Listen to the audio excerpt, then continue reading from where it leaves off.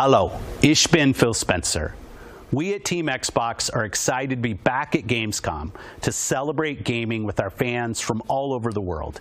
Whether attending the show or watching from home, fans in Germany, Europe, and around the world can expect a little more insight into some of our previously announced games coming to Xbox in the next 12 months.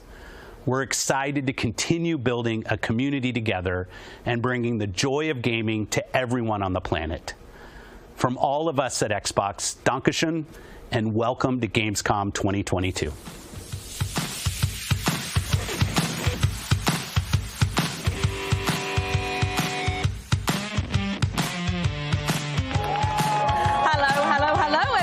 It's been 3 long years, but today we are finally back in Cologne, Germany to bring you all things Gamescom, and it feels so good to be back. For the next 6 hours, we'll be bringing you in-depth discussions with the creators of some of this year's most anticipated games, and I think these guys are excited! That's right, Charlie. Today we'll be talking with the brilliant minds responsible for A Plague Tale Requiem, Age of Empires, Sea of Thieves, Minecraft Legends, Microsoft Flight Simulator, Pentiment, High on Life, Lies of P, Grounded, Under the Waves, Planet of Lana, and Gunfire Reborn. And listen, I cannot tell you how good it feels to be back here, surrounded by fans and developers, and not just talking through a computer screen after all of these years. Am I right, everyone? Yeah. That's right.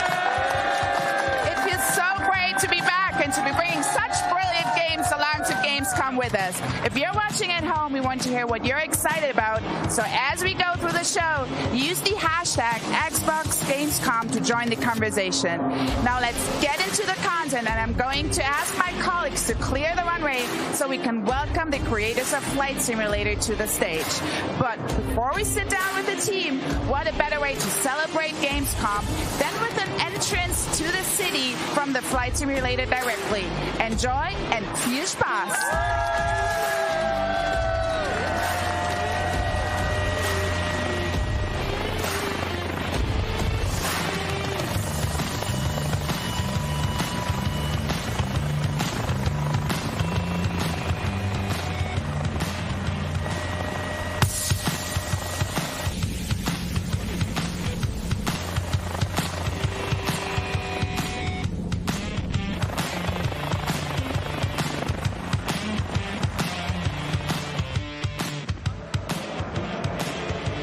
Has to be one of my favorite clips, and based on the video you just saw, our next guest landed here at Cologne Messe in Germany to talk all things airborne. I'm super thrilled to introduce you the head of Microsoft Flight Simulator, Jörg Neubrand, and also the CEO of Asobo Studio, Sebastian Floch. Thank you so much for joining us. Thank you so much, Maxi. It's great to be back here at Gamescom, right? In beautiful Cologne, in person. Let's go.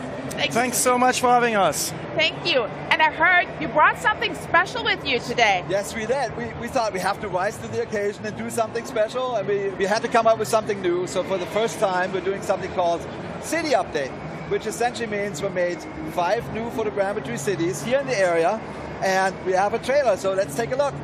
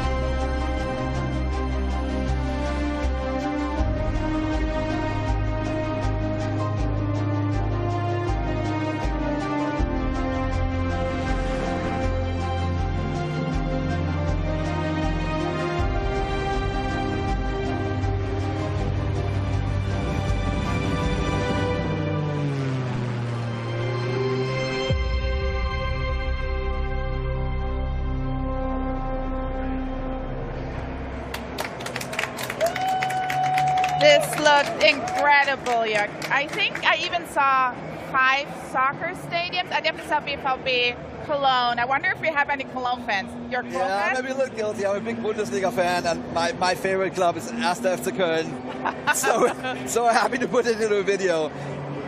But Chad is cheering. I hear it till here. But yeah, really incredible, amazing. Thank you. Yeah, photogrammetry is awesome. So just to explain, we flew all this last year.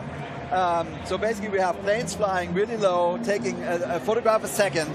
So we have millions of photographs. Out of that, we built these 3D cities. And so it's beautiful. And I hope the Germans love it a little bit. But that's not the only thing that we did for Germany. So when we go into a region, we try to do a regional plane. We call those local legends. It's a plane that is not that well known in the world, but it's known in the country. So last year for Gamescom, we actually launched the Junkers U-52, which is my personal favorite plane. And for this year, we said, what are we going to do to top this? And we are taking the sort of the father of the Junkers U-52. It's the Junkers F-13, which was the first metal transport plane in the world. So it actually started airlines, that one. And yeah, so we actually have a trailer. So let's take a look.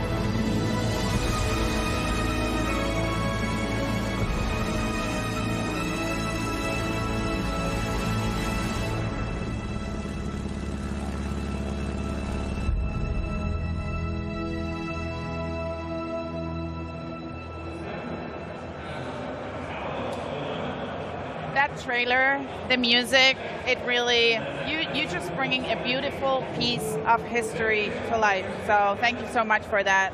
And I'm wondering, when you are choosing a plane like the Junkers F-13, like, what is the process like to make it as authentic as possible? I'm assuming you can't just like travel back in time and talk to the German engineer Hugo Juncker himself. Time travel, Seb. It's a new feature. We need to put that in the flight sim.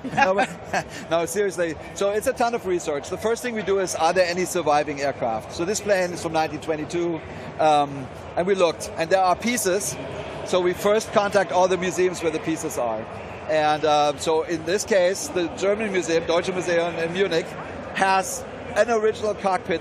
They had it in storage. We told them what our plan were. They're like, we'll bring it out of storage. So we scanned that in down to the millimeter. And then they also had a replica, so we've scanned the exterior. And then there's a company, the Junkers company celebrated the 100-year anniversary of this plane just recently, and they built 3 replicas. So we talked to that team as well, and they let us scan all the new instruments, and they had people who fly that. So they gave us feedback on the flight model and everything to make sure that it's perfect. So it takes a ton of people, but it's great fun.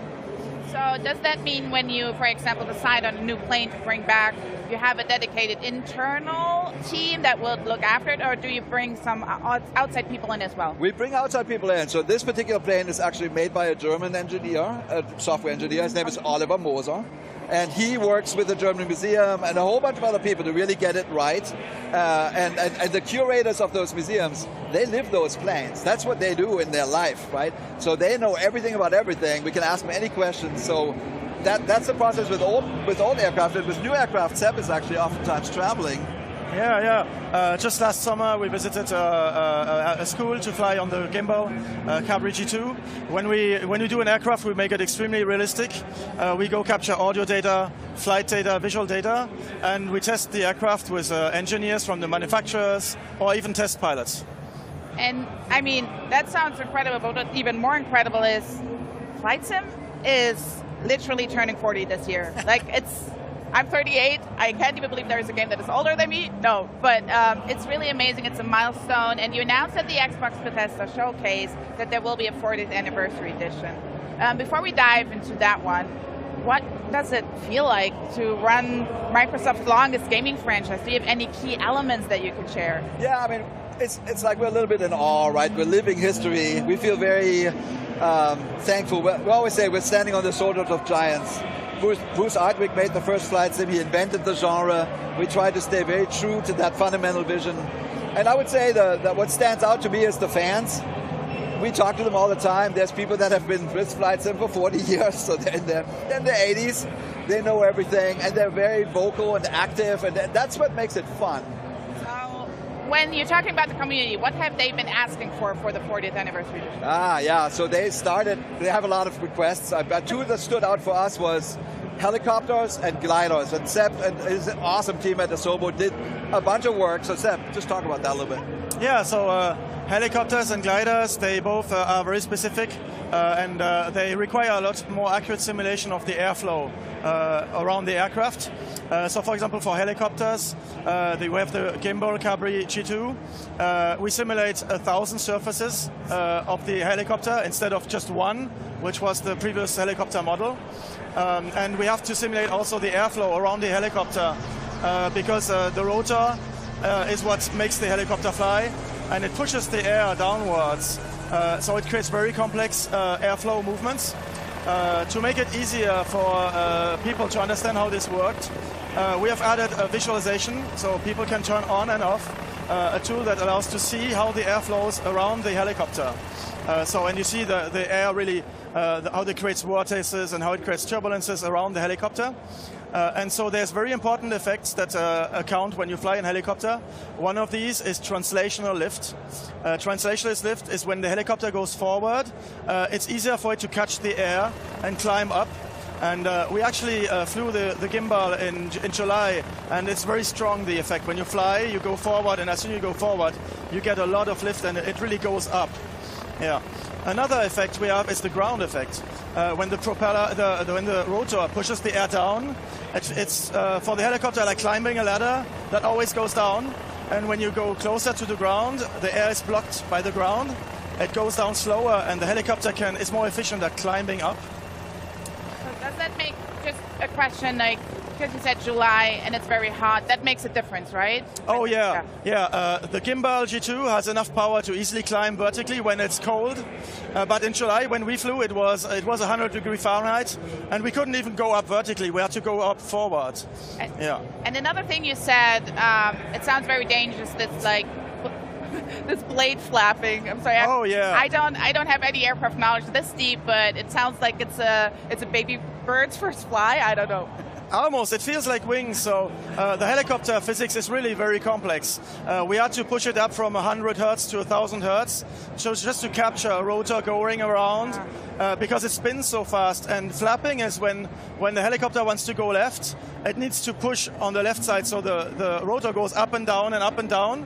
It actually resonates when it turns around, but everything is offset by about 90 degrees because it's also soft, right? It takes time for the rotor to bend and push the helicopter on the other side. One important effect is the vortex effect with the ring vortex. When the helicopter spins, when the helicopter rotor spins, it creates a vortex. When you go down, it goes into its own airflow, its own vortex, and it's very hard for it to climb at that moment. I love these deets. I could talk forever about this, but I think the most important question now is, could you explain a little bit what is the difference between a glider and all the other aircrafts? Like, Yeah, very important. A glider. Most of the gliders don't have a way to go up in the air, so they need to find a way to take off. So they have either a tow plane or they will have a winch, which is going to launch them into the air. And once you're up there, if you want to stay in the air, you need to find places where the air goes up. And so experienced pilots will know where to find updrafts.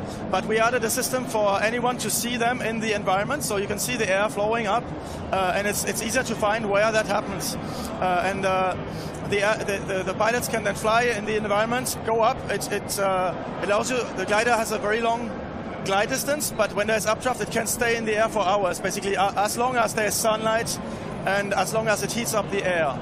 And it makes it very fun. You can glide along mountains, on the hills where everything is south exposed, goes up, and so it makes it a very complex and enjoyable experience with its visualization. You spent clearly a lot of time in this. Have you shown this to any pilots or other people outside? Yeah, for example, the helicopter simulation, we show that to instructors of the same helicopter model, and they flew with it, compared it to the real-life helicopter. They were super impressed by how realistic this is, how it reproduces exactly the flight of the helicopter in all the different conditions. And for the gliders, we're actually working with a studio called Flight Sim Studio. They're glider pilots, they know tons about this. So yeah, we look for experts just to make it right. So since the instructors were so impressed, would you think that the community would be equally impressed? Yeah, we've been showing this a little bit, the visualization tools and all that. And in the past, like our last flight sim was called Flight Sim 10. It was basically a helicopter was a box with a single point. Now SEP has thousands of points. The physics simulation is out of this world. Nobody's ever seen anything like this before. And they are over the moon. So they can't wait. They can't wait. So I love hearing about helicopters and gliders and planes. Do you have any other aircrafts coming to the 40th anniversary edition? Yeah, so there's actually the third big question from the community was it's called True to Life airliner. That means, airliners are hugely complex. They have thousands of buttons. And True to Life means that every button does something. So we work with a team, they're called InnyBuilds. They're experts. They're doing an A310 Airbus. And I think the community can't wait. I mean, those things are typically just payware, and we now put it into the base sim. I think it's like a gift. Like, the whole idea of the 40th anniversary edition is like, it's a box of chocolate. Here's some gifts. I like chocolate. I like chocolate. What I like more is actually trailers. Do we have one? We do. So just to speak to the rest of the... So we also want to celebrate aviation. Aviation, when you think about it, it's 120 years, and we have 40 of that. So it's like, let's connect those things together. So we picked some of the classic planes from the 1903 Wright Flyer, and we spent like 5 decades all the way to 1940s. And we do have a trailer for that. And let's go.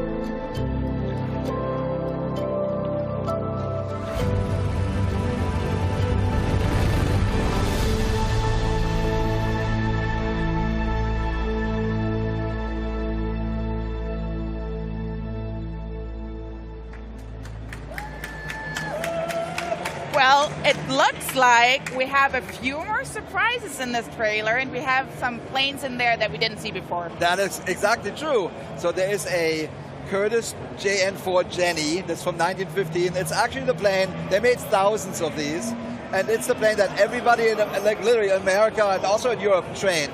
So that's when airplanes really took off, around that time, and that plane is at the center of all that.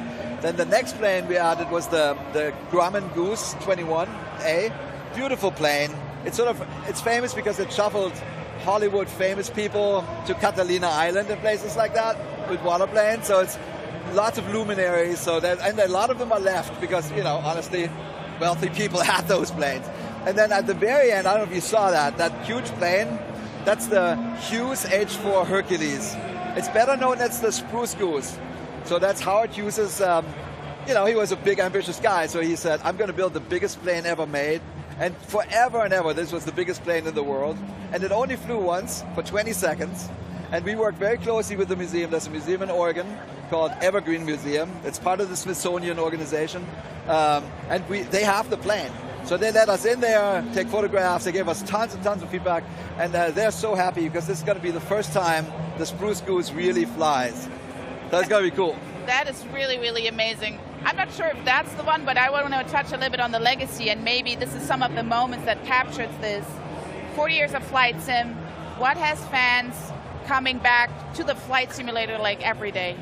To me, I mean, we talk about this as a team all the time. To me, it really is like the fundamental truth is that the flying is a human dream.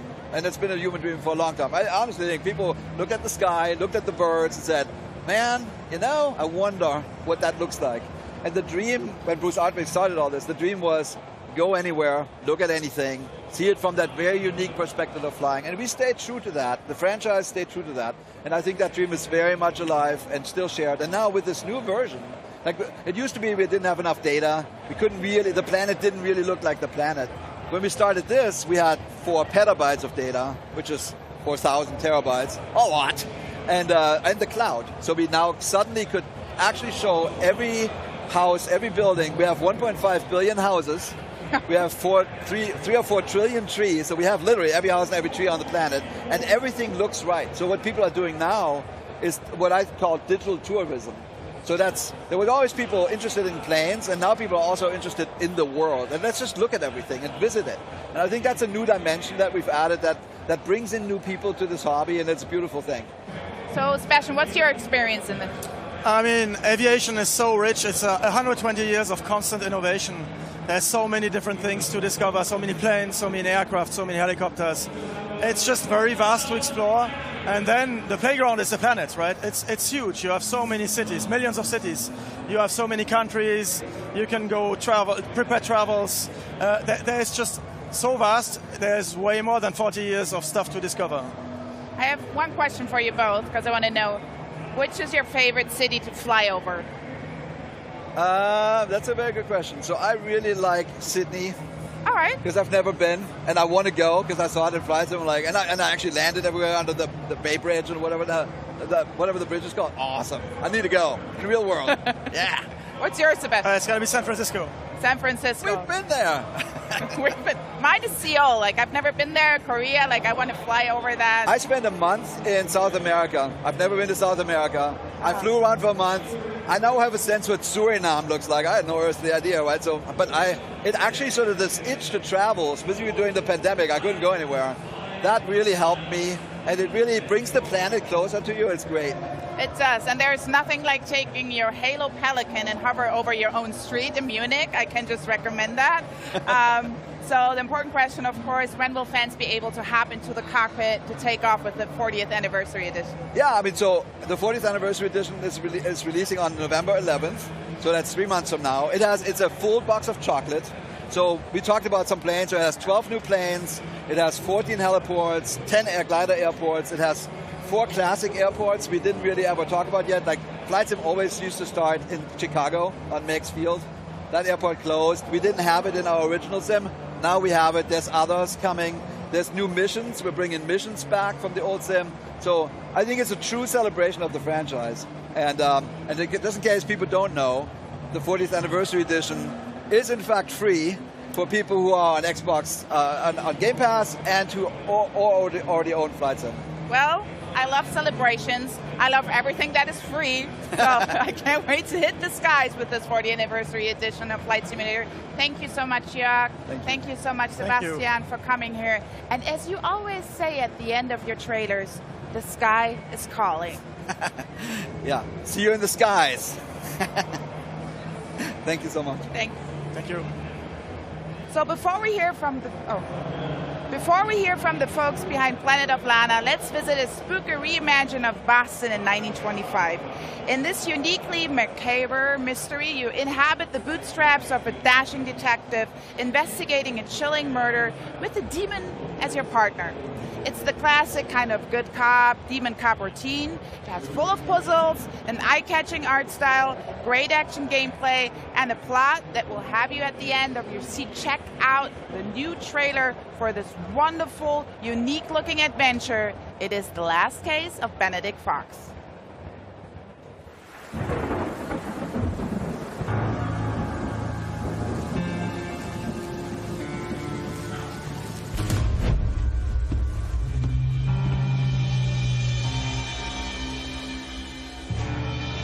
That's him. My father. What secrets did he take to his grave? Glad you came back, my beautiful canvas.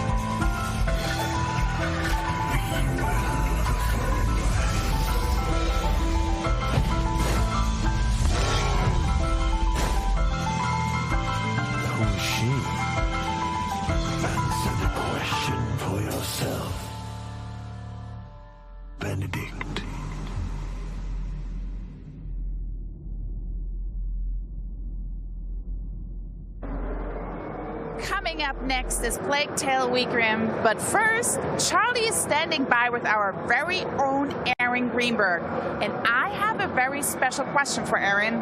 Can you show us your nails?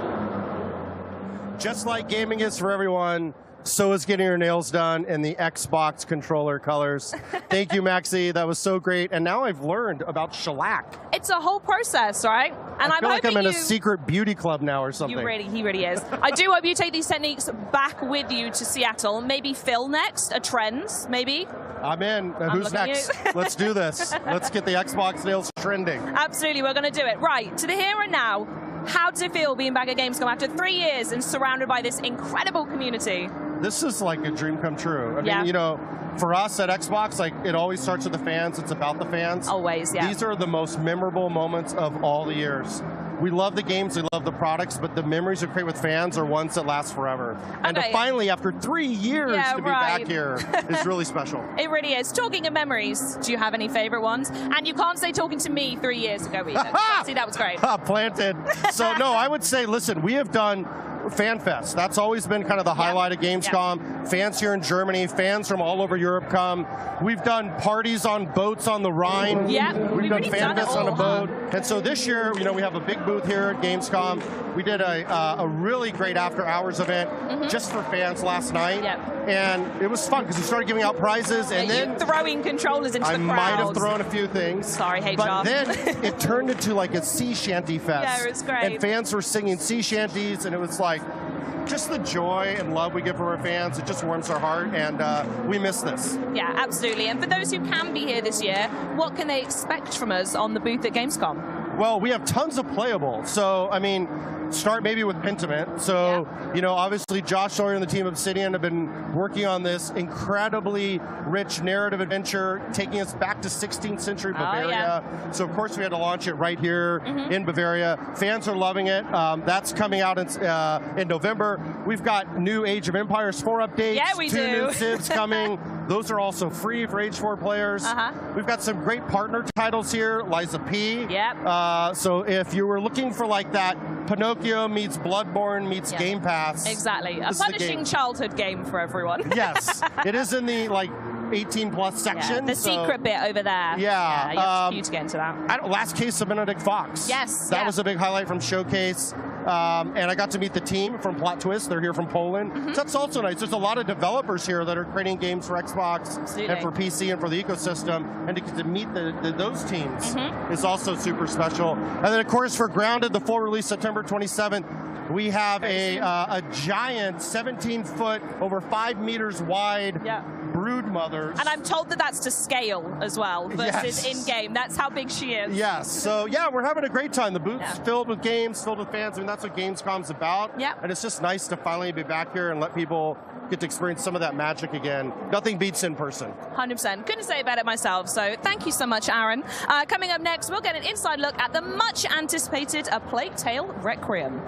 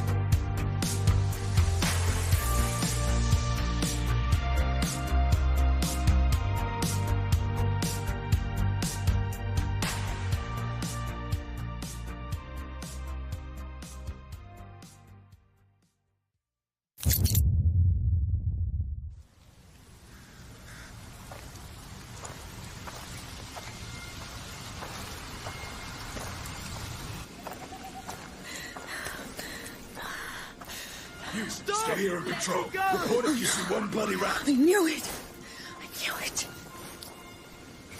All right. Move, quick. Far across the sea, an island calls. Nothing ever stays nice. It always turns bad. Things aren't always nice. You can change them. How? The way we always do.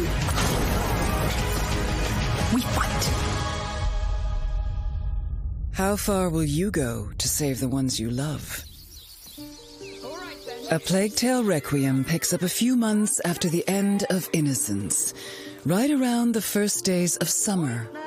Amicia and Hugo are headed south, along with their mother Beatrice and the young alchemist Lucas, reaching places still spared by the devouring plague, the raging wars, and the rabid rats that are running rampant in the north.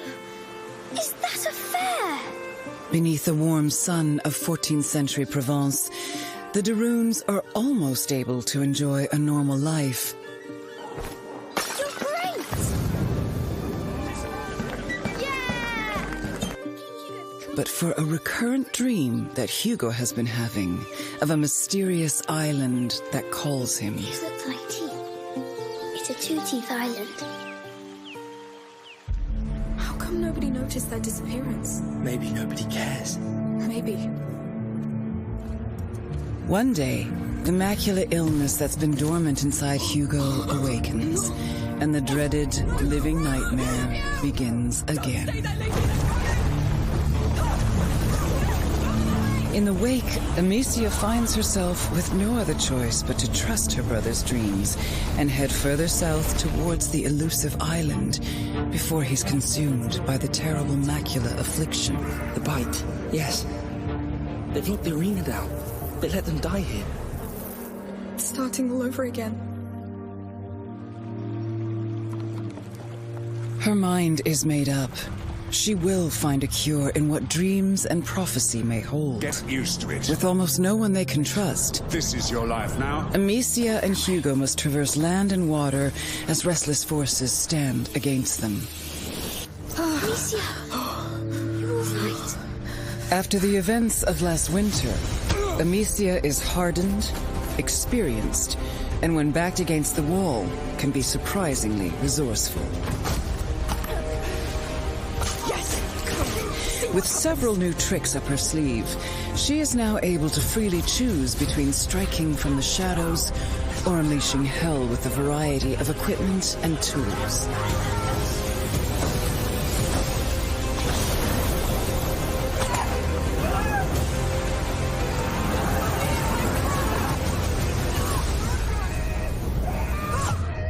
Hugo wants more than ever to help his big sister and not hinder their progress. We need to leave or we'll doom everything.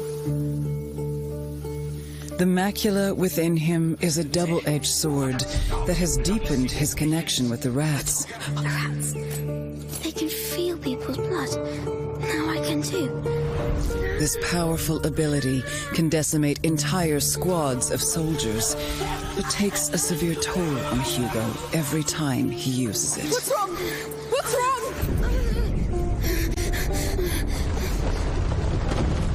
Thankfully, their journey brings not only hardship, but also unexpected friends. These colorful characters help the de Runes carry their terrible burden. It's not my first time. While offering unique skills and resources to bring them closer to their elusive goal. Move as soon as he's gone. It never lost. Got it. For Amicia and Hugo, the road ahead will test the limits of what they can endure on all levels, and just how far they're willing to go. Reaching the island is only the first step to truly understanding the terrible affliction that's stricken their family. As the lines between reality, fantasy, and fate dissolve, keeping it together and finding the cure to save Hugo will be nothing short of a miracle. But Amicia has hope, and hope is the last thing lost. Others are burned in it. If you kill, be ready to be killed. No! No, no! A Plague Tale Requiem releases October 18th on Xbox Series.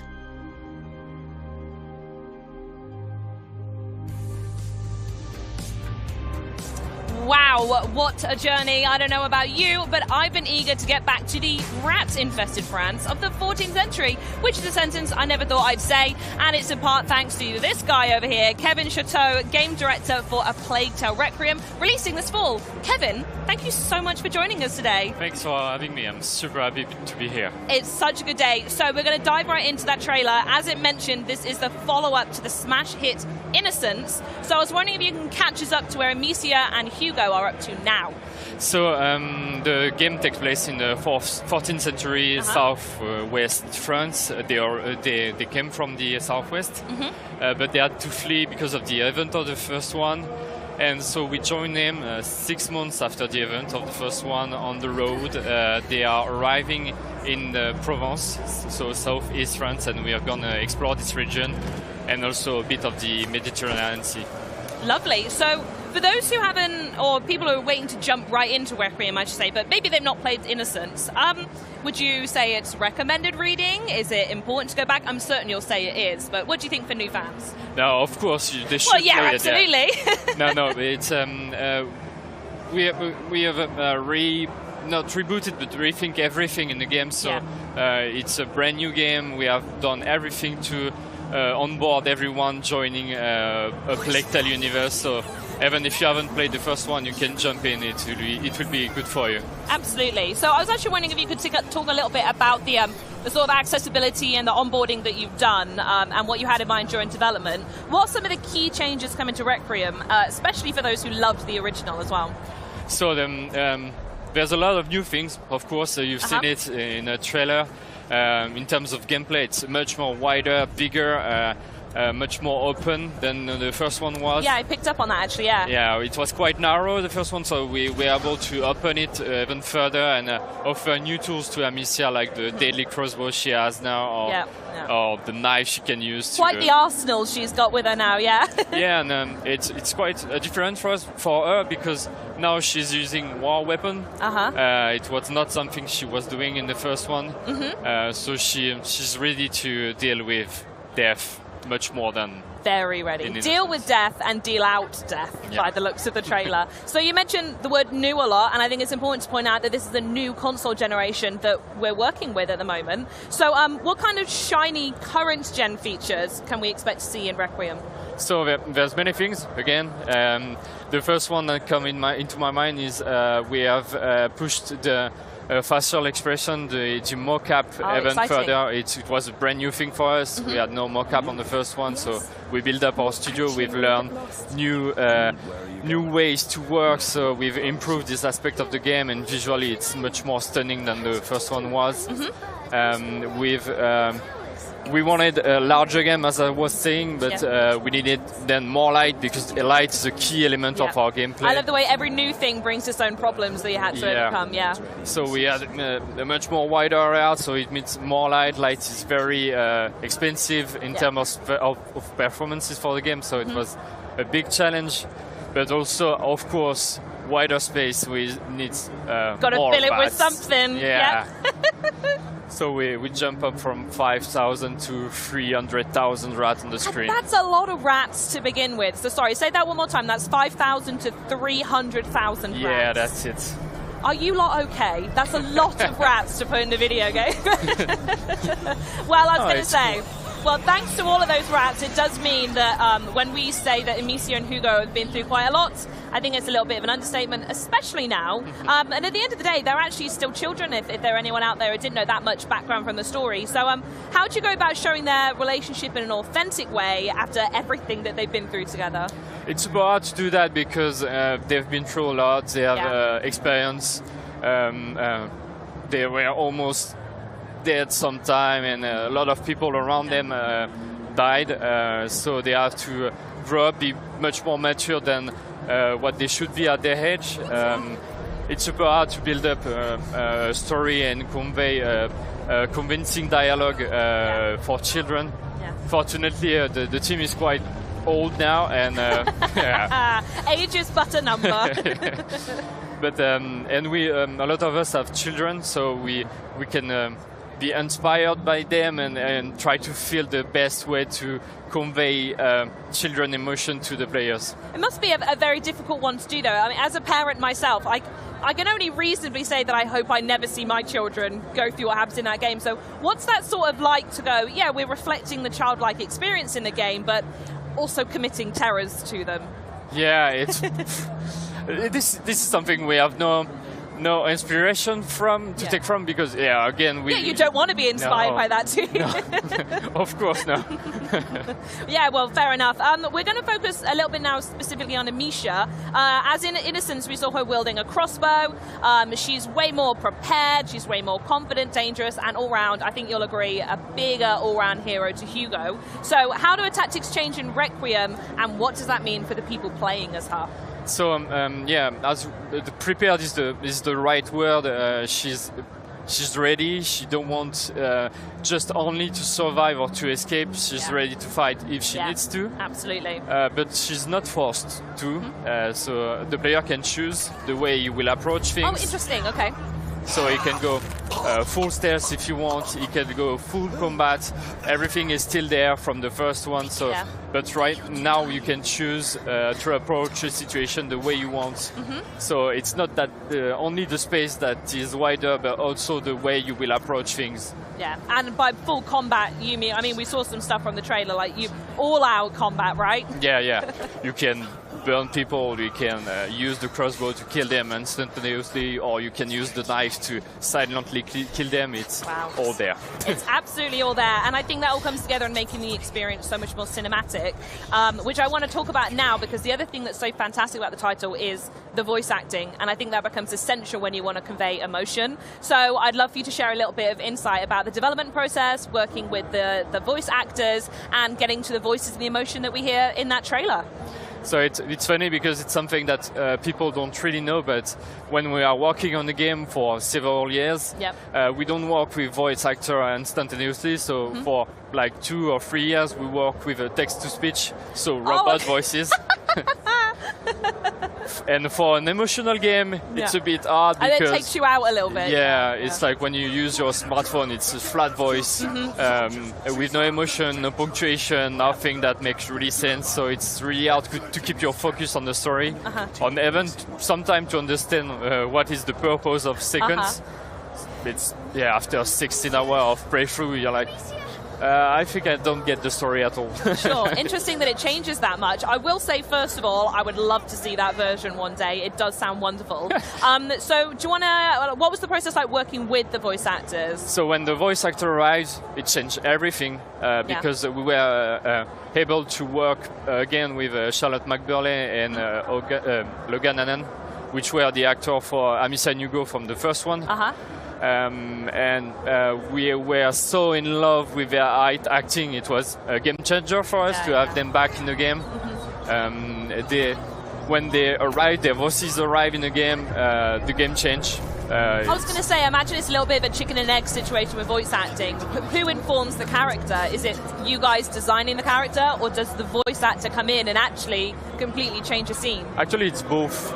We prepared everything, and they react to what we've wrote, and they say, no, I think Amisha should say it like that, or a bit more like that. So we change that on the fly with them, and adapt the game sometimes to their feedback to make it even better and even more accurate. They are still children, and we are not anymore. So I love that they have their own feedback as well. It's their character, right? It's their character that they're conveying. So big love for them to feed him back as well. Right, well, lastly, for anyone who is watching this segment out there who can't wait to play Requiem in October, which, by the way, is day one on Xbox Game Pass, and maybe you're not here in Gamescom as well, I'd love to know what you would like to tell the folks at home about Requiem. So we're super glad to have it day one on Game Pass, because it means that a lot of players will be able to try the game and to give us feedback, because I really want to see their reaction. You know, I can't wait to see that. We've built up the games in several years, and we write up this big story, and I really want to see people's reaction to that. And the community have been really close since the first title as well. Yeah, and it's thanks to them that we were able to do the sequel. So we're super excited. It's a love letter to them. Yes. By the courier device of rats. 300,000 of them, to be precise. 300,000 1,000 rats of love. Absolutely fantastic. Well, thank you so much for joining me. I'm a massive fan of the series, and I cannot wait to get my hands on it. Thank you again. Yeah, thanks so much for joining us. But when it comes to self-care, you can't beat a rewatch of the Disney classics, right? I know I certainly can't. Yet in recent years, many of us have also sought comfort in virtual worlds. Millions of players have found solace in games that allow us to customize islands, build unique homes, and share virtual spaces with friends when we can't actually see them in person. Our next trailer builds on that idea and takes it to a whole new world, so to speak. Here's an all-new look at Disney Dreamlight Valley. Hello, everyone. I went on a wonderful adventure today in Dreamlight Valley, and I want to share it with you. It started with my favorite song on the radio. Don't you just love when that happens? It put me in the best mood ever. So, I picked out my look for the day. I was in the mood for something adventurous, and I had the perfect outfit. I was feeling a bit creative, so I added a little touch of magic to my look. And then, I was off. I made my way to Chez Remy for brunch. I love cooking with Remy. I was feeling some Mickey waffles with jam, but it turns out we were fresh out of fruit. Raspberry jam is my favorite, so I headed up to the Forest of Valor to pick some. And while I was there, I heard a sound from the Frosted Heights biome. But I just couldn't cross the bridge. I'll have to adventure back there to check it out. My stomach started to rumble, so I headed back over to the plaza. And we were ready to cook. I always learn something new with Remy. There are so many recipes to try to create the perfect Disney-themed meal. Ah, here we go. I even whipped up an extra and shared it with Kristoff.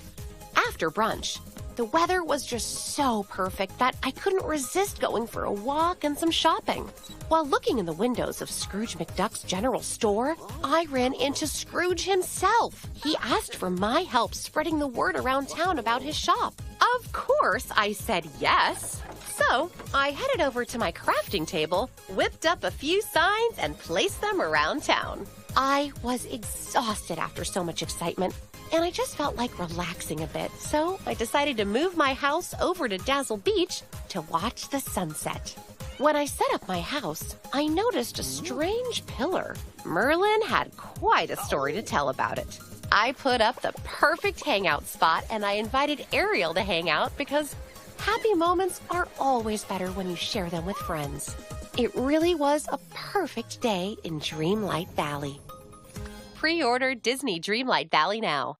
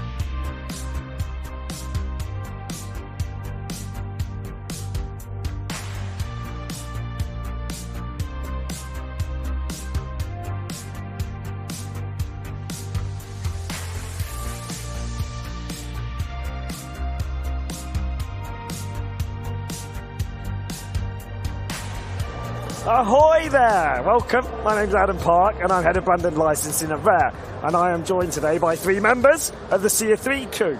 Sea of 3 crew? I mean, that's Thieves, kind of work. So I'll go along the row. So we've got Joe Neat, executive producer on Sea of Thieves. We've got Mike Chapman, who's our creative director. And then we've got Joe, who is our senior community manager. So how is everyone? Excited, tired, everything, all of the above. That wonderful mix you get at events. Yeah.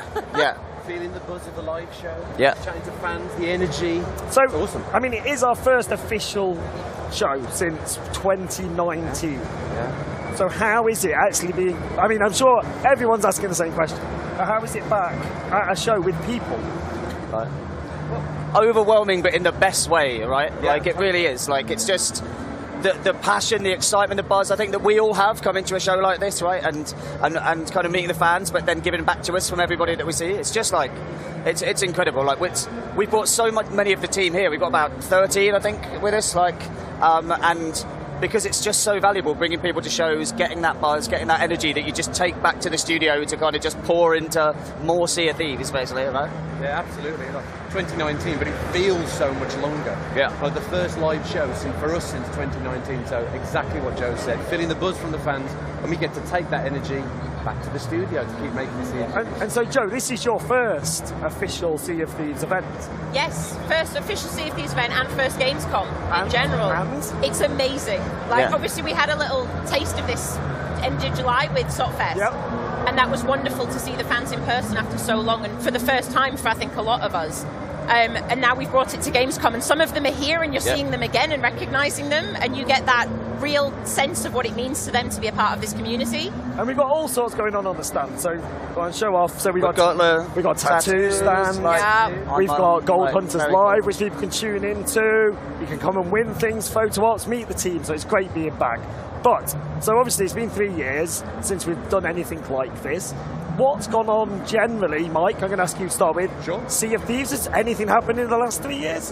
What haven't we done? Honestly, I think like, our passion has always been to keep building out this pirate world. And over the last 3 years, you think back to the things that we've added the emissary system. In fact, the players can go and role play as their trading companies for extra rewards. We've added new quest types. We brought in our seasonal progression systems.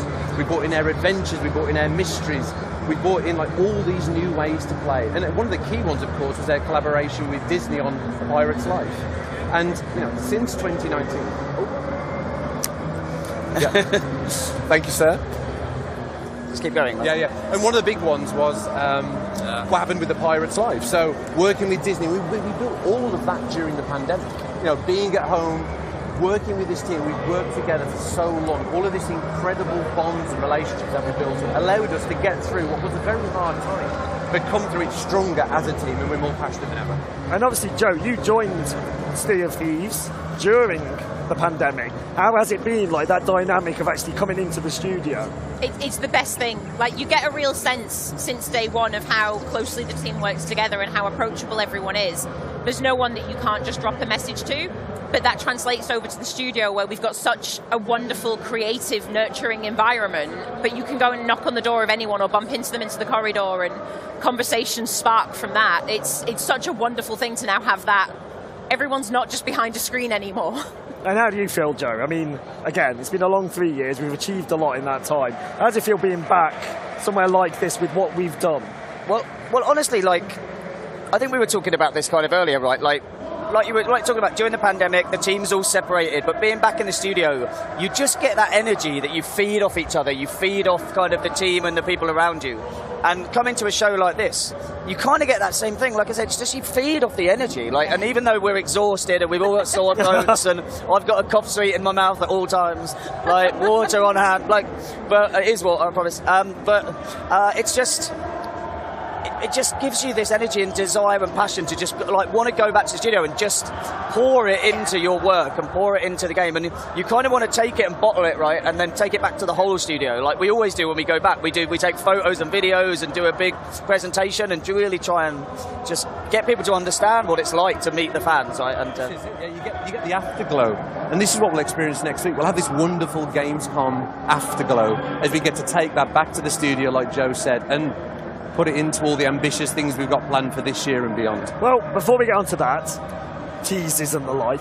So you did, like you mentioned it, one of the things we introduced in the last few years was seasons. Yes. Season 7. Yeah. Just gone live a couple of weeks back. Indeed. And it's a biggie. It is a biggie. It's a biggie. So, like, what have you, and I'm going to start with you, Mike, but I will come to you, what have you kind of enjoyed seeing people do? And what has Season 7, like, introduced to Sea of Thieves? Well, Season 7, you're right, is a big one. And the idea of being a pirate captain in our world, the idea that your ship becomes an embodiment of who you are in this world and your pirate journey. Captaincy extends that pirate journey. It allows you to, as our community have often requested, to name your ship for the first time, to have this persistent identity for your ship. But beyond that, we're bringing in new progression elements. We're bringing in the captain's log, bringing ways that your session and the ship now feels like a home. So based on how you play, your ship represents who you uniquely are as a pirate and how you play in Sea of Thieves. So I think one of the most important things that has meant a lot to us seeing the reception is just seeing players go all in on that role play.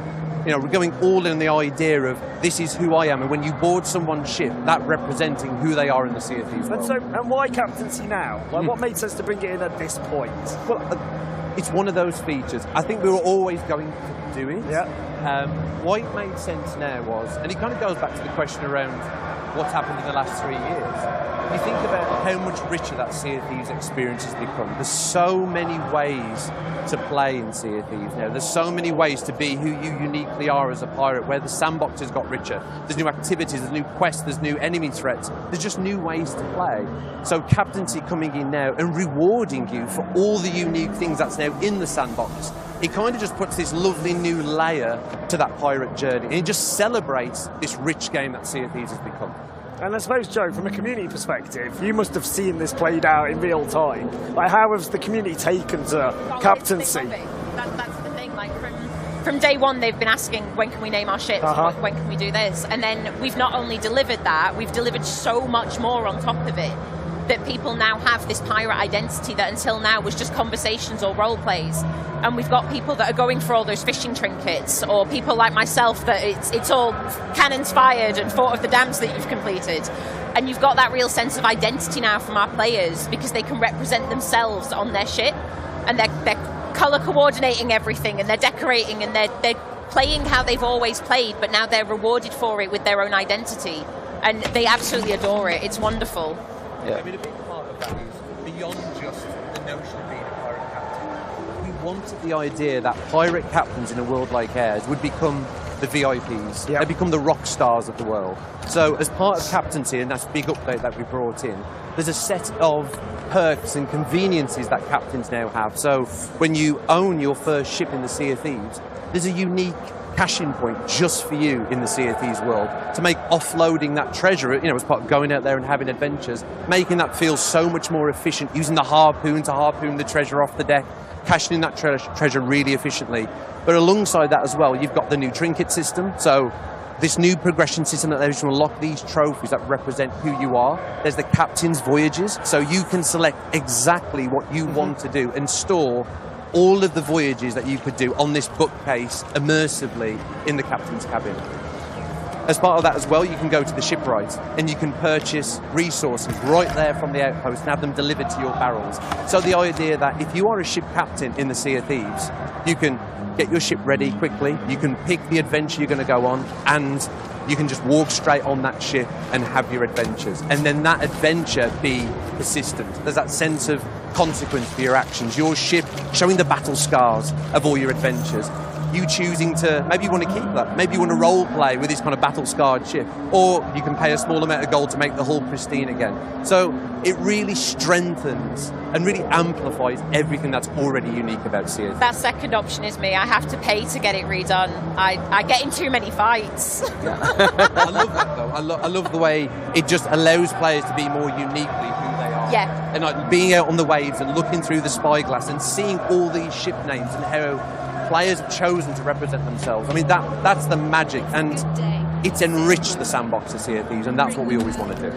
So, I'm going to go now. So we mentioned ship names. It's a biggie, big part of captaincy. you don't have to tell me, but I'm going to ask a couple of you this. What did you name your ships? And I'm going to start with you, Joe. So I named my sloop is Littlefoot. Yeah. My rare loadout brig is Get Red. Nice. And my galleon, which is the one that we use the most. So if you see it on the seas, come and say hello. That's the purple loadout, and that is the Purple Rain with the quartermaster sails. Very good. Nice. And what about you, Mike? Great, so I've got a sloop and a brig.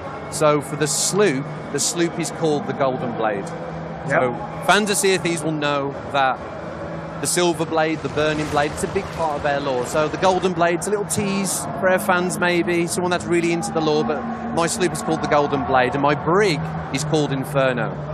And that is actually a reference to One-Eyed Willie's ship, Inferno, in the 80s classic, The Goonies.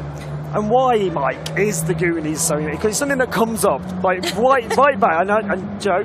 It's because the 80s was the best decade. Like, beyond, like, that's just Hands like, down, not no even. contest. Broadcast over. Yeah. No, but you took the whole team to see the Goonies during development. We did. We hired a cinema out, didn't we? We hired the Electric Cinema out in Birmingham, very lovely independent cinema. But yeah, had some pirate-themed cocktails that they put on, and yeah, we took the whole team to see it because it was all about that camaraderie, that adventuring together, right? Like, in all seriousness, like it's hard not to get emotional when Joe. Like, such an incredible memory of the development of Sea of Thieves, and in such a deep and meaningful way. When we went to watch the Goonies together, it felt like we, as a team, were about to embark on our own pirate adventure, like the characters in that movie. And we knew we wanted to create a game where the bonds between the crew felt like the bonds between the characters in the Goonies. They're on this pirate adventure, they don't know what's going to happen, they're going to be surprised by all the dangers and the perils that come their way. So the Goonies for us is just, it's a lovely memory, but it really feels in tune with the spirit of what Sea of Thieves has always been. Yeah. So Joe, instead of asking you what your ship's called, no one's asked me. No one's asked you. Mine was Notorious B.R.G., which works verbally, doesn't work when written. Anyway, so what's some of the favourite ships you've seen, though? So what I love about like the ship naming throughout the community is obviously people trying to make humorous things, try and make stuff that it's going to get a reaction or get a chuckle from people when they look through the kind of spyglass and see it and stuff. So like SOT, so SOT Final Boss, like that gave me a little chuckle, right? That did. Like, it's like you see that, it's like, yeah, I love that. People like role-playing as the fearsome kind of AI threat in the world. But I just love it. I love that. Anything that makes me chuckle is what gets me, right? And there's so much of that. But that was one that stuck in my head that I think someone tweeted from God of Reddit or something. But yeah. And what about you, Mike? Any favourites? That is a great example. And obviously, how awesome players have got this new way to express their creativity in the Sea of Thieves world, and the fact that we can laugh about it together. But honestly, there's so many examples. But Usain Bolt, referencing Usain Bolt, the Olympic medalist, that made me chuckle. I like the way that you felt like you had to explain that. Well, I want to make sure. It's all right. The world-known Olympic medalist. But one that I just can't forget. It's a little bit dark, but she kept the house. Beautiful. That really made me chuckle. That is good. It's very clever. It's very clever. And how about you, Joe? Honestly, the really obvious ones are the ones that make me giggle. I ran across a galleon that was just, this boat is big. Yeah. I was like, yes, it is. Little salute on your way. Aye, it is. Yeah. And it's those ones that I like, but you see them when you say you've got the role-playing ones where they've gone for some variation on something we've got in game, or you've got just the funny puns that we've seen as well. And it's that creativity that you see, and you're like, you can almost judge what kind of pirate they are. Yeah. But not all the time, and I love that. Yeah. No, you're right, actually, because if someone's got a humorous, like, this boat is big thing, you can imagine approaching them maybe and, like, having a laugh with them, right, and speak to them over, using the speaker jumpy or something. Yeah. So, yeah, you're right, actually. It really adds a kind of different sort of feeling, doesn't it, to encountering other ships. So I do actually have the top 10 boat names. Oh, okay. Right. This is where we would have Top of the Pops music. Okay. For people of a certain vintage. Go on. Right. Did you prep them to, like... No. Okay. Well, actually, does anyone want to guess? See if anyone can guess what number one is. I just flashed it at the camera. Like a Tory. Like a Tory. That would happen. We knew you'd do that. I am a Conservative MP. I would say knowing our fans, knowing our community and the role play of the world and generally how things go down, I would predict something like The Black Pearl. And you would be quite right, mate. Yeah, and collect your gift. There's a lot of black pearls out there, and how awesome is that? That's and that's that original creativity and humour that we love to see from our players. Yeah, it's Come on, let people role play. Let people role play is what the game's all about. And you go on, Joe. If Black Pearl's in there, then Yes. there's got to be a Flying Dutchman. You would be quite right. Top 3? No, actually, he's number 7. Oh. Joe? Sorry? Usain Bolt. Correct. There you go, that's in there. So others in the top 10. I'm not going to do an exhaustive list, but we have Sloop Dog. Sloop Dog, that's very good. We have Y.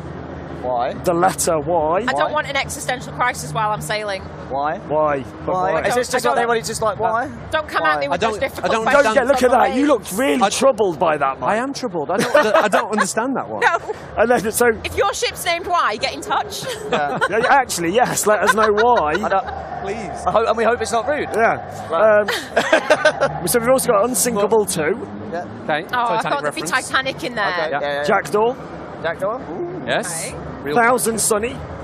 Oh, yeah, okay, Right, yeah. Going Merry and Queen Anne's Revenge are Of all in there course. as well. one Right. and only. So Very there we good. go. Right, so moving on then. Were any of those Sea of Teasers? No.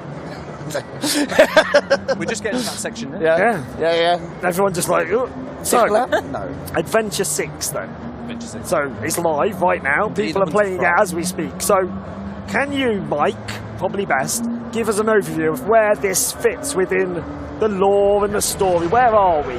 Yeah, so we're in a really interesting time in the Sea of Thieves now in our storytelling, where it's set against the backdrop of these emerging factions in the Sea of Thieves. And our players will know that last year, as part of the Pirates' life, the Dark Brethren emerged, working with Davy Jones, and of course Davy Jones got defeated because of the valiant efforts of our players. But the Dark Brethren are still around, with Amaranta, their new member, who's an ex-Sea Dog, and we've got everybody's favourite, Duke. So there's the Dark Brethren, there's of course the one and only Pirate Lord and his pirate legends. Players are often part of that. And we've got the third area of that, the third faction, which is of course Captain Flameheart. So Captain Flameheart and the Reaper's Bones and the Servant of the Flame. So what you're seeing now at this point in Sea of Thieves history is this factional war between these pirate groups that have all got their own vision for the pirate's life and the way they want the pirate's life to be in the Sea of Thieves. And unfortunately, poor Merrick has got himself ensnared in the middle of that. And in Adventure 6, players are recruited by the Pirate Lord to go on this daring rescue mission into the Sea of the Damned, to the new hideout of the Dark Brethren, which is the Twisted Sea Dog Tavern, a memory of that iconic Sea Dogs Tavern from the main world. And you work together with crews to save Merrick. But one of the big things that players who've played it will already realise is this actually brings a chapter of Merrick's story that began with the Hungering Deep, continued with the Shrouded Deep, to the Forsaken Hunter, where Merrick was unfortunately killed and went to the Sea of the Damned, to now in Hunter's Cry. It brings this chapter of Merrick's story to a touching conclusion. The story's not over, but it brings this part of the story to a conclusion. So definitely worth experiencing that story, because it's going to have important ramifications for the rest of the world. So I met someone yesterday, and they were a massive fan of Merrick, and they wanted to talk to you about that. They came to the stand, they're down there, like with a cutlass. But like, no, they were like, they wanted to talk to you. They had some questions. They had some questions. Deals can always be struck, and I'm open to ideas, but it's Merrick or Shelley. Shelley the Crab. That's what it's going to come down to. Is this a decision point? That's next decision point. It's the new Daddy or Chips, isn't it? You can't do that! Daddy or Chips. That's a deep cut, that is. Place your bets. Place your bets. So, you're still chuckling at your own jokes, Joe? That's what I do. That's why he's here. So how far are the adventures planned? And and without teasing anything or giving anything away, like how far out are we looking? In terms of where do you know the story is, how far out? Really far. So I think what's really? Really far. Well, I'd say thematically, where we want to go and the direction we're heading into and how we want to represent the pirate's life in all these different ways in the Sea of Thieves. That is planned out multiple years worth at a high level. In terms of absolute specifics of what the story beats are and exactly which characters are involved and in what way, That's planned out. I mean, it's probably a year and a half's worth of storytelling and adventures that we've got planned out. And we need to do that because that's the way that you make things meaningful and make it feel authentic to the Sea of Thieves. When we know what's going to happen to a character in a year and a half's time, we can start seeding things early. Start bringing players organically into that storytelling. And we love to do that because it makes everything feel more meaningful. And how do you think the community engage with the lore? Is it, because obviously it's not a prerequisite to playing the game, but those who love lore. Oh yes, they do. I was going to say you have to get those specifics right, because if one thread is out of place, if one character isn't in the right look, they're going to notice, and they're going to tag Mike on Twitter until he answers for his lore crimes.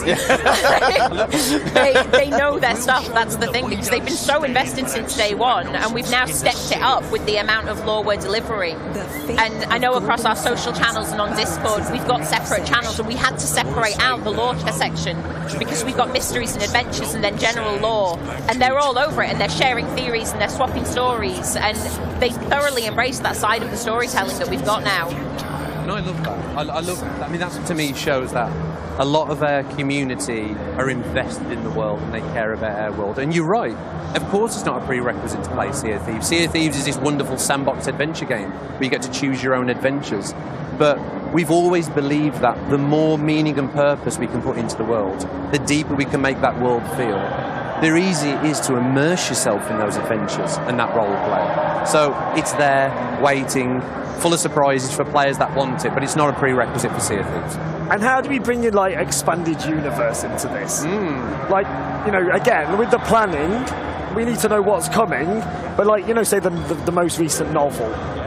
We planned that, was it 2 years ago? We had the first Tracy. Quite a long time ago, wasn't it? Yeah, so how do you kind of keep all of this? Is there a big board with lots of... We do have a lore Bible, which is quite high level. If it was too detailed, it would get hundreds and thousands of pages probably. But it's a lot of meetings, it's a lot of discussion, it's a lot of building up that knowledge together as a team. I mean, you're right, everything in the EU is canon to our story. So what players have seen before with the Tales of the Sea of Thieves lore book, the 2 novels that we've now got out, the RPGs and the expansion, all of those stories are canon to our world. And there's a huge responsibility that comes with that. Experiencing any of those materials should be just another window into the Sea of Thieves world, and when you play the game, it should strengthen and vice versa, both of those elements. So we have to get it right. Every time. That's the pressure. That's the pressure. Yeah, that's the pressure. So we had our first decision point adventure, where the community effectively decided... Wrongly. Come now. Can we edit this out? It's Saturday today. So the community were able to decide the fate of the world. So we're going to start by asking, what side were you all on? So I was Ruin Golden Sands. Golden Sands. And you even have that. How about yourself? Don't remind me, Joe. I'd actually forgotten that you were on that side. No. Save Golden Sands. You're surrounded. All the way. I'm ensnared in the sandwich of the Reapers. Okay. Reaper sandwich. No, I think... As we've seen today, interacting with people here at Gamescom, Merrick is such a beloved character, and what Merrick stands for, and he's a salty pirate that's lived his life in the Sea of Thieves, and people love that character. And I think for me, it's a more interesting story, and it's unbelievable that the community chose to go that way. The fact that they bonded together to take this positive action to defend Golden Sands. So which side were you, Joe? I think we can guess. Ruin Golden Sands, absolutely. And obviously all on the side of Sea of Thieves. Sorry? I'm going to move away from that. I was going to make a Sunak trust. No, let's not do that. But we won't do that. Because that would be the most offensive thing you could ever do. To be... But, all right, moving on quickly, did we have the result you expected? Genuinely? No. It was, I couldn't predict. I kept watching the conversations happening, and we'd made all these fun things across our Discord servers so that people showed their allegiance rather than anything else. And the Reaper's hideout was just burning stuff. Yeah. Merrick's was coordinating loot, and I had no way of knowing which way it was going to go. And as much as I wanted to ruin it, I'm not going to lie, I spawned in my first play session afterwards on Golden Sands and was really happy. I was look at it. I think as a designer, you think so much about the psychology of players and how they'll react to certain things. And I genuinely believe personally that it would go the way, it would go to that negative choice, it would go to the Reapers. They choose chaos. Who wouldn't want to see what happened if the Reapers won? Because Golden Sands, it's about taking it back to that neutral state, which it will evolve now because the choice has been made. But I always thought people would side with the Reapers, so just blown away by the fact that didn't happen. I thought that was a lovely surprise, and it's going to be really interesting as players see throughout this year what's going to happen to Golden Sands now and how that's going to play out. Yeah. And honestly, and I love knowing kind of what the next decision point is and where we're leading to. Like that is going to be another huge moment for our community to have to again make a choice, right? And the impact that's coming with that, like without teasing too much. But it's like, you know, later this year there's going to be another big one. Like I think bigger in terms of kind of emotional impact. The emotional investment in the next one I think will be bigger. Well, so I'm going to ask again. You've kind of preempted the question, but. So we're having another decision point. That's happening. Yeah, okay. Hey, there we go. Yeah, I've got it on the screen. That's and it's a big one. But so I was going to question, like, if we were to like scale it based on the last one, is this bigger, similar? What can people expect?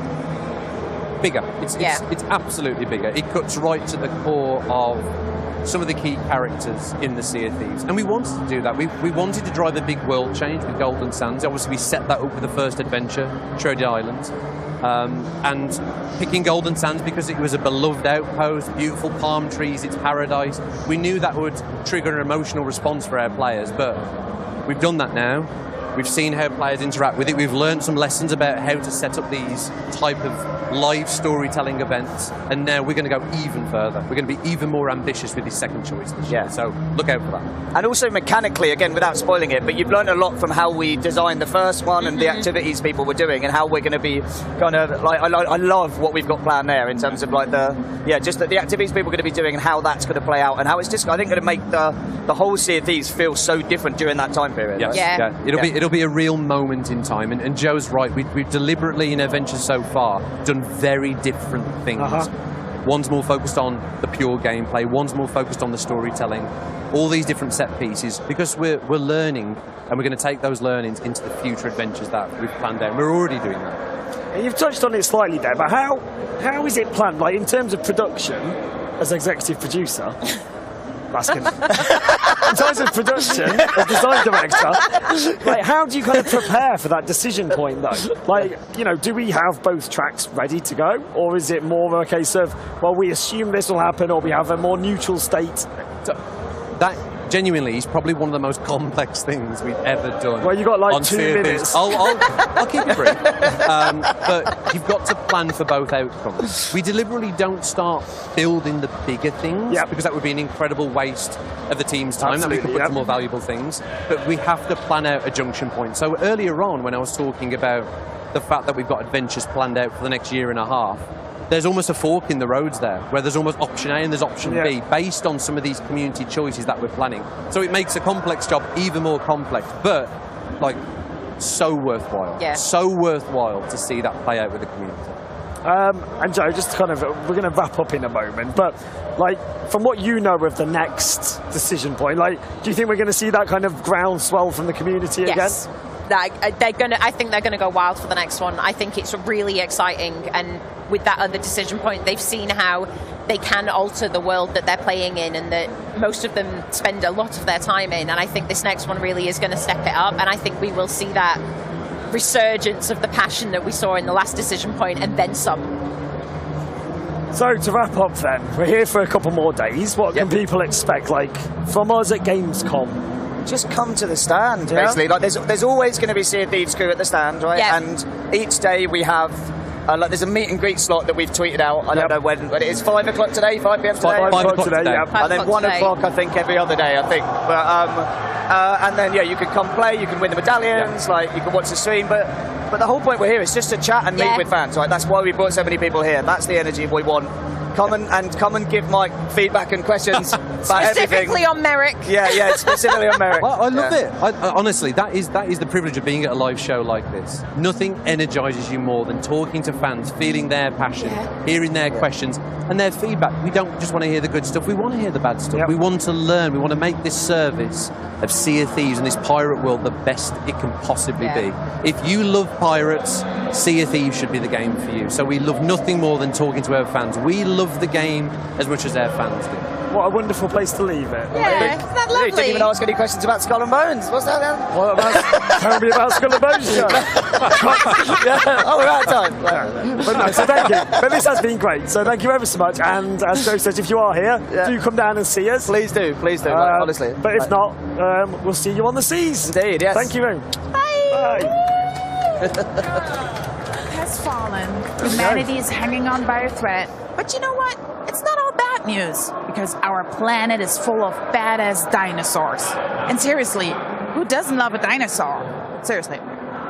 In this exciting new glimpse at Second Extinction's full release, players get to explore more of Earth than ever before. The full launch adds a new vast open map for players to roam, more dinosaurs to fight, a revamped progression system, and tons of exciting new features. I mean, I'm talking about co-op, first-person shooter, and mutated dinosaurs. I am so in. Here's a brand new trailer for Second Extinction.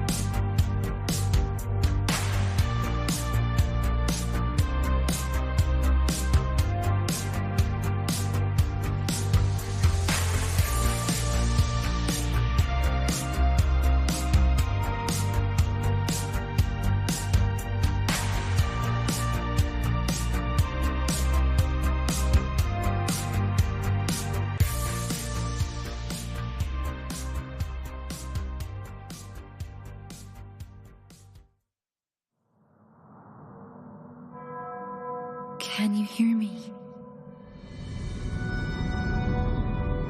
I hope this reaches you. This city is falling apart. Chaos, madness, death. And there might be no going back. But you can change that. It depends on the choice you make. Truth or lie.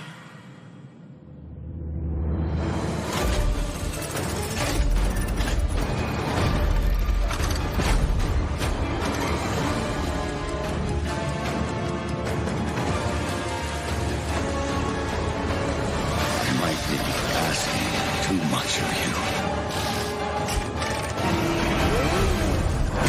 But I don't have a choice.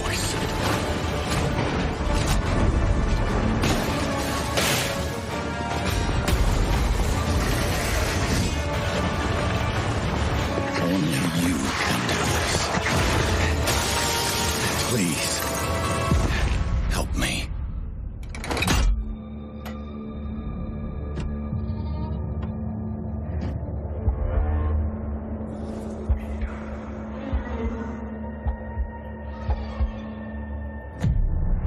Finally, we meet, son. The stage is set.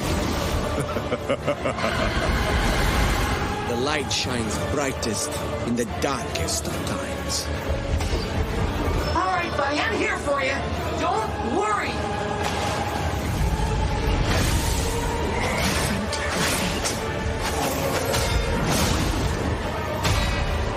Don't give up.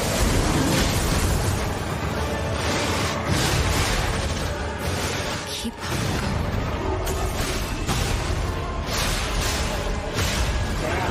You can lean on me if you want.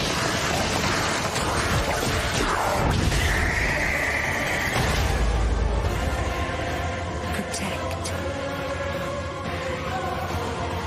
Fulfill.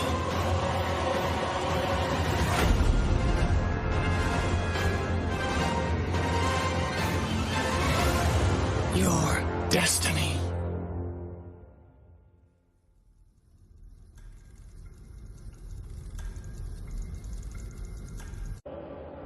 Hello, Charlie here with two of the brilliant and twisted minds from NeoWiz who created a game that's reimagined Pinocchio as a ruthless killing machine to cleanse a plague-infested world.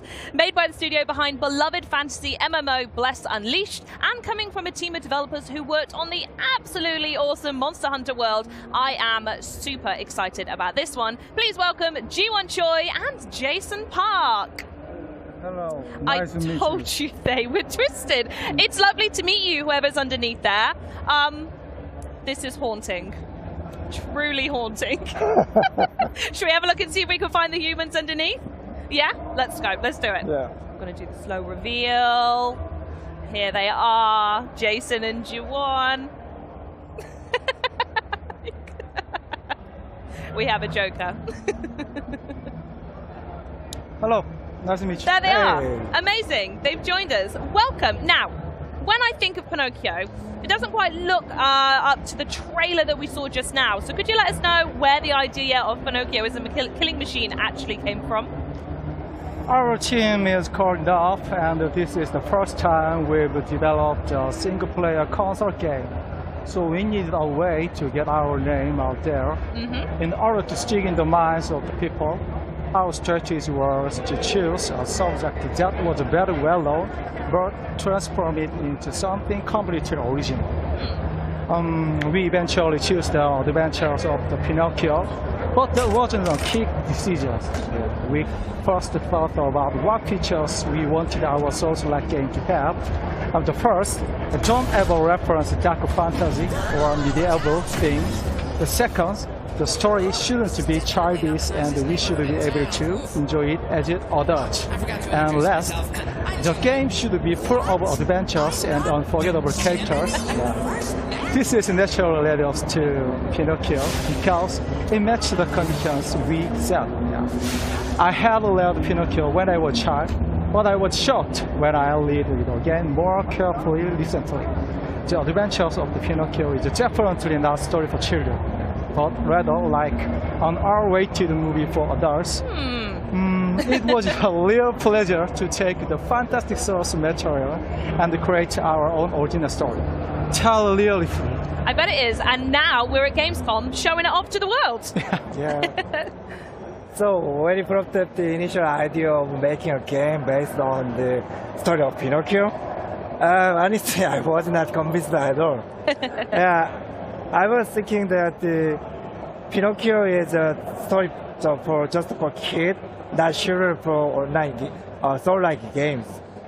However, even though I read Pinocchio's story a long time ago, I remember it vaguely, so I went to the bookstore, bought the book, and read it again. And what I've learned is that Pinocchio is not just a fairy tale. It's more like a reflection of human nature, and filled with a lot of unique and attractive characters. That's when I realized this is something we have to do, revitalizing this amazing story as a game.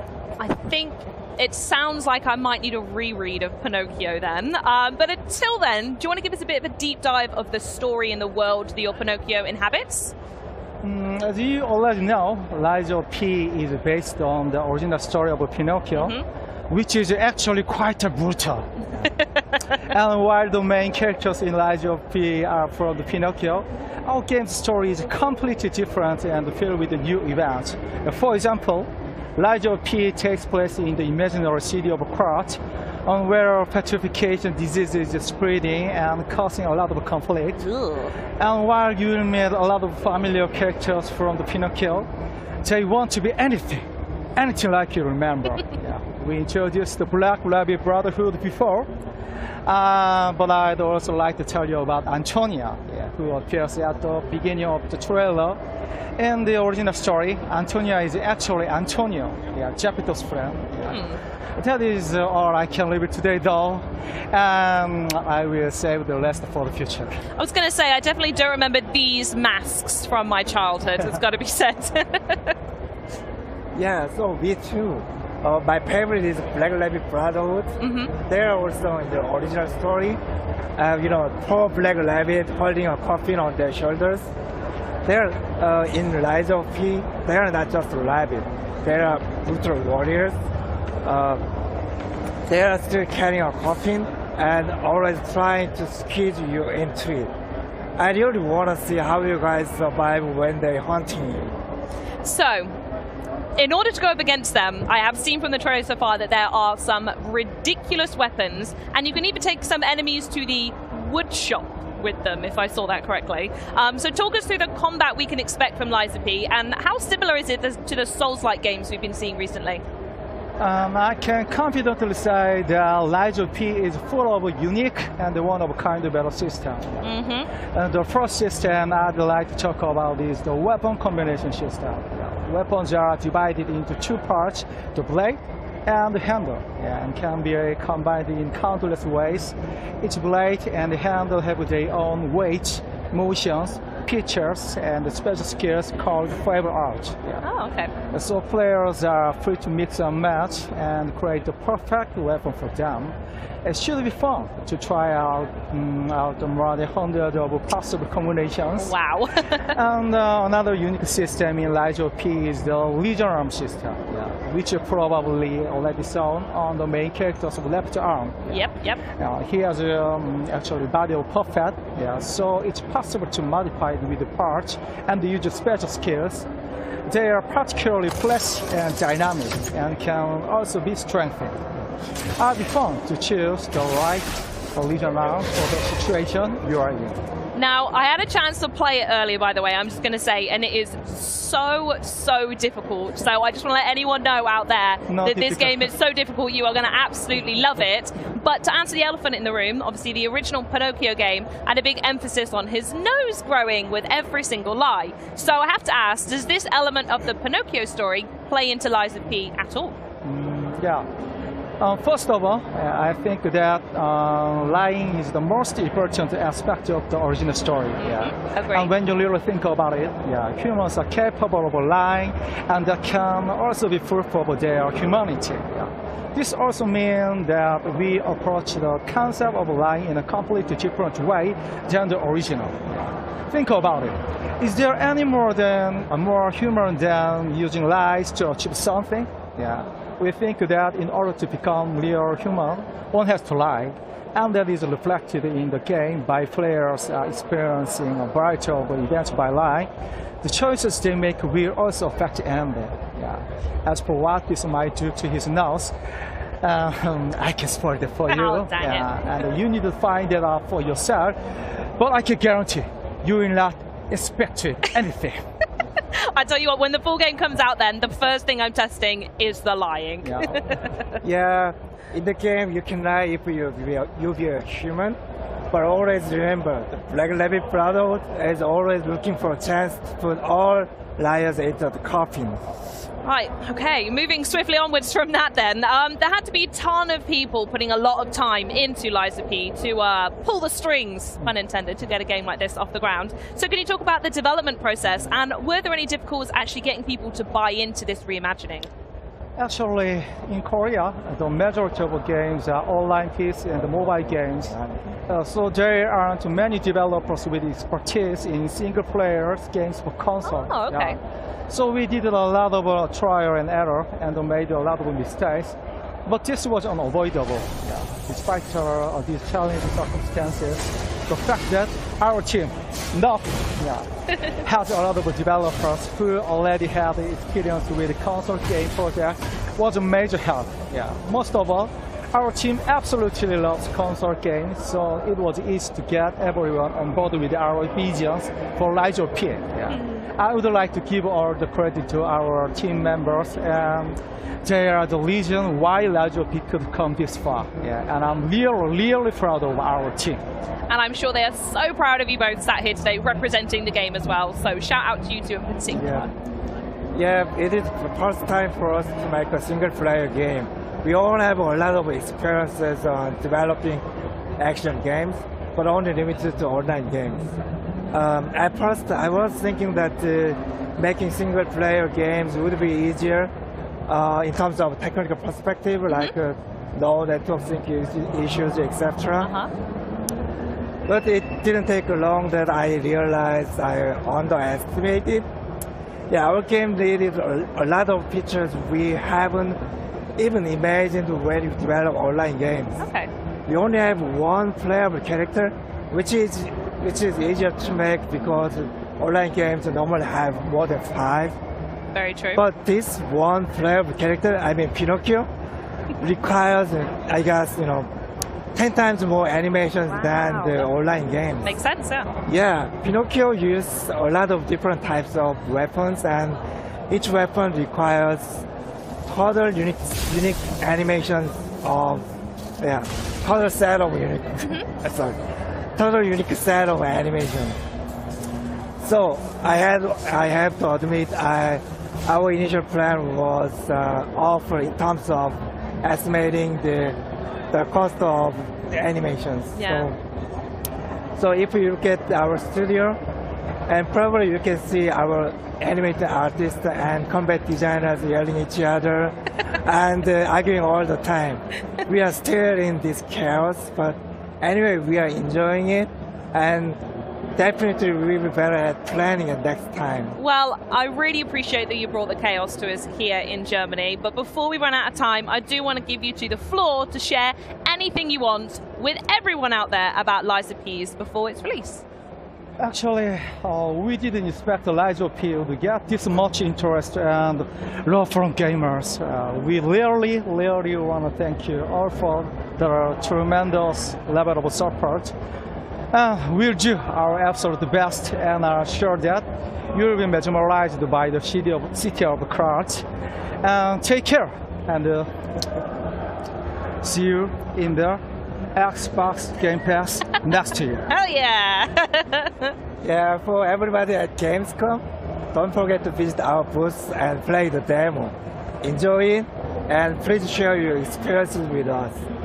Thank you for having us today, and enjoy Gamescom with Rise of P. Guys, thanks again so much for joining me. But now, dancing robots, creepy crash test dummies, and theme park rides you really don't want to visit are just some of the trippy treats crammed into this wonderfully weird next trailer. Set in an alternate 1955 where robotic technology has grown nail-bitingly powerful, it's up to one rogue agent to take a stand for humanity. And if he doesn't, well, let's just say that's not good for anybody. This is a brand new look at Atomic Heart.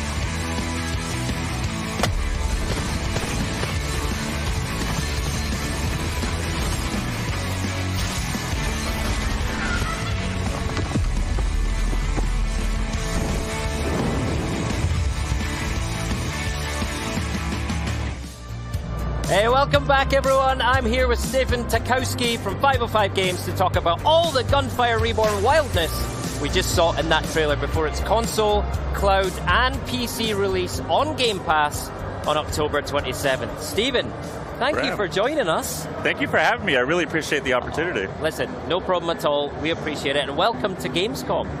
Thank you. I mean, I'm having a great time. Good to be back, right? Absolutely. Good. Okay, so Gunfire Reborn's been around for a little while now, right? Yeah. But it's coming to Xbox, console, and cloud for the very first time, which is great news. So give us an introduction to the game. Sure. So Gunfire Reborn is a level-based adventure game with FPS, roguelike, and RPG elements. And you pretty much play with several characters who will have various abilities, and you will go on adventures through 4 different environments. And in those environments, there's unique levels, enemies, and bosses. Great. And we could see from the footage there, it's super bright, super colorful, super fast. Now, it's a roguelite as well, right? So correct. I'm right in thinking that every time you start a new run, it's going to be a different experience, yeah? Sure, yeah, it's a true roguelike. Each route is going to be different each time you play, so it'll always be different from one gameplay to the next. You don't know what drops you're getting, so you have to adjust to your environment because you really don't know what you're going to have. And but you know, along the way, you're going to find different weapons. You're going to find weapon inscriptions, which are different rarities of weapons, and you don't know what to expect. But you just got to be prepared and. You'll know there's going to be a boss at the end of each level, which is your typical roguelike experience. But yeah, that's pretty much it. Excellent. And you saw from the trailer as well, you can play it solo and you can play co-op, multiplayer, which is awesome. But let's talk about solo first, right? Sure. What is that roguelite, Gunfire Reborn experience if you're just playing on your own? Well, the solo experience is great. A lot of games, you want to play roguelike with friends. This one plays solo. It's the best way to level up your character, unlock new characters, and upgrade your character. So solo experience is more like an RPG, and there's 4 environments that you have to go through. It can be challenging because you only get 1 revive for the entire experience. Right. And so in solo play, you're essentially, as you say, you're leveling up, you're unlocking new characters, you're working on your profile basically to then take it into multiplayer, is that right? That's correct. And multiplayer is super fun with Gunfire Reborn. You can play 4-player co-op, and it's just a great experience. It's such clean combat. It's really exciting to see it on Xbox Game Pass because you play with your friends on Xbox, and it's just a really smooth combat, and you really learn to play with your friends. You have to have unique strategies with your friends, and everyone picks a hero based on how you want to go into it, but you don't know what you're going to get. You don't know what weapons you're going to have, and so you do have to adjust on the fly, even with a group of friends. Excellent. I love that. Let's talk about those heroes then. I think we got a sense of them from the trailer, right? Sure. We've got a really colorful cast of animal heroes. Yeah. Talk us through them and pick out your favorite for us as well. Sure. So we have a cat, we have a dog, we have a bird, we have a snow leopard, nice. We have a rabbit, and we have a turtle. They all have their unique abilities and perks. Some of them are optimal for elemental damage. Some of them are great for delivering melee damage or crits. So you do have to spend some time. I mean, the game has a lot there. So if you want to spend the time and drill down and learn the game, you will be rewarded. It's an excellent game that you can really spend hundreds of hours on, and we have a massive community online who really appreciate it. You see guides everywhere on optimal builds. You'll see tier lists for everything, and it's just a really popular game, and you have to decide which hero is best for you. Nice. For me, I would say getting started, the Crown Prince is a very well-balanced character. Definitely recommend it. Any weapon he can use, and he does corrosive damage with his bomb, which is really important. And then you have each character has an optimal strategy. You just got to decide which one's best for you. Nice. Okay. You mentioned the community. I want to come back to that because there is this incredible community already built around Gunfire Reborn. So, I want to give them a shout out and come back to them. But speaking of animals, you've got the animal heroes. I think I also saw an animal being used as a weapon, right? Like a lizard as a weapon. Yeah, that's called Justice, and Justice very lizard. Creative weapons. there's a whole arsenal. There's 8 different classes of weapons to choose from. You could be short range. You got your shotgun, long range, sniper. You have to decide, what do you want to do? Pistol? Do you want to use melee? And based on your strategy, based on your class, your hero, you can decide.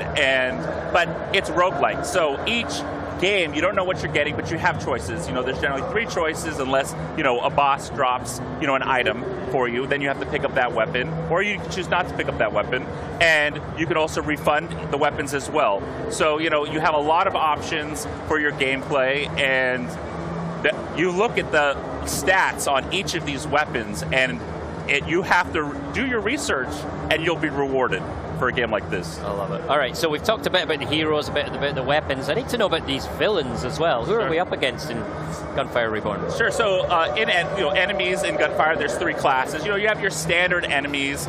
You defeat them. You get soul essence. You get copper. You have your elite enemies that you find in vaults, which are these hidden cracks throughout the levels that you can get some pretty sweet rewards from, whether it's a weapon or a goblet or a scroll. And then you have the bosses at the end of the levels. And usually you'll get a legendary scroll, 2 weapons, goblet, soul essence, and copper. And, those bosses definitely can be challenging at first. But once you play the game and get used to it, you realize they all have a strategy to defeat. Some people we've seen, they jump into it, they can be a little bit challenging. But, after you really do a little bit of research, they become much easier, and it's just all fun. Yeah, that's one of the things I've experienced playing. In my early runs, I was really getting rinsed by the bosses. But, as you go through in true roguelite style, you level up, you get it, you work it out. But some of the bosses are huge, right? I mean, I caught sight a couple in the trailer there. Oh, yeah, they're huge. But, as you win and you gather soul essence and you level up your character, it just gets easier from there. Yeah, and especially when you're playing with your friends in co-op as well, and you can bring all that firepower to bear. Absolutely. Great. All right, yeah, we talked about the community. You mentioned them earlier. Huge community already in place for Gunfire Reborn. Community keeps coming back for more. How are you working with that community and that fan base to develop the game? And what can we expect in the future for Gunfire Reborn? Sure, so we're always listening to the community. People write guides and make videos, and the game is constantly getting balanced in order to deliver an amazing experience. Like I said, there's millions of players already in the community who are really enjoying it. And, we pay attention to them. We do have a lot of content that's coming. We'll be announcing soon. But, we take in community feedback in order to create an optimal experience, because we want them to keep playing. Love it, love it. So I guess the Gunfire Reborn community is going to be a great place for Xbox players to start when they start playing. But given that, this whole new Xbox community is coming to the game, both on console and cloud and PC through Game Pass, what do you, how would you sort of say to them, why should they jump into Gunfire Reborn? Sure, so it definitely has amazing replayability. It's very accessible. If you're a roguelike fan or you're brand new to roguelites, it's a great experience. Very, very clean combat. It doesn't take too long to pick up. It takes a while to master, but you can just jump into it, have a great experience. If you have 3 friends standing by ready to play, it's the perfect co-op game to have a great time, and you'll spend endless hours with your friend, and you get to have animal creatures that you're taking control of, and it's just a cool experience. So yeah. Great. Stephen, thank you so much. I'm so excited to play it, and it feels like one of those games you can get together with your friends of all ages and just have a total blast. Well, thank you so much for having me, Graham. Appreciate Stephen, it's been a pleasure. Really appreciate it. Okay, so there's nothing quite like Gamescom, and it turns out you've all missed this incredibly special event just as much as I have. So here's a glimpse of what this brilliant show means to the Xbox family all over the world. What I love about Gamescom is the fact that this is bigger than an event. This is an opportunity for all of us from the whole world to meet each other, to play together, to have fun. This is a chance to meet the people who shares with you the passion for the gaming. Also, you can buy stuff that will remind you one day, yeah, this year I've been on Gamescom. So looking forward to be there again, and I'm so excited to have a chance to meet you all. See you! For me, Gamescom is not only the expo, but most of all, it's huge gaming celebrations. Opportunity to meet the people, meet the gamers, meet the fans from around the world is really special. And I think that everyone who has opportunity should go to the Cologne at least once. For Gamescom, I'm most looking forward to meeting some new friends as well as being reunited with some old Xbox family that I haven't seen in so long in person. So I can't wait to see and hang out with everybody, all in the name of games. It's going to be fun. One memory of Gamescom that I will never forget is the 2018 FanFest boat party that they threw. It was a really cool place to meet other Xbox fans, but also it was the first time I ever met Graham, and I'll never forget it because he and I clearly have great fashion taste because we were wearing the exact same shoes to the party.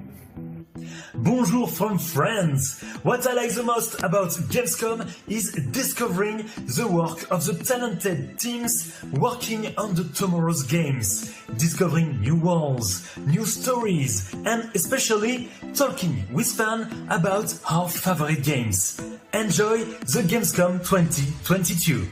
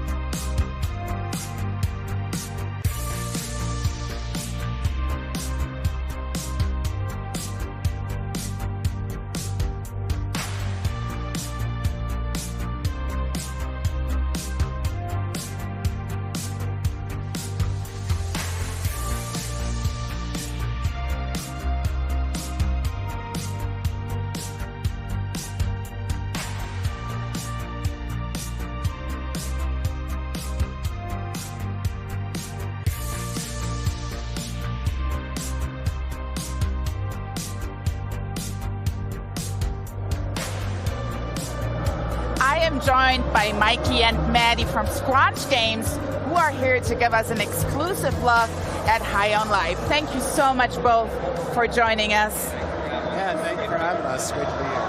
And I'm sure the fans are going to be super excited about this segment because you have tons of gameplay to show us, and I want to see it definitely. But before we jump into that, could you give us like a quick overview of what High on Life means? Yeah, so High on Life is the new game from Justin Roiland's studio, Squanch Games. It takes place, starts out on Earth. You're kind of an aimless teenager. You don't really know where you're going with your life. Aliens show up. They discover that humans are the best drugs in the universe, and you pair up with a talking gun that you find to sort of stop them from ending your species, basically. Of content from the intro tutorial level to start. You know, some fast forward sort of through here, but it's just because we can only fit so much in this segment. So is that like the typical game from Squanch Games you would have? Yeah, so we kind of have weird games. Like, we kind of found each other. We like making weird stuff. We all love comedy. We all love weird sci-fi. So it really is right in our wheelhouse. It's just a leveled up version of things we've done in the past. Amazing. So I would say let's just jump right into the gameplay, right? Because it's what people want to see. Sounds great. Nice house you got here. Real ritzy. Way better than my bench. Oh, wow. You really made yourself at home, huh? Oh, there you are. Who's this weirdo, and why is he setting up a huge alien computer in our living room? Okay.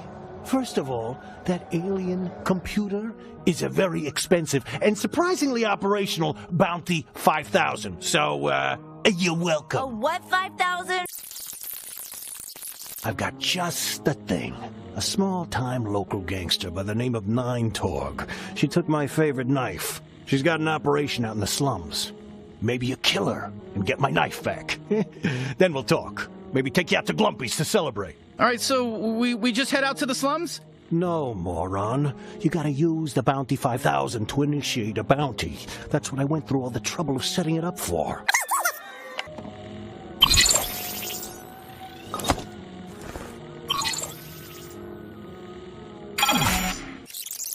My knife! We're looking for the gateway to the slums, I guess? Look, it shouldn't be too far. Listen, just follow the waypoint. So I just noticed it's a little forward. Like, is that the usual demo? Is that a cut through? Yeah, are you talking about fast forward? Yeah, fast forward. So we're actually showing the full demo here to pass behind closed doors, but for the purposes of this video, we're just sort of fast forwarding to make time. Understand. And the family was at my house. Where do I live in there? Is that my family? Yeah. So early on in the game, Kenny gives you the ability to teleport your entire house to escape from the cartel. So when you teleport your house, your sister's in the house. So you kind of bring her with you. And she's not too happy about that at first. And the other guy you see in there, that's Gene. He's a legendary bounty hunter, at least he was legendary bounty hunter, kind of fell on hard times, and he's homeless, and he sees this opportunity as a way to sort of get your house. So he's like, I'll train you if you let me crash on your couch. If you die, I get to keep the house, basically. And so he's really, in the beginning, he's really hoping you die. Understood. Yeah, the house is sort of your main hub, and then you have the rest of Bloom City for side content, NPCs, lots of good stuff.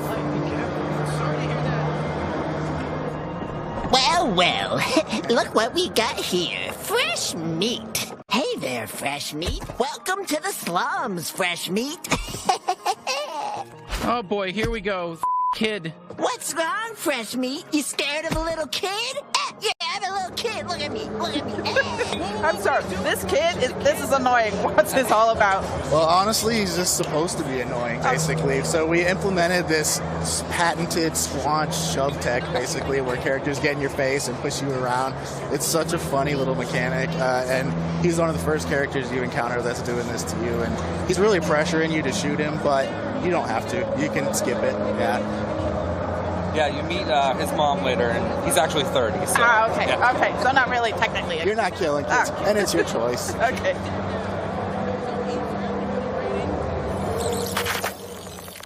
Hey, you can't pass through here. It's Nine Torg's turn. Jesus, enough with everyone getting in our way. We just want to kill Nine Torg. Yeah, right. You kill Nine Torg, get lost, heel. So this is exciting. We're in our first combat. Who are we fighting in this Kenny's primary ability? Yeah, so this is the first time you're really getting to use Kenny, and these aren't the main enemies you're fighting. These are sort of a lower level set of goons, and they actually think they're the strongest enemies in the game, but they find out by the end of this mission that they're really not, and they're just the ones in the first level. It's really funny. It's a really funny sequence. And for Kenny, you're seeing basically his primary fire right now. This is early in the game, so you're learning how to use them. But throughout the game, he'll get alternate abilities. Each gun kind of has 3 modes. One of them is always going to affect traversal. And then on top of that, there's mods for each gun.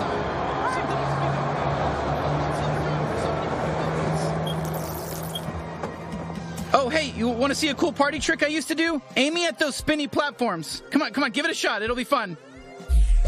Yeah, I told you. Did you see how fun that was? I call it my glob shot. It comes out of my trick hole. Okay. I'm afraid to ask this question. What is a trick hole? Is that just an American thing? I'm sorry. I thought that was worldwide, the trick hole, but apparently not. So all the guns in the game have 3 separate abilities, so primary, secondary, as we mentioned, and then there's an ability fire. What you're seeing here, it can be used in combat, but it can also be used to open up new traversal areas. And each gun in the game will sort of open up new areas. You can go back to areas that you were before and kind of explore, find content, collectibles, and also get new NPC interactions. Yeah, we're really trying to push that light Metroidvania feel, so the levels are really dense. You! I'm sick of this! I want to tear through someone's guts! Oh, I think they're talking about Gene's knife. You! Got it, freak. We've had enough of your bullshit. Yeah, it's your fault Stevulax is dead. I was in love with him. Did you know that? I loved him, and now his head's cut off. Just the way it should be. Fuck him. Hey, guess what? I have another secret trick you can use. The power of negotiation. Let's try reasoning with these guys. Knock on the door. Tell me how you want to play this. You insufferable. When I'm loose. Who's there? Who are you? Hey! Hello there, friends. Oh, I think it's the buyer. Hey, are you the buyer? No, I'm just here to do my laundry. It's even clean. I'm a laundry head. Can't stop washing stuff over here. Hey, this room's off limits. Everything you need is in the front. Get out of here. Good luck with your laundry. I mean, I have a ton of laundry at home, especially after Gamescom, but I've noticed there's a lot of dialogue in this. Can you tell us a little bit about that? Yeah, so we actually started out kind of writing out a big dialogue tree. Our head writer, Alec Robbins, amazing writer, and kind of makes twine games in his spare time, so we had it down. And then once people got in the booth, we kind of encouraged a little bit of improv to keep things fresh and funny. And then all of that amounts to basically a huge selection of dialogue choices. And so you just heard him talking about his ex-lover, Stevulax. If you knock on the door before that, you don't even have a chance to give that answer because you don't know that information. So there's a lot of stuff like that throughout the game that you're kind of opting into without even knowing. Job. They told us this buyer was a real prankster. Oh, you. Come on. That was pretty up. That joke is gonna me up. You got him good. Okay, though, but enough of that. Let's show them the product. All right, here's the product. A genuine talking knife. I gotta be honest with you. He's a real piece of shit. He's extremely violent. He basically only talks about wanting to kill people in very disturbing ways. You, I'm gonna carve out your ass cavity. Gonna make it 3 times as big. Your it's just gonna drop right out of there. See what I'm talking about? Oh, perfect. That's exactly what we're looking for. Yeah, great. Go ahead. Feel free to inspect it. Try him out. See how he feels in your hand. Yeah, free me. Let's go. Let's go psycho on these f***ers. Actually, you want to just swing out the air a bit? Like, far away from us? Yeah, thanks. Come on, what are you... Oh, fuck yes, thank you. Pleased to meet you. I'm Knifey. Now use me. Let me up these fucking ends. Oh, just a reminder, don't do anything crazy when you're holding the knife. Just, like, look at it, see if you like it, put it back. Yeah, thank you. Oh, fuck yes, fire. Yes, more, I need more stabbing. Definitely 9torg, but let's put a pin in the whole Gene thing. How do we get out of here? With my tether ability. I'm more than just a knife, you racist. I can tether too. Look up and latch on. can't believe it. I'm sorry, but these lines, guys. But I remember Knifey from the first trailer, and I think for fans, he has been fan favorite from the debut. Tell me everything about him. Yeah, so he's by far my favorite weapon in the game. He's voiced by Michael Cusack, who's awesome. He's so funny. And throughout the game, basically, he functions as a knife, but he's there to kind of always pick on you and say funny stuff. He also has this tether ability, which affects traversal through the levels. So once you get him, you can kind of go back, and some of the levels were horizontal, now they're more vertical, and there's things you can get that you couldn't get before. Yeah, it's pretty cool. The levels really open up once you get Knifey, and then there's a bunch of other traversal abilities you can use in tandem with him.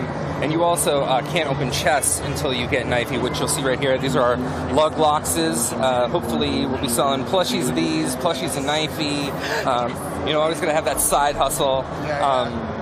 So you're actually also getting pretty close to the end of the level here. You're going to fight the boss 9 Torg, who's your first bounty.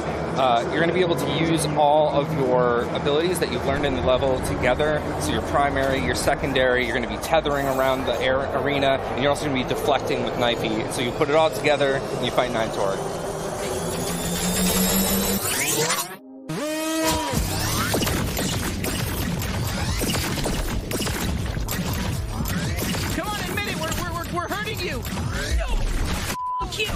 That was cool!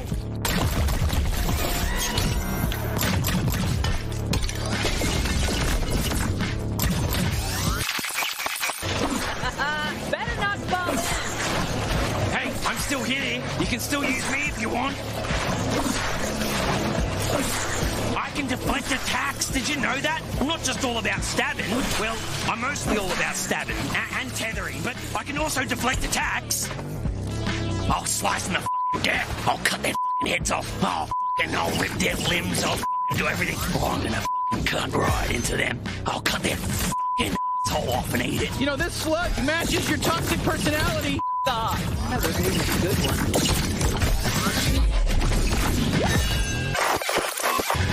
Hey, it's me, Foxhorn! Kill my clone! I'm rooting for you! Oh, incoming laser! Laser just for you.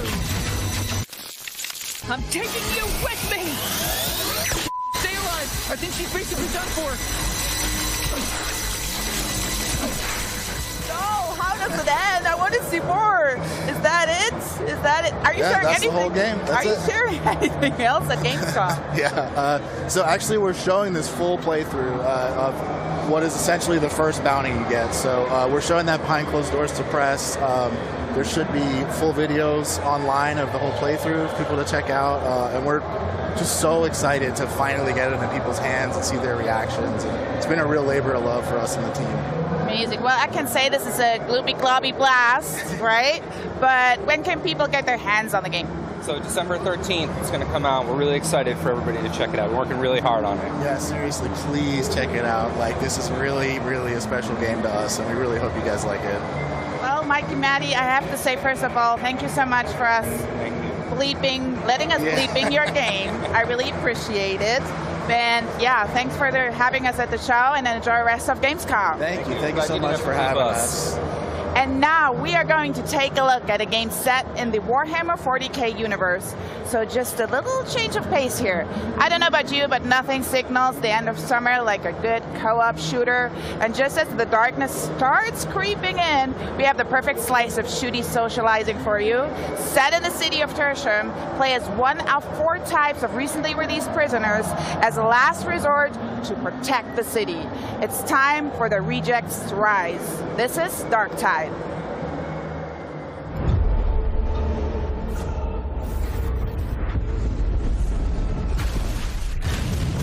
Darktide is a first-person co-op game set in the grim dark future of Warhammer 40,000. Welcome to Tertium, a sprawling hive city on the brink of destruction. You are a reject, a convict freed to serve the Inquisition in this darkest of hours. It is your duty to fight, and, if necessary, die for the Emperor. You can expect no help. reinforcements. You are Tertium's last line of defense.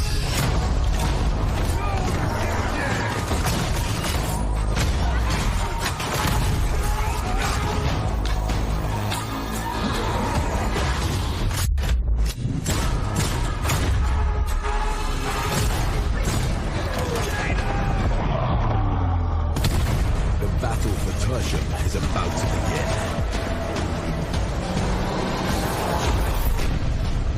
Rejects will rise.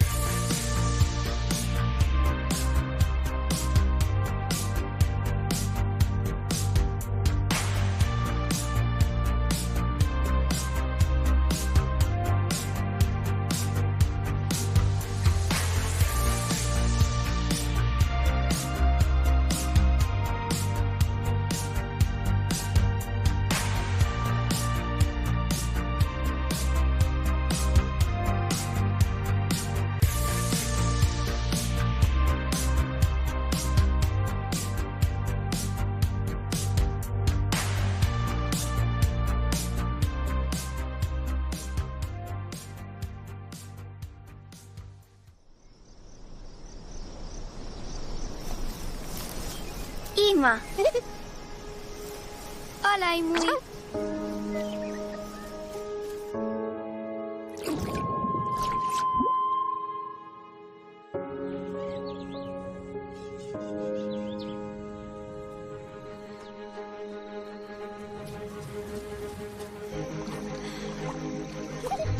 Toma aqui, Imui. Hello.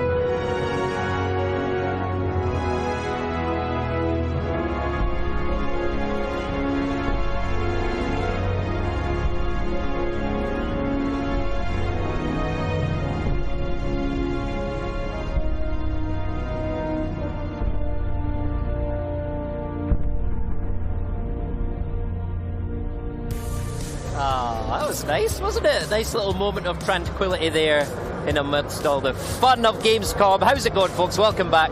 I am excited to welcome Aaron Harnius, the creative director and lead game designer at Wishfully, to talk about the absolutely gorgeous planet of Lana. Adam, thank you so much for being here. I cannot wait to talk about how beautiful this game looks.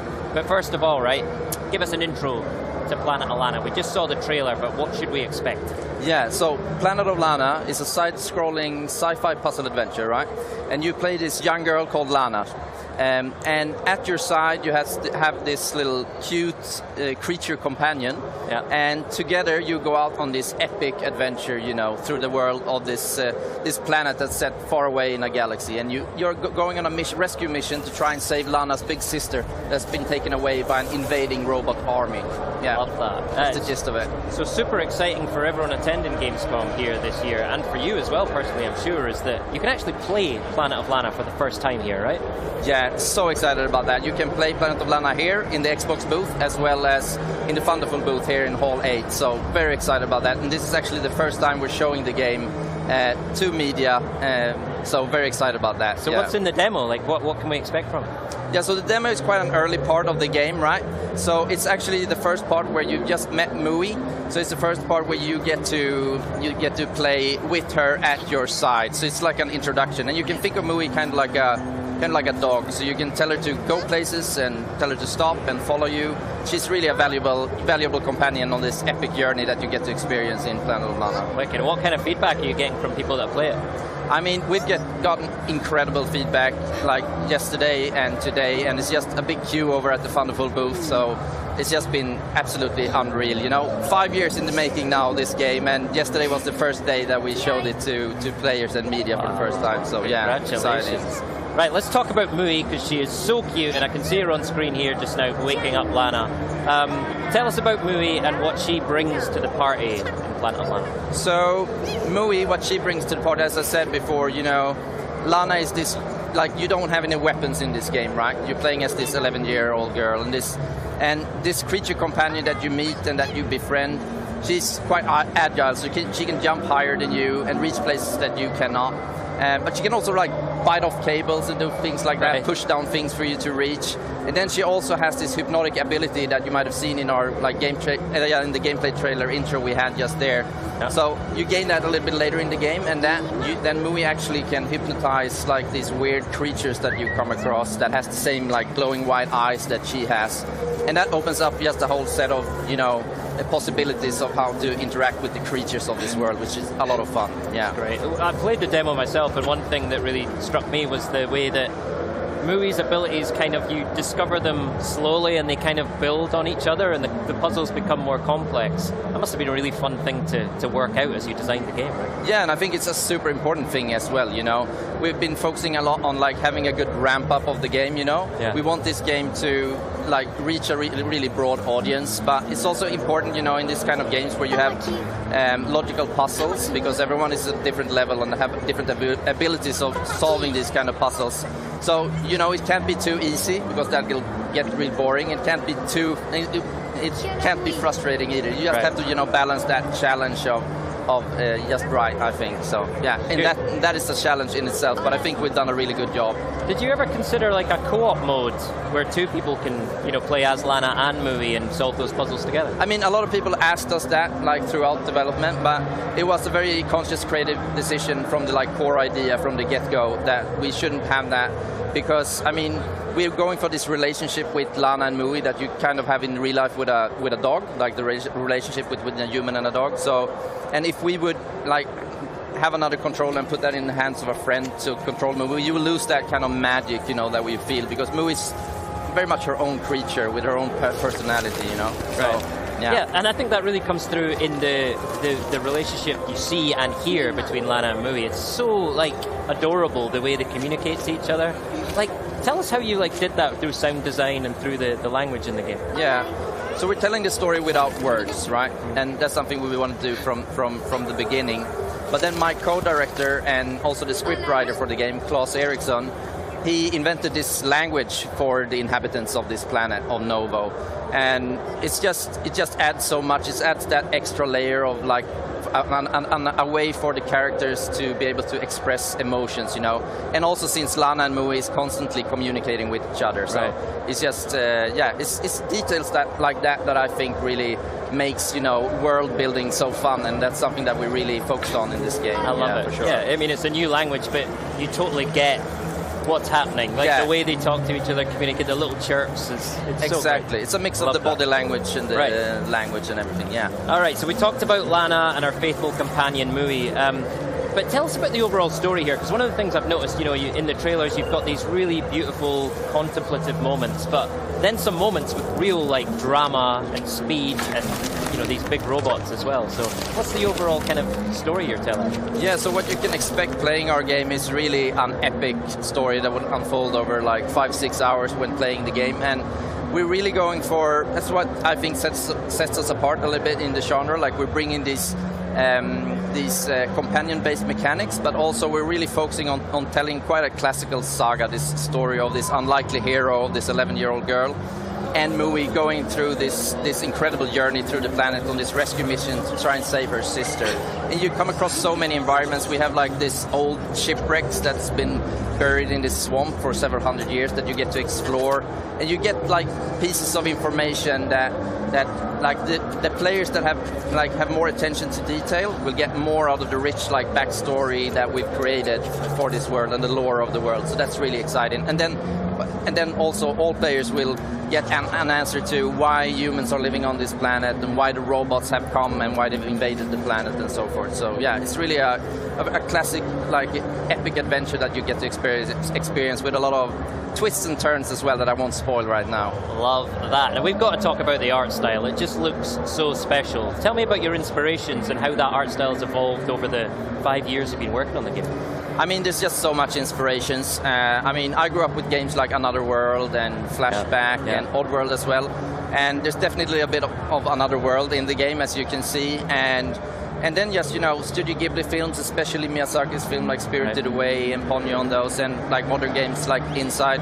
But really, it's just like going for, like, at the start, the game actually started like with these concept images of the game that was like beautifully hand-painted.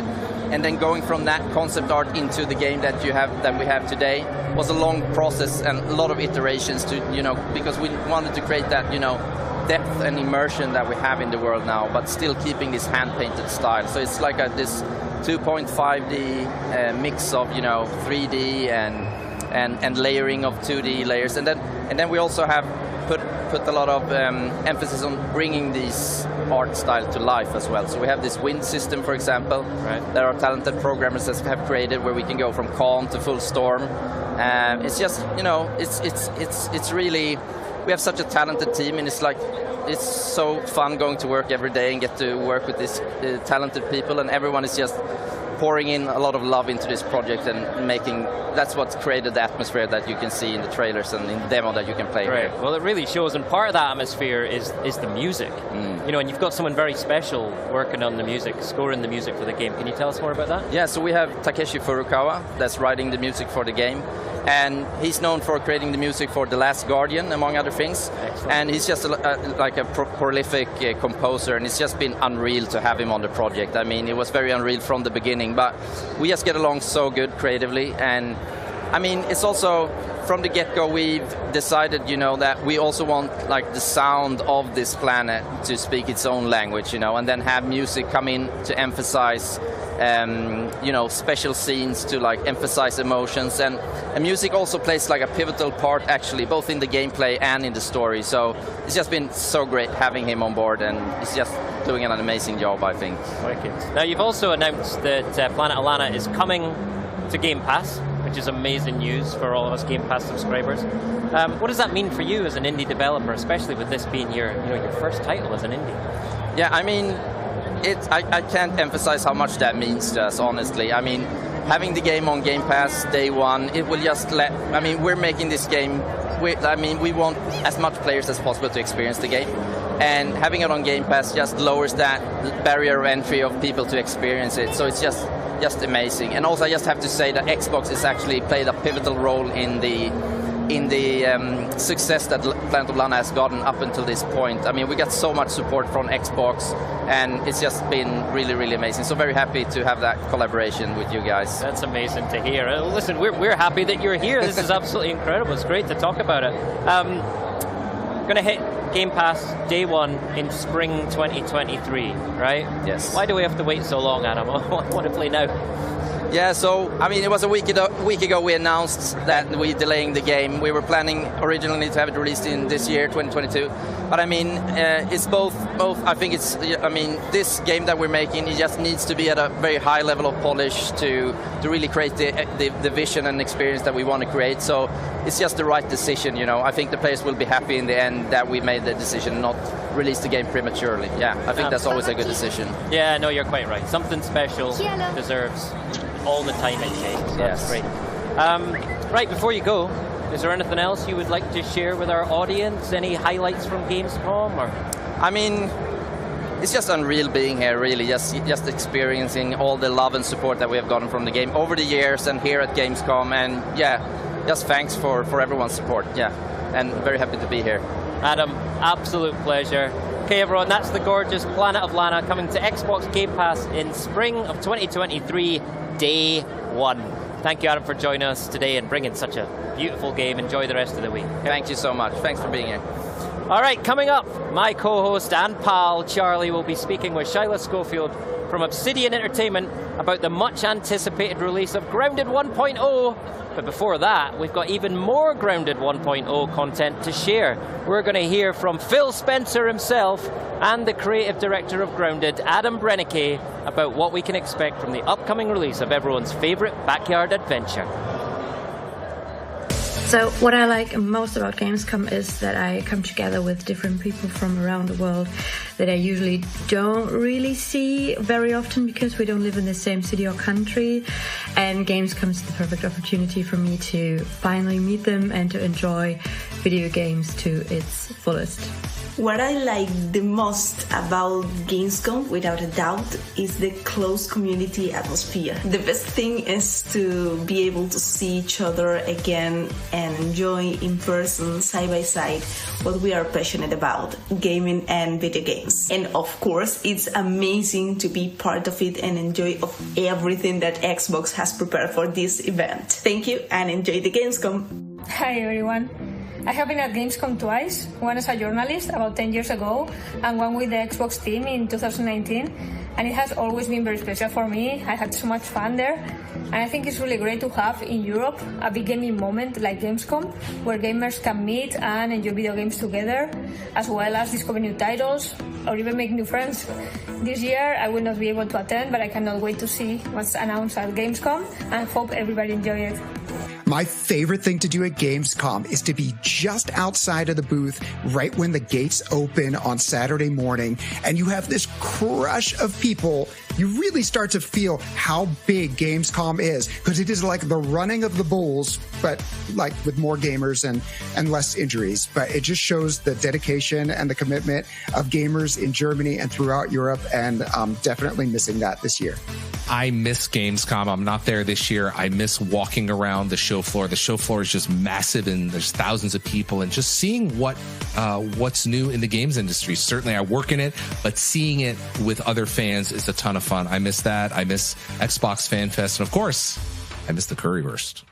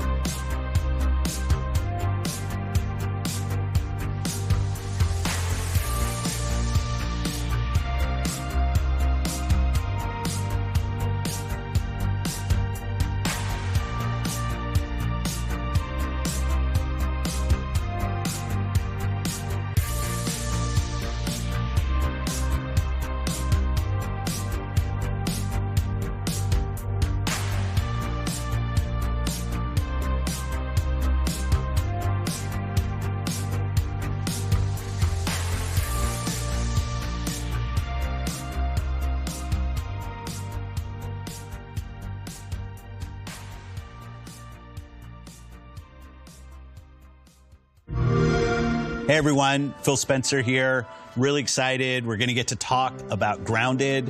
Great game, a game I love playing. We have Adam Brennicke here from the team. Go ahead and introduce yourself. I'm the game director, and thanks so much for having me. I'm super excited to, be here finally. We're at the end of the runway for Grounded, and it's a super exciting time. Yeah, I mean, Grounded is a game we've been playing, for like a couple years now. Started in game preview, in Game Pass. I think it's been amazing to see over 10 million people have played the game to date. I've played a ton. I love it. Can't wait for the 27th of September when we get 1.0, GA, story mode, all of the great things that are coming. To me, when I think about all of the games that we're building, one of the things I really love about Grounded is you find a passionate team, which you lead, a passionate team that has a real creative idea, maybe something that isn't exactly expected from the studio, but you had a vision about something you were going to go build, and that we could work together, foster, grow that to the point we're at now where it's getting ready to release. I think it's fantastic. Yeah, it's wild to be in this position to be able to make something so creative. If this is the first time you're hearing about Grounded or seeing Grounded, Grounded is a survival game, and you have to survive in this backyard environment. The main goal is to get home. We're at the end of our journey of building the game and with the community, and this is the final update for the full, complete yard. It's the biggest update yet, right? Yeah. We have a bunch of cool surprises, a lot of cool new environments that are going to be really fun to explore. Yeah. The team's pouring their hearts into it right now, and I think it's just been so fun to work alongside the community too that we built with the early access and game preview programs. So many players have given us great feedback along the way, and it's really shaped how we developed Grounded. Right now, we're actually checking out one of the early adventure areas in the game. It's the hedge. You're shrunk down to the size of an ant. Yeah. And actually, I think the ants are bigger than you are. They're a little bit bigger, right? Yeah. The players right now are going through this hedge maze, and it's nestled on the side of the house. You're trying to figure out how you got here and how you're going to get home. Part of the adventure is exploring all these cool areas and environments of the yard. One thing that we're really proud of for our final 1.0 release is our story. Yeah. And I think that's one thing that really separates us from most survival games. And we spent a lot of time world building, adding a lot of characters and storylines to the world. Yeah, I think there's, for me, I played in game preview, Game Pass. It was a great co-op game because we get together as our friends. One of the fantastic ways to go play, build our base. I happened to go visit right around the Xbox Bethesda showcase. It was fun to come out to the studio, you and I getting together. Got me re-energized, so I went back into the game, but so much had changed. And now I'm so waiting for that story mode, the setting, because the story, it's a great setting for a story, kind of have a guided beginning of the game. And then the sandbox will obviously just open up for players. And how will you deal with, I assume you'll have some players who will be like me, returning of the 10 million people who have played when it comes out. And then you have other players who are brand new, where the idea of, okay, now it's at 1.0, now is when I'm going to go dive in. You as a team, how do you think about those kind of different players coming, and how do you design for that? Yeah, so I think the one thing that, we want to invite all the players that have tried Grounded, even 2 years ago. We want them to come back and try it again and experience the full story, experience the full yard, because there's so much content in this yard. It's a big open world. There's so many cool environments, cool creatures to find. But I also, for the brand new player, it's a survival game first and foremost, but it's definitely a different twist on a survival game. There's one thing that we're really proud of is the accessibility and approachability. So even just right now, we're looking at the Broodmother fight. So this is one of our boss fights in the game, where you fight this giant spider in her spider den.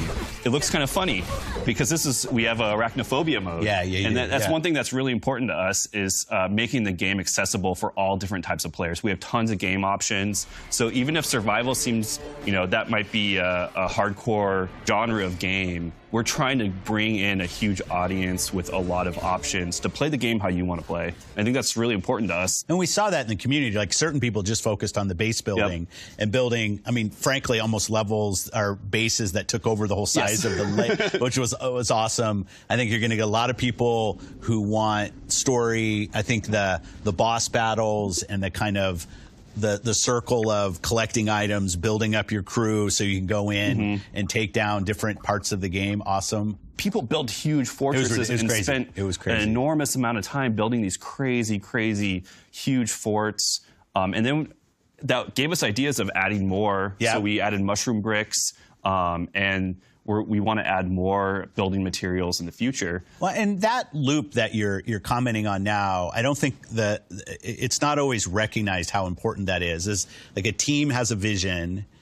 That vision meets reality through Game Pass and preview, 10 million people play and continue to play, and then they're going to give you feedback, and that will actually change your production schedule, right? Because you're going to listen and watch what people do. Yeah, even as simple as like sitting in chairs. I know that was a fun one that we put in like a year ago. That was a huge ask. Just like people just want to lounge around in their base, right? They built this huge now it's something, it's to chill, right? One thing for our 1.0 release, there's a couple more surprise boss fights that we're really excited about. Any hints or no? Well, we did show off the Mantis. So that's something that I know a lot of players have been asking for a long time, to fight a praying mantis in Grounded. So we are delivering that experience, and we got a couple more surprises. That's awesome. Well, congrats to the team on getting to this point. We're not quite there yet. 27th September. Thank you. I think for everybody who's played, myself included, I just love the craftsmanship and passion that clearly the team has in putting together such an amazing game. That's a great game to play either by yourself or with your friends. Can't wait to see it come out. And it's great to be here and get to show people more of the game. So thanks for all of that. Thank you.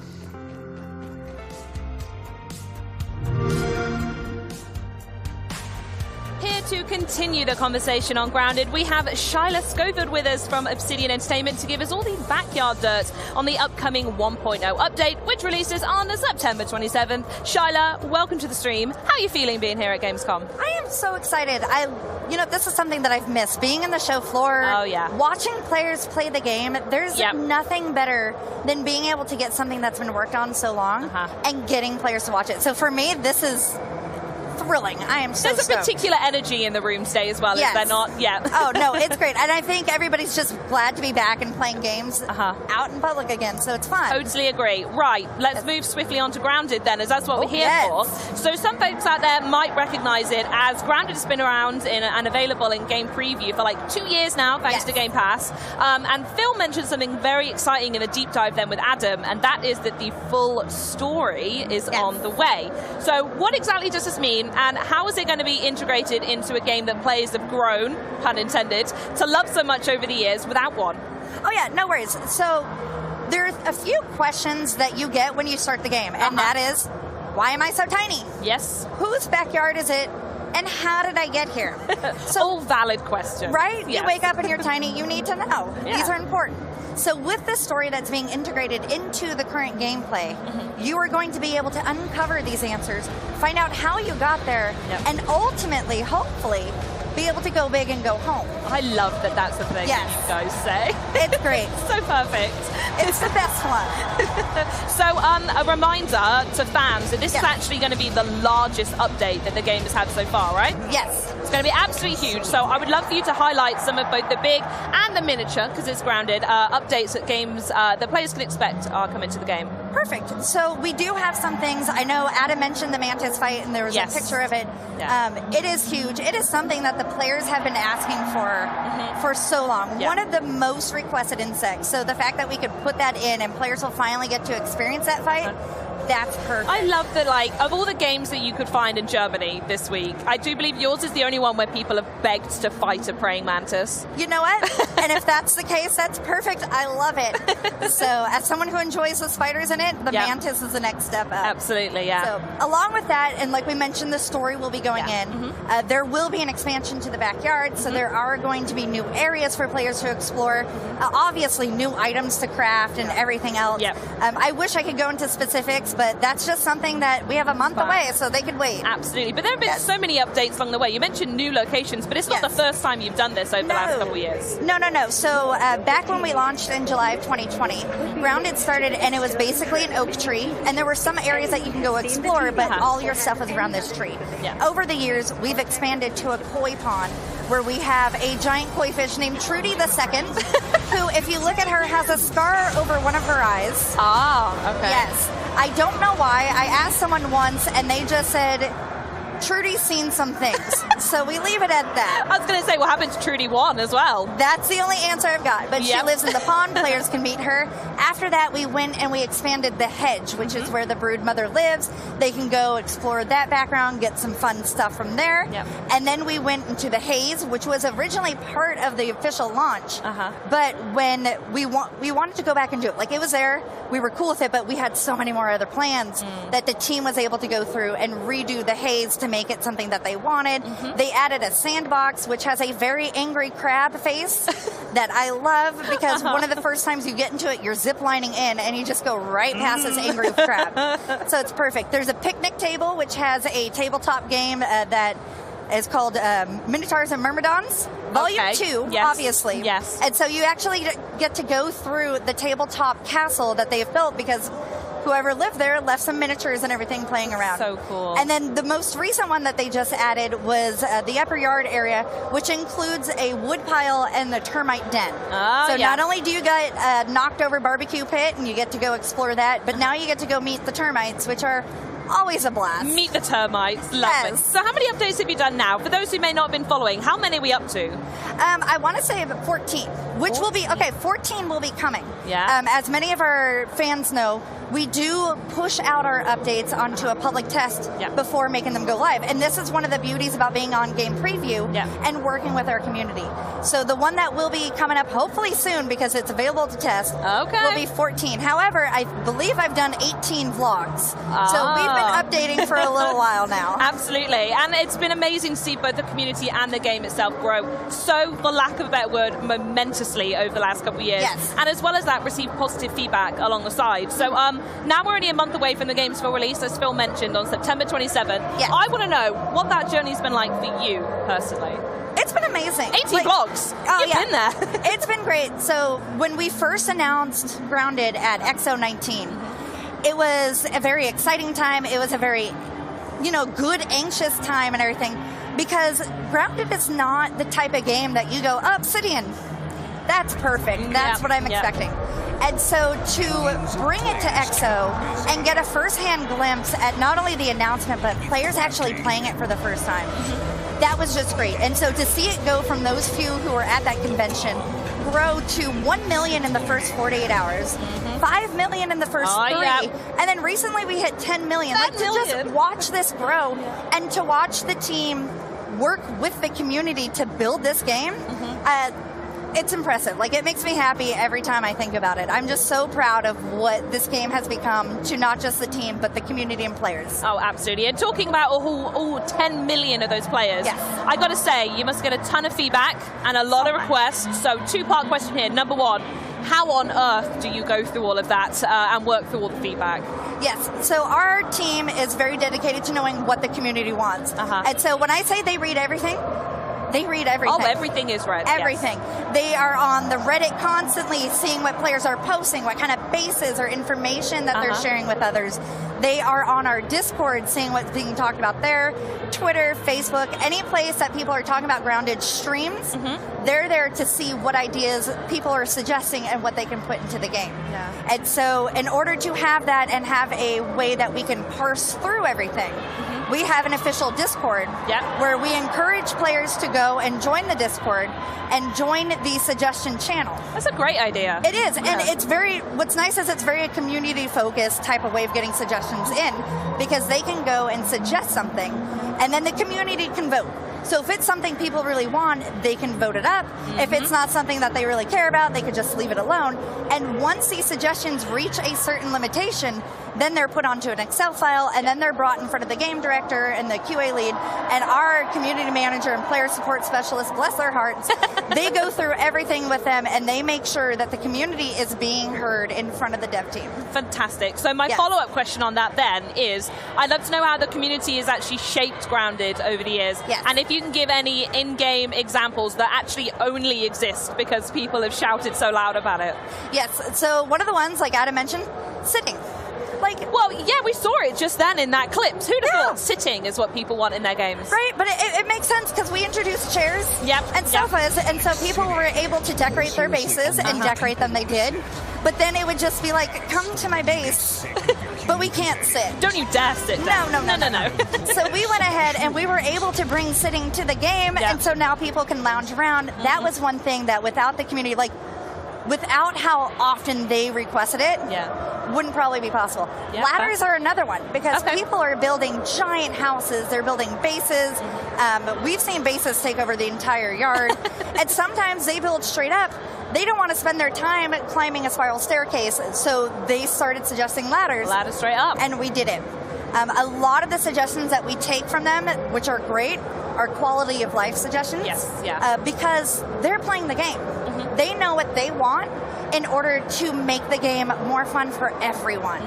And so a lot of the stuff that we've seen come from them that help are the ability to auto pick up arrows when, you're going to shoot. I miss stuff all the time. The arrows fly around the ground. Instead of having to go one by one and pick them up, you can actually go and just walk over them, and they're yours. Saved you a click. I would call that the definition of quality of life when it comes to a game as well. Love to hear it. So, perfect. Perfect. In fact, I am curious, though, what do you think is the most unexpected addition to the game that you've seen so far? So the most unexpected, and probably one of my favorites. So we're talking about quality of life, and I see this as a quality of life. Others may disagree, but one of the suggestions was an infected wolf spider. And people asked for that? Yes. Okay, so, sure. Back when we announced the haze and we revamped it and everything else, we reintroduced new creatures in the yard, such as the infected weevil. Everybody loves the weevil. This one's better because it explodes. And there's nothing more fun than that. Oh, absolutely not. And then we also have infected larvae, and their whole goal is just to ruin your day, and they're perfect. I relate strongly to that, I won't lie. They're perfect. They're my little babies. I love them. But we didn't have a spider in there at first, so they started asking for this infected wolf spider, and lo and behold, we have one now. There you go. I guess if you want that, then go for it. One last quality live check I'm going to go before we move onwards. I'm sure many people out there like myself and watching the stream are incredibly proud of the builds that they've been making over the past couple of years. So I just want to double check with you. Can you put our minds to ease that when 1.0 finally releases, we don't need to say goodbye to all that hard work? No. So the team is very dedicated with every update that they do to make sure all the hard work all our players put into the game is safe. Amazing. Obviously, there are going to be some things that we may not be able to find because it is in game preview early access. But that is their number one goal, to make sure... That's the intention, is to make sure that is... Yes. And so they are doing everything that they can to make sure that when this goes up, everything can go through, your base will still be there. That said, I would like to say that they would love to see people start a new save just to experience Grounded with the story from the beginning. So start over, learn about the tutorial. Maybe do a new save. Yes. Exactly, yes. Yeah, because you can keep your other one. Don't delete the other one. Keep it there. No. But start a new one, and that way you can experience it, and then you'll be able to experience it because there are a lot of players who've been playing from day one. The team has been able to make a lot of changes to the beginning of the game to where if they haven't started a game in a few months, it's completely different. And that's one of the things that I love about being here is that we're talking to players, and I'm finding some who haven't played in months. They were just like, I'm done. Picked it up a few months later, and they were like, oh my god, there's so many changes. This is... And they've just been hooked because now they find some ease in this tutorial. Well, that feeling of survival's come back again, right? I imagine, I mean, I don't want to put words in people's mouth, but for the people who are endgame building, they're in these massive mansions, they've got every material possible. When story mode comes along, they're going to be able to dive right in and they're fully prepared. So it's whether or not people want to really go back to those roots and that survival and get themselves from the ground grounded up again, I suppose. Yes, and the thing about the story too is when this update does come out, the story is going to be integrated into the game. So it's not going to be a separate mode. Like they're not going to go through and pick new game, story mode. Yeah. It's just going to be in the game, like quests and everything else. Yep. So people who have been playing will also be able to join the story mode without having to do any fancy stuff to get it to work. Fantastic. And while we're talking about stories, you know I have to do this, so I'm so sorry, Shyla. Oh, Can you give us a little foreshadowing on the full story that players will unlock in version 1? You know what? I really wish I could, but I know Omnet Practicals Technology is watching, and we'll leave it at that. That's fine. You got to try. What I will do instead is I'm going to jump over to the topic on everyone's lips, which is the Brood Mother.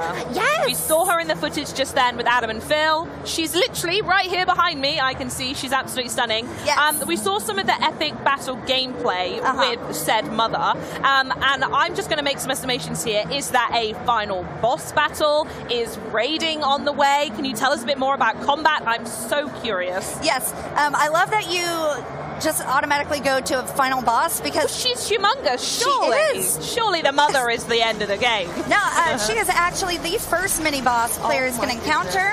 That says a lot about where it's going as well. Yes, it's great. So, fun fact: when we first launched the game, there was a spider that lived on a flying Discman in the hedge. Yes. And that was her home. Players would go and disrupt her, and she's just living her best life. She was. And so the dev team decided to take her out for a bit. Yeah. They built her a beautiful home, and now for the price of a BLT. BLT, bombardier parts, ladybug parts, and thistles. So not a bacon, lettuce, tomato. Yes. Your own version. No. Love it. Yeah. But you go and you build that sandwich. Yep. You present it to her little cove, and then she comes out and she goes, "Oh, thank you for the food. Oh, and your dessert." So you get to experience a little bit about that. Yeah. So tell us a bit more about the combat then. So I'm approaching it from someone who, when I raid, I'm very much like a ranged melee type, but I like to surround myself with tanks, DPS, healers, etc. Is this the type of combat you can see folks taking in, that level of strategy? Also, to a degree, is there solo combat? Do you think you could take on the Broodmother by yourself? Yes. So the one nice thing is, although we don't say like you can be this class, this class, this class, and all of the kids in the game, they are built the same. The way that we get to that and allow you to kind of customize your game is that we have mutations in the game. Oh, okay. And that is something that you can pick. So like for the Broodmother, there's a mutation called Reliable Friend. And for people playing with me, that is probably the best mutation to have because I die a lot. Okay, yes. I just like to go in and charge and be like, "Hey, friend." Oh, no, you're not my friend. And so with the Reliable Friend, they're able to pick someone up much quicker so you can get back into the fight because there are babies and ads that come in, and that could be pretty hard to pick someone up as you're being picked at by a few different spiders. Yeah, no, that makes perfect sense. So there is a way to do it with friends and get yourself ready, get all the equipment ready. In fact, is there any gear that maybe like you've eyed up? Because we were talking just before we were saying here, and you actually were doing that gameplay in the background of Phil and Adam's conversation. So as someone who's taken on the Broodmother themselves, what's your number one tip that you could give us, maybe to prep and think about? My number one tip is that, like most people know, spiders are afraid of fire. And so if you get some spicy stuff on your weapon, spicy. So we have different modes, so you can collect mints and collect transmute your weapons that way and stuff. My favorite is the spicy, which adds a burning effect to it. And spiders do not take well to that, so that is probably the best weapon you can have. And for a ranged player like you, we do have arrows that are equipped with the spicy tip, so that way you can use that to fight and you'll be good. Perfect. And then I can just run around the map, pick them all up again. Yep. Keep your view, off I go again. You're great. Stunning. I love this. Right.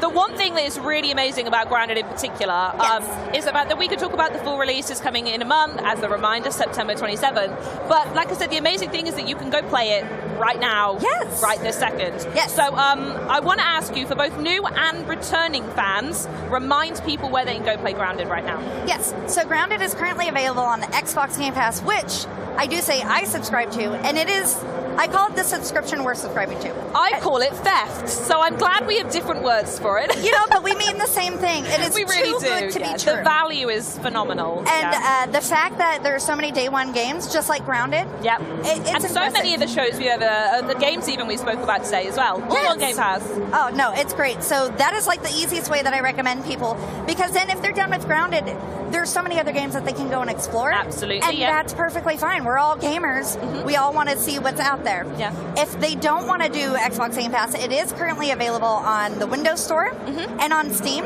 So you could purchase it now. This is the early access game preview price. We have announced that the price will be going up. Sure. So for people who are waiting for story mode before they actually go out and play, I would suggest if you want to own it, buy it now, take advantage of this price. Otherwise, Xbox Game Pass. Get yourself on Game Pass. Absolutely. That's the main thing. So before you leave, and I don't want you to, but I have to say that before you leave, let's talk a little bit more about the booth itself. As I mentioned, we do have this amazing photo up behind me with the Broodmother. I'd love you to tell us a little bit about why that's here and why it's so important to the team to turn up in that way. Oh yeah, no, it's great for us because we get to bring a piece of the game for players to actually experience. The beautiful thing about the Broodmother is that she's built to scale. To scale? To scale. So she is 17 feet wide, 7.5 feet tall, and thankfully we have her in a hunched mode, so she's not completely towering over you. But it's just amazing to have that and have that fan experience here, especially when we have an update coming out very soon that players can go and experience. It's nice to bring them here, say, hey, check out Grounded, and then when the update comes out, they can go and they can play with their friends. And that is something that I do want to mention that we do with this update. We have something else that players have been asking for. And although it's not out in the public, it's out on the test flight. And that is shared worlds. Okay, interesting. What's that? And that means, so if you and I want to play a game, woo! We will, by the way. We will. Yes. And you're like, you know what, I have stuff to do. And I'm like, you know, I want to keep playing. You can share your world with me. We log off, you leave, and then I can pick up by playing myself. And then when you come back on, you join my game. And all the progress I've made is saved. And it's just a way that the team has been able to get players to continue to play with their friends. And keep that momentum going. Because when you get on a roll, like in a survival game, and you're like, we're building this house. And someone leaves, you're like, okay, I hope I can remember what I wanted to do. When you're back, absolutely. And I think that rolls into the whole theme. We've spoke about it a fair bit, but the accessibility of the game. And I think, again, we saw the Broodmother is another element that is brought into accessibility. And there's a key word for it. You told me about it, and I would love for you to say the word yourself of what this is. The Danger Dumpling mode? Danger Dumpling. So back in the day, back in the Wii days, when it first came out, we do have accessibility mode, and that is something that came about because we're able to work so close with Xbox and their teams. And so they worked greatly to figure out why people, you know, have arachnophobia, what kind of triggers them and stuff. There's loads of research into it, right? So, and we wanted to find a way in order to get this mode playable, so that way fans could play the game who are afraid of spiders, but also still felt like they were getting the true experience. And so back in the day, we called it's still called arachnophobia mode and everything, but we started to see some people here or there call it a danger dumpling. And it just kind of stuck. So internally, that is our name. So we love it. Some people find it more frightening than the one with the legs. To each their own. I personally love the one with the legs, but the Danger Dumpling mode is also perfectly fine. Just a big spider gal, aren't you? Oh, it's great. Like, at some point, I'll have a tarantula, but we're waiting on that. I love the goal. Manifest the spider. It's going to happen. It's happening. Absolutely. Well, I know I need to get a picture with this last, so if someone could just screenshot this right here, then maybe I've already done it today. But I did want to thank you so much for joining us today, Shiloh. It's been an absolute pleasure talking to you. And I hope you enjoyed the rest of the booths at Gamescom, though I have a feeling they're not as spider-infested as you want them to be. So thanks again, my darling. Yes, thanks for having me here. You're more than welcome. So now that we've explored the backyard, coming up, we'll be taking a trip back in time to the 16th century to where my co-host Maxie chats with the folks behind Pentiment, the upcoming murder mystery adventure game set in Bavaria in the 1500s.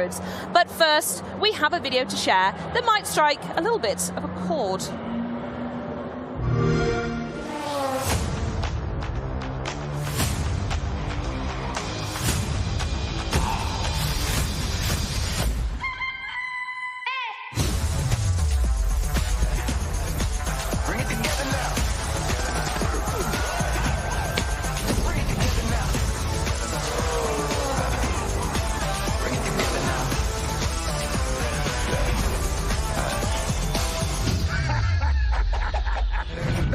We're talking. All that you need, know we got it all. Infinity goes on and on. From the truth to the lie, the depths to the highs, left, right to the center now. Our different desires, we bridge the divide and we bring it all together now. You gotta help me rescue my friends. Bring it together now. Together now.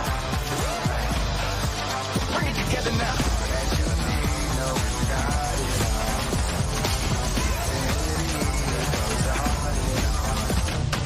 Don't got no limits now. Got it and we give it all. Get it and you good to go. Bring it together now.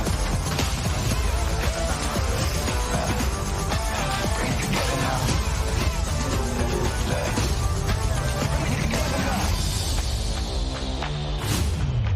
Bring it together now.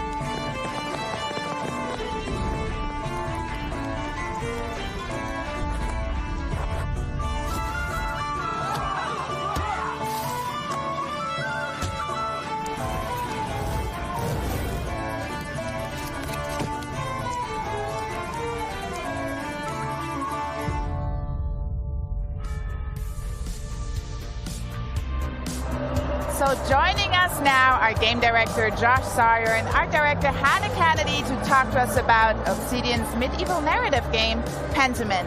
Because the game is set in Bavaria, I can finally bring out my inner Bavarian and say, Servus, nice to have you. Thank you so much for joining us here. Thank you for having us. Yeah, thank you. And I also want to call out that I really appreciate that you are the only two guests who have set a game in Germany. And Josh, du sprichst auch ein wenig Deutsch, oder? Ja, stimmt. Und wir freuen uns, hier zu sein. So he just gave you a race, basically. Oh, wonderful. No, continue, please. Yeah, no. He said nice to be here, but I think we would appreciate if we stick to English if you're okay. Natürlich. Okay, perfectly fine. So now that the game is set in Bavaria, and I'm a little biased here because I live in Bavaria, I've had my share of Oktoberfest, but I think what's really interesting, why did you choose that region? I think my interest in Germany goes all the way back to my childhood. My grandmother was born in Kempten, in the southwest part of Bavaria, and I started learning about my family history and our genealogy. When I went on to college, I studied German music, later German history, German language, continued studying German after I graduated. And then so I just had this interest in German culture and history, and I had an interest kind of in maybe exploring that someday through games. So now that we know where the game is set, could you tell us a little bit more about the when, the who, and give us an overview of what Pentiment is about? Sure. Pentiment is a narrative adventure game, and it is set in 16th century Bavaria, specifically Oberbayern, in the fictional Kearsau Abbey and the nearby community of Tassing. Kearsau Abbey is a Benedictine double abbey, very rare for the time, and also very rare for the time it's still producing illuminated manuscripts, which by the 16th century had mostly been taken over by groups like the Guild of St. Luke. You play a character named Andreas Mahler. Andreas is a journeyman artist who is completing his Wanderjahre, or wandering years. So he's been traveling around Europe, getting experience working with masters, but he's making a little bit of money at Kearsau Abbey before he returns to Nuremberg, and a murder happens. So that kind of throws a wrench into things. His friend at the Abbey is accused of the murder, and he basically is the only person in a position to try to prove that he didn't do it, but he has to figure out who actually did. So Andreas Mahler sounds like a friendly guy. He's going to save his friend. Is that his only friendly trait, or can we learn a little bit more about him? No, so Andreas is a specific character. Obsidian is kind of known usually for making more blank slate or broad characters, but Andreas is a specific character in this place and time. So he comes from a family of artists in Nuremberg, hence the name Mahler. But his father was able to do a commission for the rector of the University of Erfurt, which gave Andreas the opportunity to get a university education, but he dropped out. So he has something of a university education that allows you to pick your backgrounds for Andreas, but he eventually goes back to the artist's life, the family business, so to speak, and he's just trying to wrap things up before he becomes a master when this kind of throws a wrench in everything. And there are a few games that are set to play as one character for a 25-year lifespan.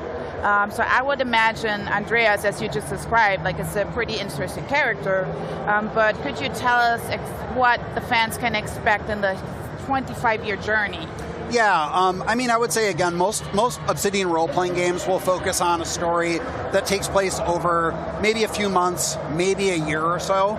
It's pretty rare to have something that spans decades of time.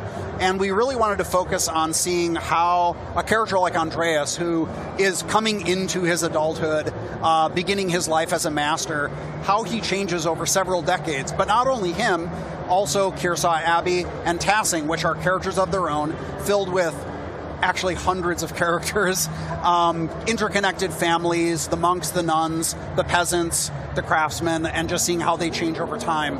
But it isn't just narrative, it also has a lot of impact on how we portray that through the art.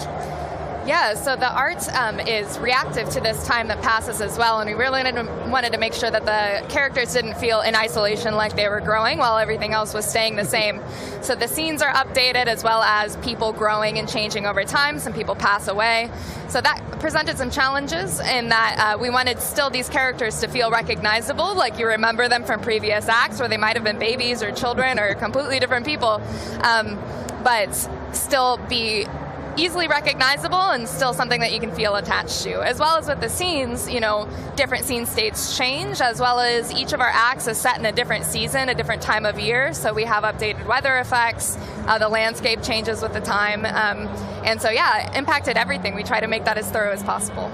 And I really love how the game has set in this medieval look and that you would see it in kind of, I would say, ancient text.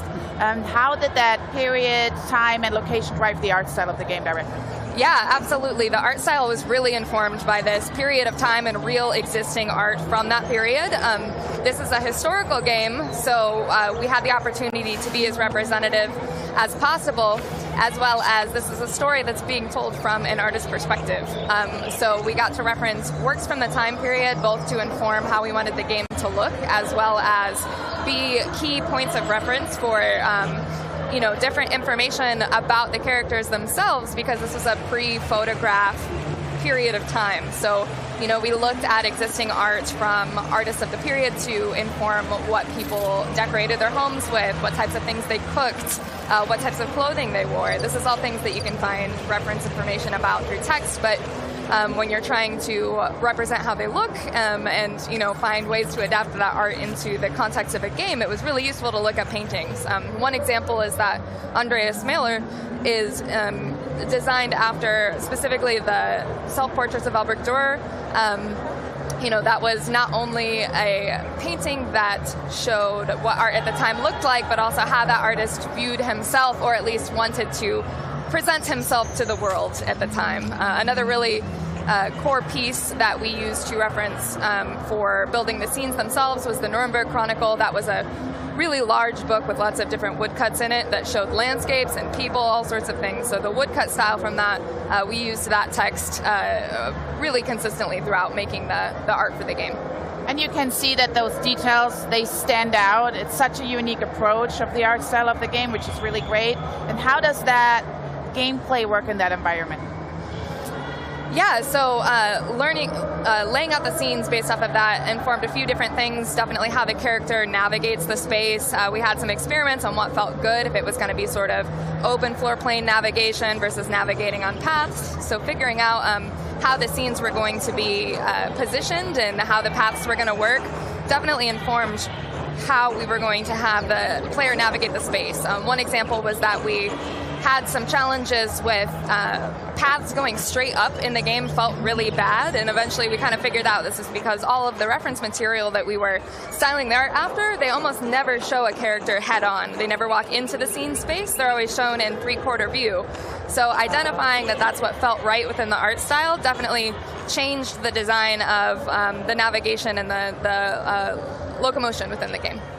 And one definite style really stands out to me, and I think I saw some tattoos that also have this type of font, Josh.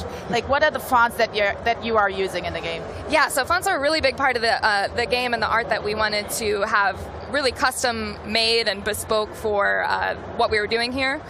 So we worked with a partner studio to design a number of different custom fonts for the game, and we wanted them to be different for different types of people, both in different social classes, different cultural backgrounds. We have a peasant script, we have a special font that's just for the monks, and that process was really important. I think it was Josh's kind of idea. He wanted to incorporate this to round out the characters within the game. But yeah, I think we have 6, right? 6 different fonts? I think so. Yeah, and they're, we also put a lot of effort into custom features for rendering the fonts. So we have all these different typefaces. Most of them are actually scripts, so they're handwritten. And the way that we convey that, we stroke mask every single character. So every stroke of the letter comes in one at a time. And the way it comes in initially as very dark, glossy ink with a highlight, and it quickly fades and goes into the page and dries, and it bleeds around the edges. Additionally, people make mistakes, and they actually will make mistakes in real time, and you'll see them scratched out and redrawn. Also, even things like we use different special colors. This is found in a lot of illuminated manuscripts. For example, the word God. You'll see a piece of dialogue written out, but God will be written last in red ink, which was the way that they would do it. And then finally, another feature is that our one printed typeface, because this is the birth of print in this era, that typeface is actually pressed in. So everything else is written in, but the Drucker type is pressed into the page, and it has a procedural void and bleed effect to represent under and over inking the letter forms that actually press in. I love these details. I can talk about fonts forever. I love them. Yeah, we could too. The whole show is going to be fonts now from now on, guys. I'm sorry. I'm sorry. No, but you are making a game. You're making sure that anybody can play that game and it is accessible. Could you tell us a little bit about that feature? Yeah. So I mean, one of the things that we found very early on is that because of all these special fonts, and also because we have a game with so much writing, people were being challenged by a lot of those fonts. I mean, they were hard. They even made jokes in that time period about how hard to read those handwriting forms were. So we have an easy read mode. So at the beginning of the game or any time in the game, you can say, I don't want the super complicated fancy fonts. I just want the easy read fonts. It replaces everything, makes it much easier to read. You can scale all the text up very large. We have a high contrast mode. We also have a text-to-speech option. That helps a ton. And then there are other features for like cognitive challenges, or even just if you don't know anything about history. So I think there are going to be a lot of people who see this, I hope, and they say, I love the art style, I like the idea of a narrative adventure, but I don't really know much about Germany or 16th century. So we have a glossary in-game. Anytime you see a term, Martin Luther. Who was Martin Luther? Erasmus. Who was Erasmus? You'll see it underlined, and you can go into the margin, get a quick definition, enough to understand the context and go back in. That goes into your journal so you can reference it at any time. And then because we have such a huge cast of characters, we also found that people were saying, I can't keep all these people straight. So when a character is not in the scene, but they're mentioned, their name is underlined, and you can go into the margin, you'll see a picture of them to go like, oh, that's Brother Guy. Oh, that's Mother Cecilia. Now I remember. So we have all these features in there to make it easier for people who might be challenged by some of these things. I love that. That's like the doorway of approachability that you're opening right there. And thank you so much for thinking of that from the start in your game. So super excited to see those features as well. And when you decided to create this game and have it set in the 16th century, I must think you do a lot of research. I know you said you studied German history, but do you work with experts? How did that go, that process? Yeah, I contacted a number of people either that I knew because I did go to university for history, or people that I had read about. So Christopher de Hamel was a consultant for us for illuminated manuscripts. He's like world-renowned for his expertise in that, and he was very helpful for understanding how a working artist was operating at this time period. Dr. Edmund Kern focuses, well, on a lot of stuff, but what we used him for was his expertise in sort of Austria and the Holy Roman Empire, social structure and legal issues at the time, and then Dr. Winston Black, who specializes in medieval and early modern medicine. So we drew upon all of them to help give a lot more layers of authenticity to how we represented the time period. Amazing. So I'm going to expect a lot of details in there. I'm going to learn a lot. I feel like I'm going to learn a lot. So even though this is a very different type of game than the Obsidian is known for creating, are there any elements that you would say that continue the hallmarks of the Obsidian titles? Yeah, I mean, you know, we wanted to make something that was different and more approachable and sort of narrative focused, but we also wanted to give players some choice about how they define Andreas. One of the things that's nice about saying that Andreas went to university is that you can choose what he studied, or really what he was interested in. So, you know, you can say, I was a Latinist, I specialized in grammar. So he knows Latin, he knows things about the Roman Republic, and that can come in handy in his investigations. Casting is actually built on Roman ruins. We're in Cologne. This is a common thing in this region. He can also choose to say he studied the occult, because some people don't realize that in this time period, books on magic were largely circulated among the clergy who were in university settings. So this gives you the opportunity to unlock these aspects of his educational background or is how he lives his life. For example, did you live as a hedonist where you just indulge every pleasure? Or are you a businessman who focuses specifically on making connections and making money? All of these things open up choices in conversation and how you can go through the mystery. But then also it's very important that you feel like you can shape the story. This is a personal story and the story of a community, but you need to be able to influence that. You need to ultimately decide who you think is actually guilty of these crimes. And that's a very ambiguous thing. We leave that open to you, and it's up to you to sort of see the consequences of it. So it's more than just a mystery in general, it's like really an open environment, right? Yeah, exactly. You know, the reason why we don't call this like a detective game, even though there are elements to it, is it's a narrative adventure, but you are investigating a murder. But we want you to feel like there is ambiguity here. You're not a detective. There is no forensic science. So you are investigating a number of people who have motives, and it's up to you to really present the evidence that you feel is maybe the most compelling, but you don't have to. You could also just turn in the person that you don't want to be around anymore, the person you don't like as much, or it could be the person you think the community will miss the least.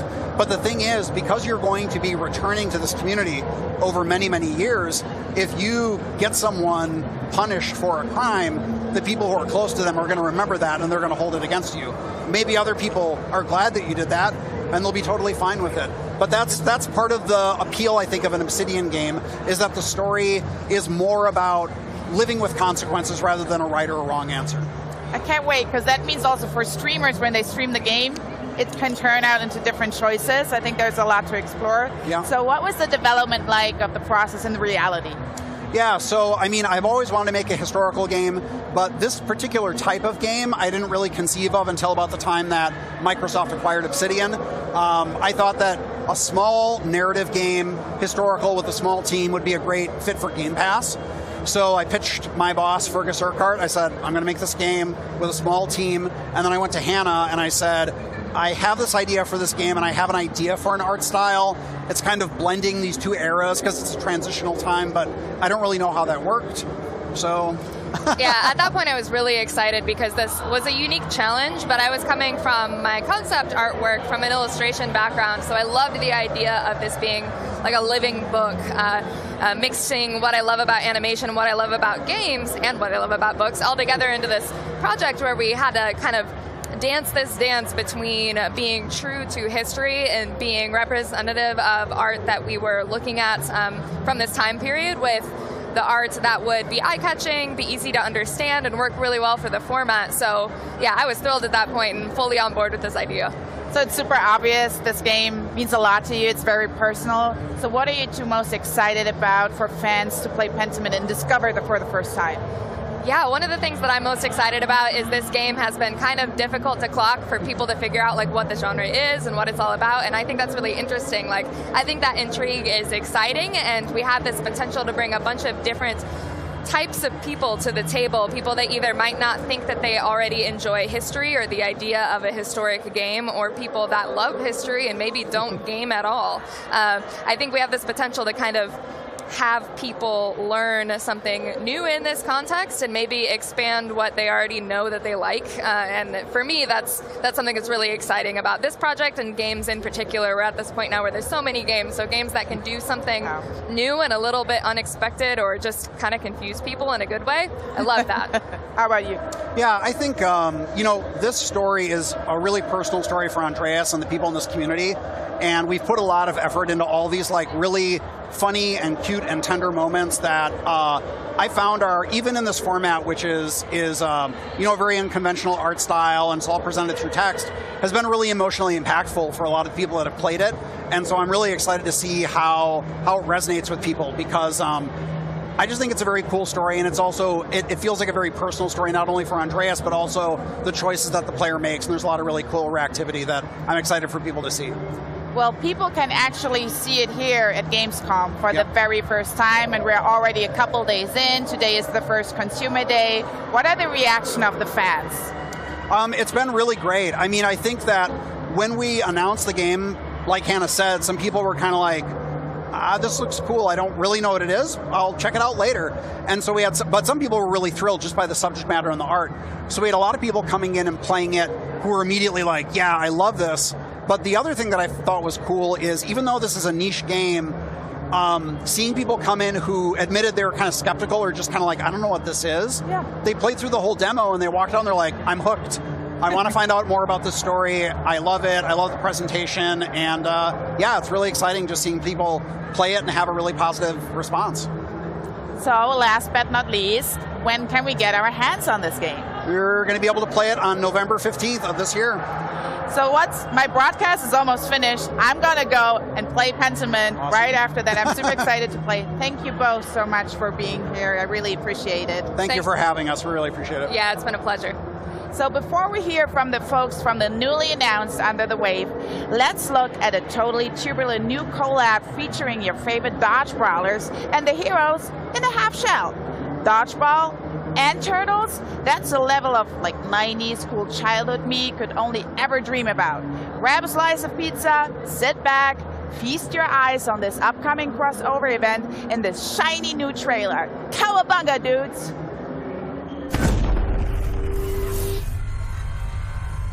People of Knockout City, you've been lied to.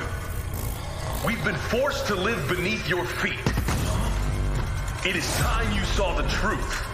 We will live in the shadows no more. Go, go, go! It's time for us to step into the light. The Mutant Mutiny begins now. You're up, Ratfink. I smell a rat. Hey, that's me. I'm gonna bite their heads off!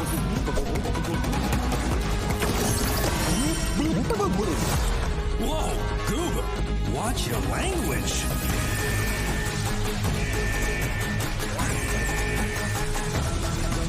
We can't do this alone. This is a call to all mutants everywhere.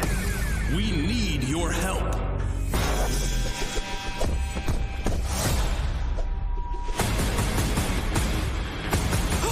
Cavalry is here!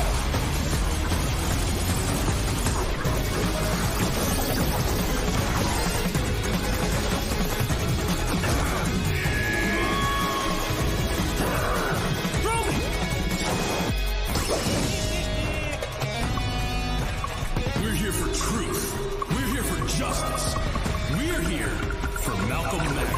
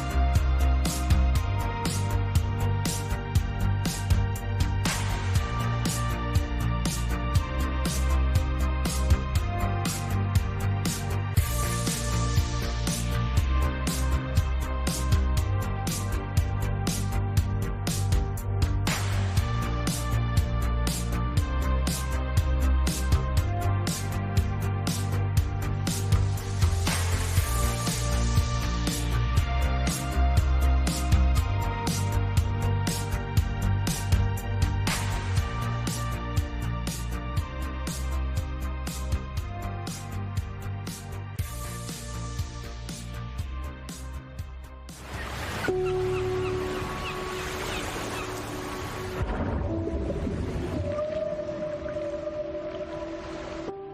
leave so many things behind us.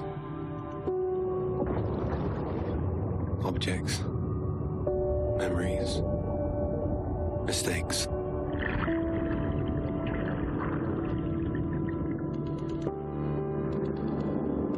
They sink in time, touch the bottom and go to sleep. Silence is full of ghosts.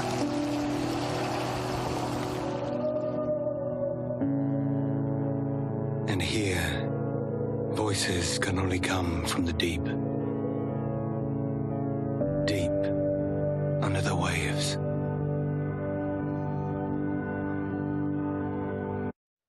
Hey, welcome back everyone, and wow, I feel like I need a minute to gather myself after the trailer. That is beautiful and emotional stuff, and I'm so excited to be sitting here with Ronan Quafec, who is one of the lead developers for Under the Waves, brought to us by the minds behind Echo and Dark Days. This is one I am super excited about. And before any questions, Ronan, let me just say a massive congratulations on the reveal. Must feel amazing for you and the team to finally have Under the Waves out there. Hi Graham, thanks a lot for your feedbacks. We were really happy to announce yesterday the trailer of Under the Waves, as we work a lot on this trailer. So yeah, all the team is really happy today. Fantastic. And we have also a lot of really good feedbacks so far. So yeah, everyone is happy. Good. It was a real standout moment, that trailer in Open Night Live, just really shone in that show. And after seeing the trailer, I've got a ton of questions I want to dive into. But let's start on the surface, okay? Give us the overall pitch for Under the Waves. Yeah, sure. So firstly, Under the Waves is a single-player, narrative-driven and adventure game. It takes place mainly underwater in the North Bay area and in the late 70s settings. You play as Stan, a professional diver who works for an oil company. Yeah. Excellent. Right. So I'm in, but let's dive a little deeper. My immediate reaction to the trailer there is that there's a real kind of emotional heart to the story here. Can you tell us more about that? Yeah, sure. So Stan has kept some grief from the surface. So firstly, he decided to walk underwater to find some rest from the surface, to think about his own life. So as the game has a lot of mature topics, we really work on the atmospheric side of the game and the emotional side of the game. So yeah, the main idea was to create a very emotional game. Yeah, you really get a sense of that kind of escape and that isolation for Stan when he's under the waves. It looks amazing, but I also saw some pretty surreal imagery in that trailer as well, like things you wouldn't necessarily expect to see under the waves. Tell us more about that and how it'll play into the story. Yeah, sure. So Stan have a lot of grief from the surface and also a lot of memories to hide from the surface. And as a diver, you sometimes have some disease like narcos, and one day on a routine mission, Stan will be confronted to a first strange event. So at this moment, this will be really the beginning of a journey of Stan underwater. And as Stan will move on those kind of memories coming back from his past, all the game will fall into some sci-fi things and a lot of eerie things also. It looks fascinating. Now, I've got to tell you, Ronan, this is really resonating with me because, I grew up in Aberdeen, Scotland, right on the North Sea. That North Sea setting is really talking to me. My dad worked in oil, in drilling. What was it that drew you personally to that North Sea setting? Yeah, it's funny because my father was a sailor, so I live mainly around the sea also. And for me it was a really great inspiration for me to talk about, because I see a lot of things, for example, about pollution into the ocean. So we decided to set up the game in the North Sea because all the North Sea is quite polluted. You have a lot of oil company, you have a lot of pollution from the Second War. So we really would like to create strong messages about ecological things, etc. We decided to set up the game here and confront Stan to that kind of things. Yeah. Awesome. And it's kind of a world we never see, right? Under the waves, literally. And I guess it gives you so much freedom to create an environment for players to explore. So how much will players be able to kind of, in an open world style, explore? So firstly, the game is really story-driven, so you have a main story to follow, but we really designed the game with very large area to explore. So basically, you live in underwater, but you are ready to swim under the sea. You will be able to drive a little submarine and in a very large area, so you can really move at your convenience in the world. But yeah, you have a main story to follow.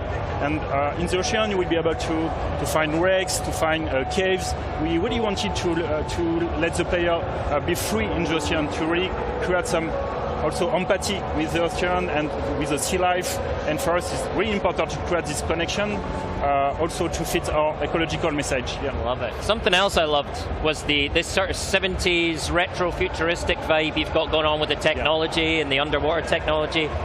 Why did you kind of choose that art style, and how are you bringing it to life?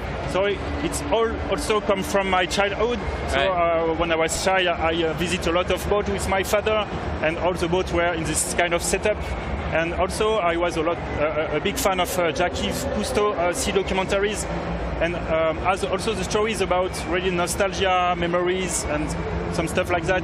We decided to be really inspired by those kind of old sea documentaries. So we fit this kind of rendering. We add grain on the picture. We had vignetting. We had some strong contrast between yellow and blue. So we really would like to fit this kind of old memories, old vintage thing to be in a comfortable world. And for us, it's kind of Madeleine of Proust. Yeah. Cool. The music in the trailer is incredible too, and such a great way of bringing the atmosphere of the game to life. Who's working on the music for you, and how are you using it to kind of raise those emotional states? Yeah, so the music was composed by Nicolas Bredin, who is also a co-founder of the studio. So in general, in all of your game, we work closely with the composer, with the writer. So the idea was really to work on emotional music to follow the stand stories to the game. So we work with old synthetism. We work a lot on sound design too. And the idea was really to be minimalistic and emotional in the music, and with also vibes from 70s. So with all the old synths, etc. And our main reference were Sigur Rós or Radiohead, very nostalgic music too. Yeah. Cool. I really get the sense that there's a lot of personal connection to this game with you. But tell me more about the rest of the team. How is the process of creating Under the Waves been for you? So we are quite an indie team. We are a dozen of people, very talented people for all the team, and we come from a AAA company. So with Nicolas Bredin, the composer, and Sébastien Renard, the writer, we have created Parallel Studio to really craft strong narrative game, because we have a lot of idea. We had a lot of memories from our own past. So we decided to really create a game with many things from us. It's a really personal project from all the team. And we really would like to add this kind of things in the game. Right. Now, you've also mentioned there's kind of an ecological message at the heart of Under the Waves as well. Clearly in the setting with drilling and industry. So how are you bringing that to life, and how are you adding that into the world of the game? Yeah, sure. So mainly the idea was to focus the story and about human impact on the ocean. Not to be just ecological, but to create a strong poetic message about life, the cycle of life. Right. Because to move into the life, we have to be confronted to the cycle of life itself. And when we take some breath from the life, we see nature, we see the life around us. So the idea was to create a poetic message around the story about the sea life, about the poetic sea life around you. And that's why we really decided to work on ecological strong messages in the game. So for example, you will be able to find some strong facts about plastic in the world. And of course, Stan will react about we'll have a lot of questions about his own impact as a worker in our company, and to enhance these messages, we decided to find a foundation, an association, non-governmental association. So we work now with Surfrider Foundation to really bring their messages also in the game and to fit this message very closely, and so you will be able to find a lot of things about Surfrider in the game. Yeah. Awesome. And the work that Surfrider Foundation is doing is so inspiring, and I know you've got a video to better introduce us to them, so let's take a look. Clean water. Inspired communities. This is what we fight for. On the ground. In the classroom. At the heart of the political debate. Every day, we take action to battle plastic pollution, protect water quality, and reduce climate change. Powered by a dedicated grassroots community around Europe, we're driving change at every level to ensure that our ocean and beaches exist for future generations to enjoy. We protect what we love. Since 1990, we are Surfrider Europe.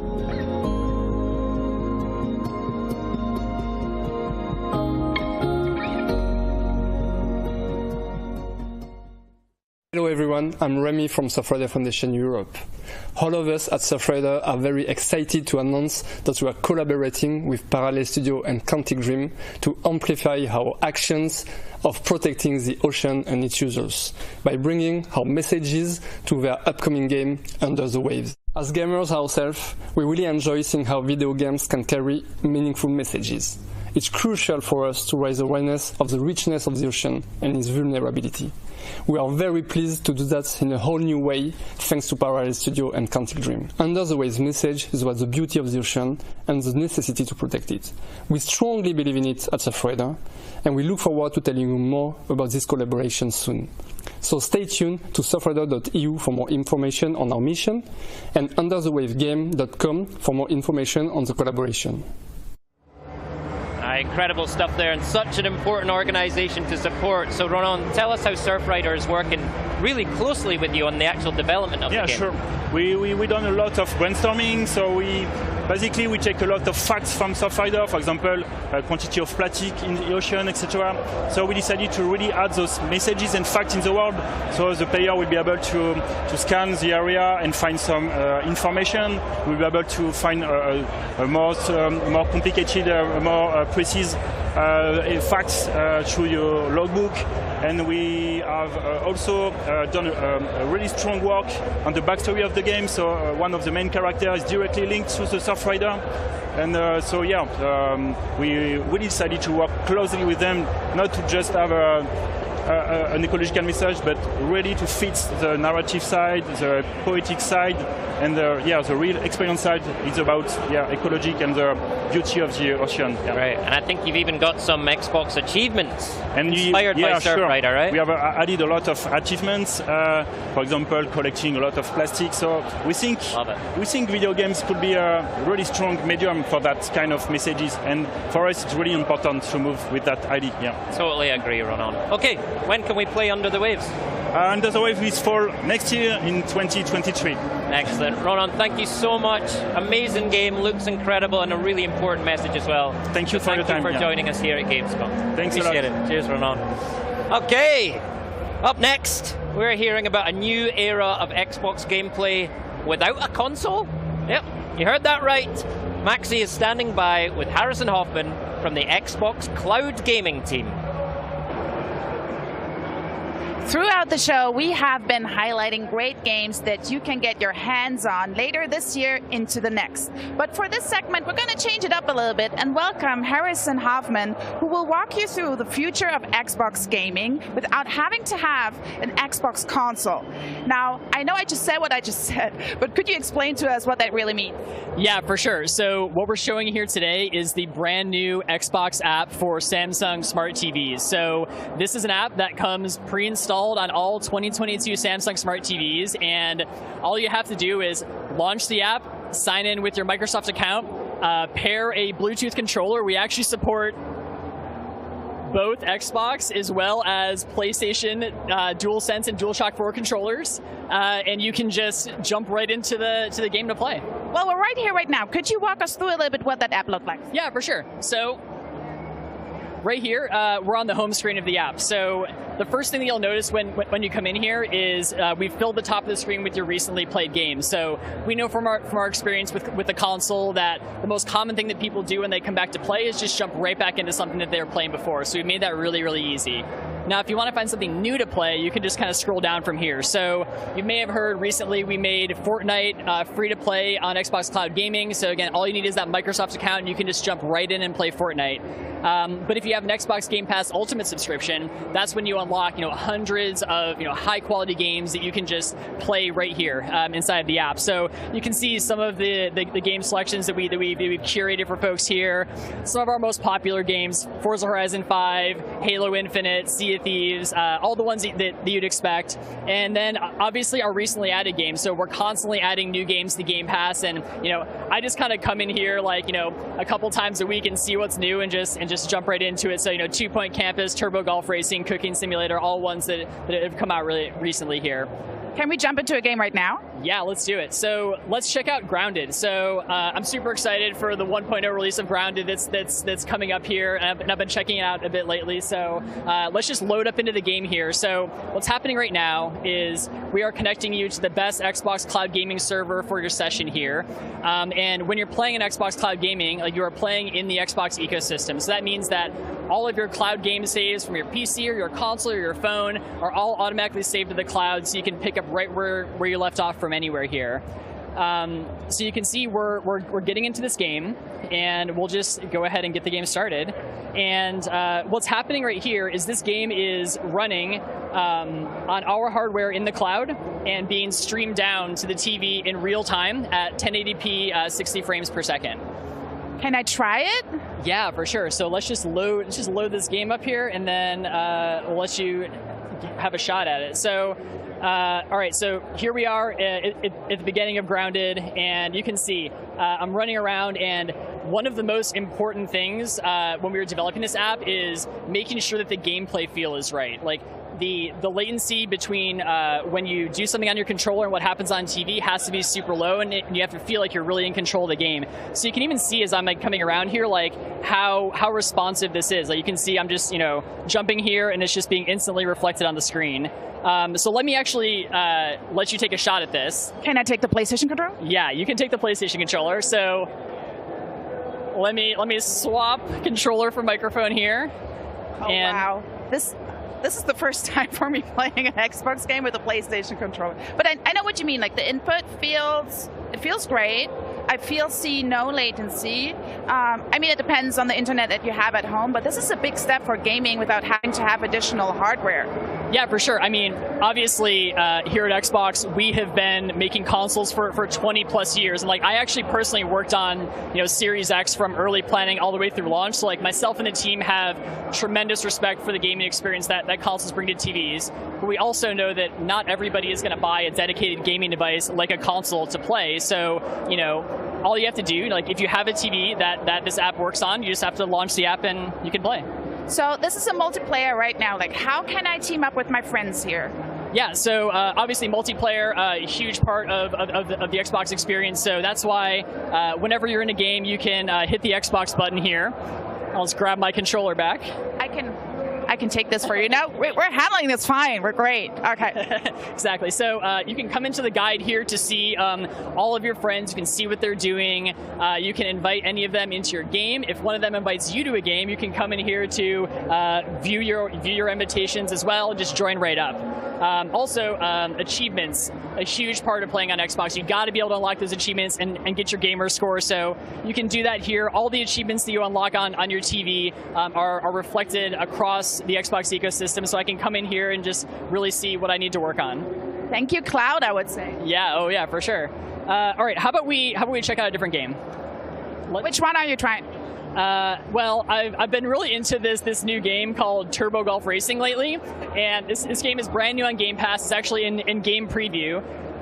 So let's just hop right into this. And this is one of those games that, when I saw it come up on the recently added list, I don't have to download it. I don't have to update this game, so it was just super simple for me to just go and try it out. And it turns out that I really like it, and it's super fun. So are you go for yourself then? I used to be more of a golfer than I am now, but I do still enjoy it from time to time. And this is different. Well, I can drive, but I don't golf, so I got 50% chance that I'm good in this game. Okay. All right, let's just get right into a game here. So just pick a solo map here, and we'll see what we can do. So how often would you switch a game in one session, for example? I mean, it kind of really depends on the mood that I'm in. Like sometimes I want to go and just try out a bunch of different games. Sometimes, you know, I'm super invested in a game that I've been playing for hundreds of hours, and that's just kind of what I'm into. And that's just the sort of flexibility that you get with cloud gaming here, just being able to jump into any of these games without any hassle. And, you know, obviously over the years, people have gotten, oh, I bounced it off the tree there. Obviously over the years, people have gotten super used to, you know, streaming their movies and TV shows from apps on their TV like Netflix and Disney Plus. So like we really just want to make it as easy to stream an Xbox game to your TV as it is to stream like a show from Netflix. So well, it looked like you're already pro here and you have been dedicated some sessions to it. Yeah, struggling a little bit right now, but I swear I'm better when I'm not on camera. Okay, so I do have one more treat for you here. So follow me this way. I will follow. We will go to the next station. I'm thankful we're having 2 stations right here. Okay, let's do it. What are we having here? Flight Simulator. Okay, so what we have here, Microsoft Flight Simulator. So obviously this game has a huge history on the PC, and you kind of always need to have like, you know, a high-end gaming PC to really be able to enjoy this. Well, recently, you know, we brought this game over to Series X as well, and it's now playable on the cloud. So there's no big downloads here. I don't have to have expensive hardware. I can just come in here and fly and explore. So I'm just kind of coming into beautiful Naples, Italy right here. Do you want to give it a shot? Yes, of course. I never say no to gaming. Yeah. Thank you so much. So, folks at home, if you never tried Flight Sim, just really, I would recommend take a Volocopter, take a Hello Pelican, and hover over the cities, because these details are so beautiful. And I have to say, Asobo did a really amazing job. Yeah, I mean, this game is beautiful. It's just such a technical achievement, too. And, you know, all of these textures are just streaming down from the cloud in real time from our Azure data centers. And that's really what makes this whole game possible here. And when is this coming out? This is out right now, right? Yeah, it's actually already out. So if you have a 2022 Samsung Smart TV, this comes pre-installed. If you just go into the gaming hub on your TV, then you'll be good to go. Thank you so much, Harrison, for walking us through this. And I have to say, we've really come a long way from blowing in cartridges, wiping off our CDs to get into gaming. But one thing never changed, and that's the importance of community. And I love to see how platform is evolving, lower down barriers, and brings everybody together. And there's one franchise that brings the community together like no other, and that is Minecraft. I'm handing it off to my co-host, Graham, who's going to talk about the upcoming Minecraft Legends.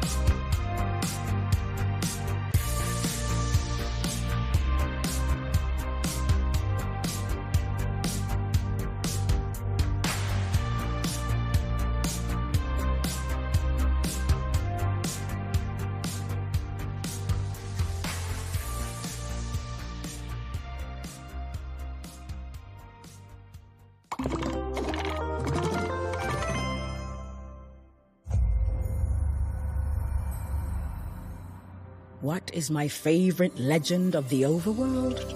The one I like most tells of a peaceful land that did not know cruelty. Until it was attacked by invaders, spreading the scourge of greed and fire. It tells of a world on the brink of disaster, rising to answer the call of a hero.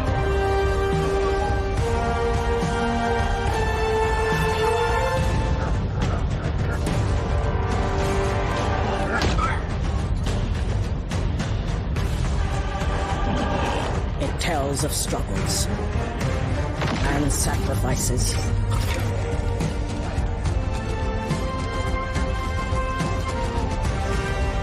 But most importantly, this legend reminds us that hope can win the day.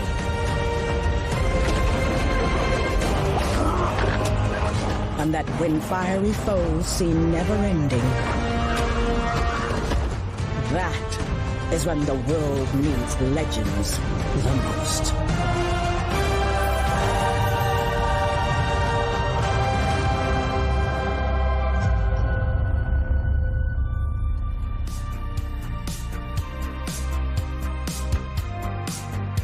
Watch out, everyone! The piglins are coming!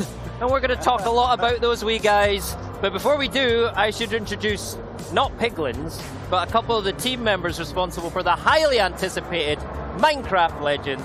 Welcome to the game's executive producer, Dennis Reese. Welcome, Dennis. Thank you. And creative director, Magnus Niedfors. Yes. Welcome, Magnus. Thank you very much for joining us today. Hey, welcome back to Gamescom. Yeah, it's great. Feels it's good so to be exciting. back, right? I know. It's nice to be back here in Germany with sausages and video games. It's excellent. All the good things at once. Those are a few of my favorite things. Yeah, sausages and video games. Right, so you announced Minecraft Legends at our Xbox Showcase back in June, right? So give us a reminder of what we should expect from Legends. Well, Legends is an action strategy game based in the Minecraft universe that really encourages you to go out and explore the world and use all of these resources that you gather to help defend the overworld, which is being invaded by these horrible piglins. And yeah, it's a lot of fun. I think players are really going to enjoy getting out and playing the game. Yeah, well, it's a new game that we're developing at Mojang. We're doing it together with Blackbird Interactive. It is a little bit of a different game because the easiest way to describe it is action and strategy. So it's a kind of a unique combination of gameplay.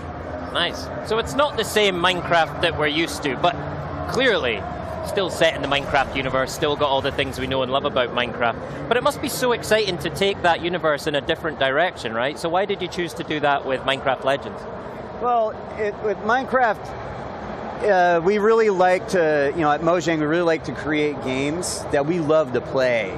And we're really passionate about strategy games. And years ago, people are sitting around talking about how they could bring a strategy game into the Minecraft universe. And the more talk, and it turned into something that we really wanted to do. And it was it's passion really that drove us to this legend. Great. And it's kind of within the Minecraft universe, you do kind of have this kind of blank slate, right? To create all these different experiences, right? Yeah, exactly. Must be fun to play with. Yeah. No, that's one of the great things, Minecraft is such a treat. It's like it's for everybody in so many ways. We do have, the original game that we usually call vanilla. We have done Minecraft Legend. No, sorry, we're doing that now. We have done Minecraft Dungeons. Yeah. And now we want to bring yet another game to broaden the experiences that player can experience within the Minecraft universe. So. Great. So once the idea or the sort of seed for Minecraft Legends developed, how did you build the team around it? Who did you bring together to work on the game? Well, we knew that when we started to go out and build this, there were a couple of problems we had to solve. Number one, Mojang isn't a strategy game developer. It's not something we do. And number two, as Magnus mentioned, a real Minecraft or original Minecraft is called vanilla to us. And for us, vanilla is really important, and the studio focuses mostly on vanilla. So we had to go find a partner, one who knew how to build strategy games, and one who really had a passion for Minecraft. And so we started looking around, and we uncovered Blackbird Interactive. Okay.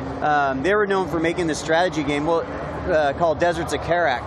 And they were a pretty newly formed company at the time, but their experience ran deep with strategy games. And the more we looked at them, the more we realized how passionate they were also about the Minecraft universe. We really thought they could be a great partner for us. And so that's when we started moving forward. Right. And when we started to work with them, they also, you said they were already passionate, but they were also eager to learn what's the secret behind making a Minecraft game. So it's been super interesting to work on them, like their creative team, just tossing ideas around. And could it be this? No. Could it be this? Yeah, great idea. And we are kind of like just throwing ideas back and forth, what's good for Minecraft and what's not good for Minecraft. Right. Yeah. It must be great to bring new people, new ideas into that kind of Minecraft melting pot. That must be a ton of fun, right? Oh, so much fun. And actually, the team started very small, just a few of us kind of getting going. And then once we had a good idea as to how we wanted to progress, it slowly got larger and larger.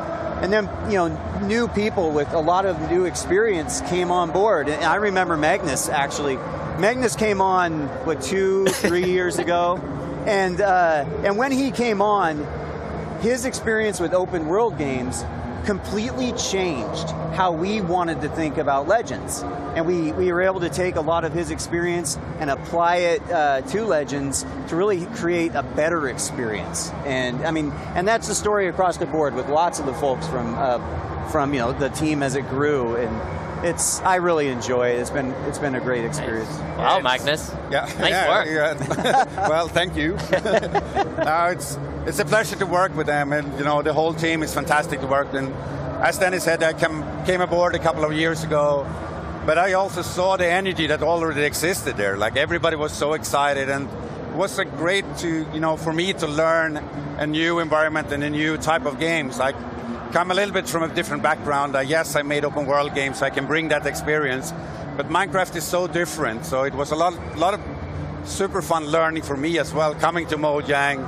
Really of course I played it almost since day one, because, back in the day Mojang was a studio across the street from me, so we've known it, I've known it for a long time, but just, getting to know it for real, working with all the creative people, both at Mojang, but as well as Blackbird, just, that's what I like to do as, in my creative leadership.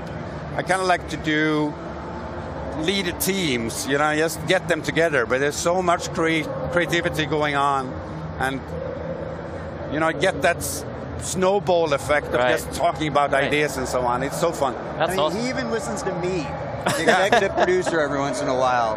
Every now and then. Every now and then. What a team. That's amazing. Now, speaking of the team, though, one of the things that fascinates me about this is that Blackbird are in Canada, right? Yeah. Magnus, you're in Sweden. Yes. Dennis, you're in Redmond, near Seattle, right? Yeah. So you've got 3 completely different geographical locations. How do you pull all that together? Well, it's a lot of work and dedication from the team in general. But that's the thing. We've managed to change our hours when we need to. And also BBI has been very accommodating when we all need to travel to a location and be on site, work together. We just make it work. But really, it comes down to that passion and working together. Let's say it's fun. We really enjoy each other's company, and what started as just sort of work relationships really has become more friendship. And so you're willing to endure some of that time zone change so that you can enjoy spending time. I stare at Magnus on his screen so much. Yeah, you're crazy. You kind of I don't know when you go up. It's often before I normally go to bed, so I don't know. But yeah, but you're up pretty late too, so it's we just make it work. Yeah, exactly. But making games is always a bit of a challenge. It's not easy to make these kind of games, but I think it's an all that struggle that you, as Dennis said, you make friends in real life and so on, and just get along together and have a good time. Struggles makes people come together in a good way. Yeah, absolutely. So, you talked about Minecraft Legends as an action strategy game, right? Why did you choose that genre? And tell us what that means from a gameplay sense. Well, so what we wanted to make sure that when we choose any games within the Minecraft universe, that they're unique and different. And really, you can look at Legends, for example. We did that where we wanted to bring a dungeon crawler experience into the Minecraft universe, and so in doing so, we wanted to make it feel very Minecraft. And that's what we did with the strategy game here with Legends. Is we really wanted to make sure that we are authentic to what Minecraft was as we bring it into a strategy experience into the universe. And that's a big piece. What Danny said, in the beginning, it was an idea that hey, we should have a strategy game within the Minecraft universe, and that would be cool. But another aspect of Minecraft is that we always have a hero character. So the hero character is there, and that's not common in strategy games. You usually control a strategy game by a mouse pointer or something like that. Right.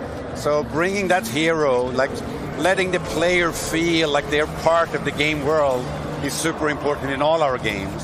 So that kind of founded, hey, how can we combine these two types of game where you're one part hero-centric but one part controlling armies and so on. That's really been really interesting. And when we kind of started to realize that, it's, hey, this is quite new. And as a game maker, when you find something you feel, this isn't, like there's not 10 games like that out there, then you feel like you're something on to something special. So actually it was, the thing that brought me really into this project was kind of my first day. 2 of the team members just sat down directly, described the game to me, and I kind of like almost in that day felt like, wow, we have something great here, because I haven't heard anything like this before. And then we just kept rolling with that action strategy idea. Okay. So. This might sound like a silly question, but right, action strategy. Where do you find the balance, right? Because action is quite immediate, it's quite visceral. Strategy is a little bit more step back, assess the situation. So where's the balance in Legends? It's hard to balance games always, but I would say it's hard to draw a pie chart of you spend 73% in strategy mode and this percentage in another mode and so on. But it's like, I'm surprised how well it actually fits together now, because they go into each other and they complement each other in a really good way. One thing that we wanted to do from the beginning is to make a strategy game that works well on console. Right.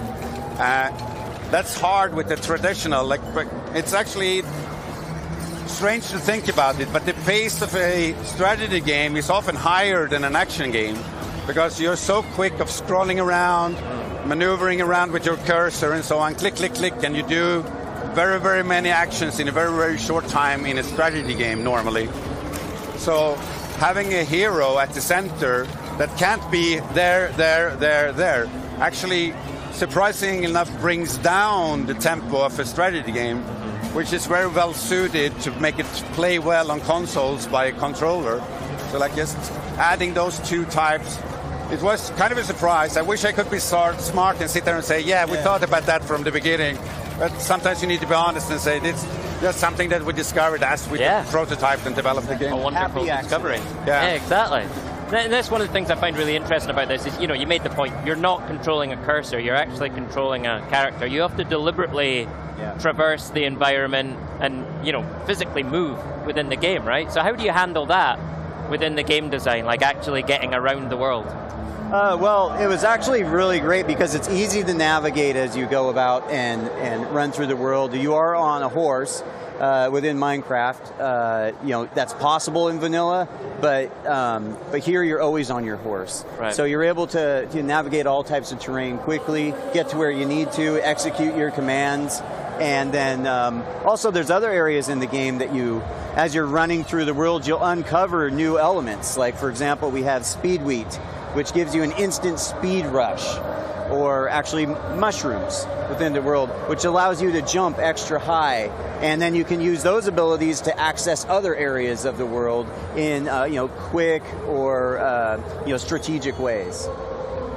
Oh, and given that you've gone in a slightly different direction here, a different genre, what inspirations did you pull from within, other things you've done within Minecraft as well, but then maybe some external influence as well, other games?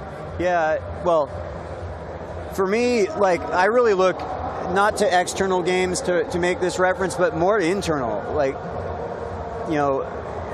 Dungeons, Minecraft Dungeons taught so much to the art organization onto how to bring a new game that is not your traditional Minecraft experience, a dungeon crawler, to the players. And like I personally think we learned so much just from that game alone that we're applying to Legends to make sure that we can bring another game in the right way. I would definitely say that's a great reference. Yeah. Well, inspiration on the creative side, obviously, as you mentioned, Minecraft in general, like all our games, we want to stay true to, creative people are so fluffy and it's hard to tell, but that Minecraft feel, it's like hard to describe in another way. Otherwise, but you know it immediately. Exactly, we know it immediately. But other than that, I don't want to point out the special game because, as we have been talking, it's kind of a unique combination. It's not like any other game out there. It's rare. But of course, there was a few games like this in the 90s, in the early 2000s. Not very many, but technology now makes it possible to push that even further. We can have more troops and so on. So I can't say there's a one game or several games, but just play a lot of games and enjoy them, and you will draw inspiration for so many things. One thing as a creative, I think it's unusual to hear that people, but I like to think about you should draw inspiration from things that you don't think is that good either. Mm-hmm. So when you play games that you feel like, I'm missing something here. What can I do to make this a better game as well? So it's kind of strange to be inspired by bad things, but that's actually true for myself. Yeah. That's a super constructive way to be inspired, right? Yeah. It's building on something. That's awesome. So when you think about the player you're aiming for, is it more of the sort of classic Minecraft player, or is it more of the classic strategy fan? Yes. Yes, it's all of the above. Yeah. That's one thing, is that we really wanted to create an experience that if you're not a strategy game player, that you can enjoy. Right. And if you are a strategy game player, then we'll give you a great experience that you can enjoy as well. And I think that we're really nailing it. Like it's coming along. I was not a traditional hardcore strategy game player, but I found myself really, really enjoying what we're creating to the point where I've started experimenting and playing some other games now, and it's kind of broadened my exposure to the genre. And so I have a feeling there's going to be a lot of other players, similar to me.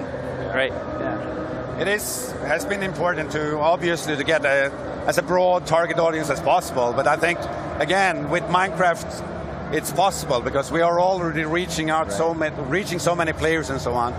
So obviously, all the players who knows Minecraft now get a new way of enjoying Minecraft. But at the same time, it's super important to remember that even though a lot of players play Minecraft or have played it in the past and so on, this game is also totally possible. You don't need to have played Minecraft. You don't need to know what Minecraft is to enjoy this game. You can come in, and this game will help you to understand what the Minecraft universe is and bring you into the wonderful, thing we have going on there. Excellent. I want to talk more about the hero. We touched on the hero earlier. Yeah. I just find it really fascinating. Like, how did you center the experience and this idea of action strategy around that hero character? The hero coming into the world and that element of exploring, it's very Minecrafty, right? So applying it here was just something that we wanted to make sure we did. And I don't know, Magnus, you could probably touch on a little better than I could. As you say, the hero is important, but it's kind of like because it's important in all our games. That's the center. We want that to be a extension of a player almost. Right. So the kind of like there is a story told about hero coming into this legend and so on, but the game structure is relatively open, so you can play it however you want, in the order you want to, and so on. And we'll push on the story depending on what actions you take with your hero. So you move through the story in the campaign. But at the same time, as we want that to be the core of the game, it's not in gameplay everything. It's so much more about that you are a character coming to this world and uniting everybody who is here against the threat that the piglins are. So you need to come here to make a lot of friends, and they will, together with you, help you to defeat the piglins. So it's not about getting stronger or you're not getting a new arm or anything like that. Yeah. It's more or less make friends, you know, play around with them, have a good time, and defeat the piglins together. That's good. It's a great message, though, isn't it? It's like it's almost like you're building connections, you're building alliances, you're uniting people against a common enemy. I didn't think about this, but I said before, like, it's kind of like game dev. I said, like, struggles makes you come together and you're able to overcome obstacles.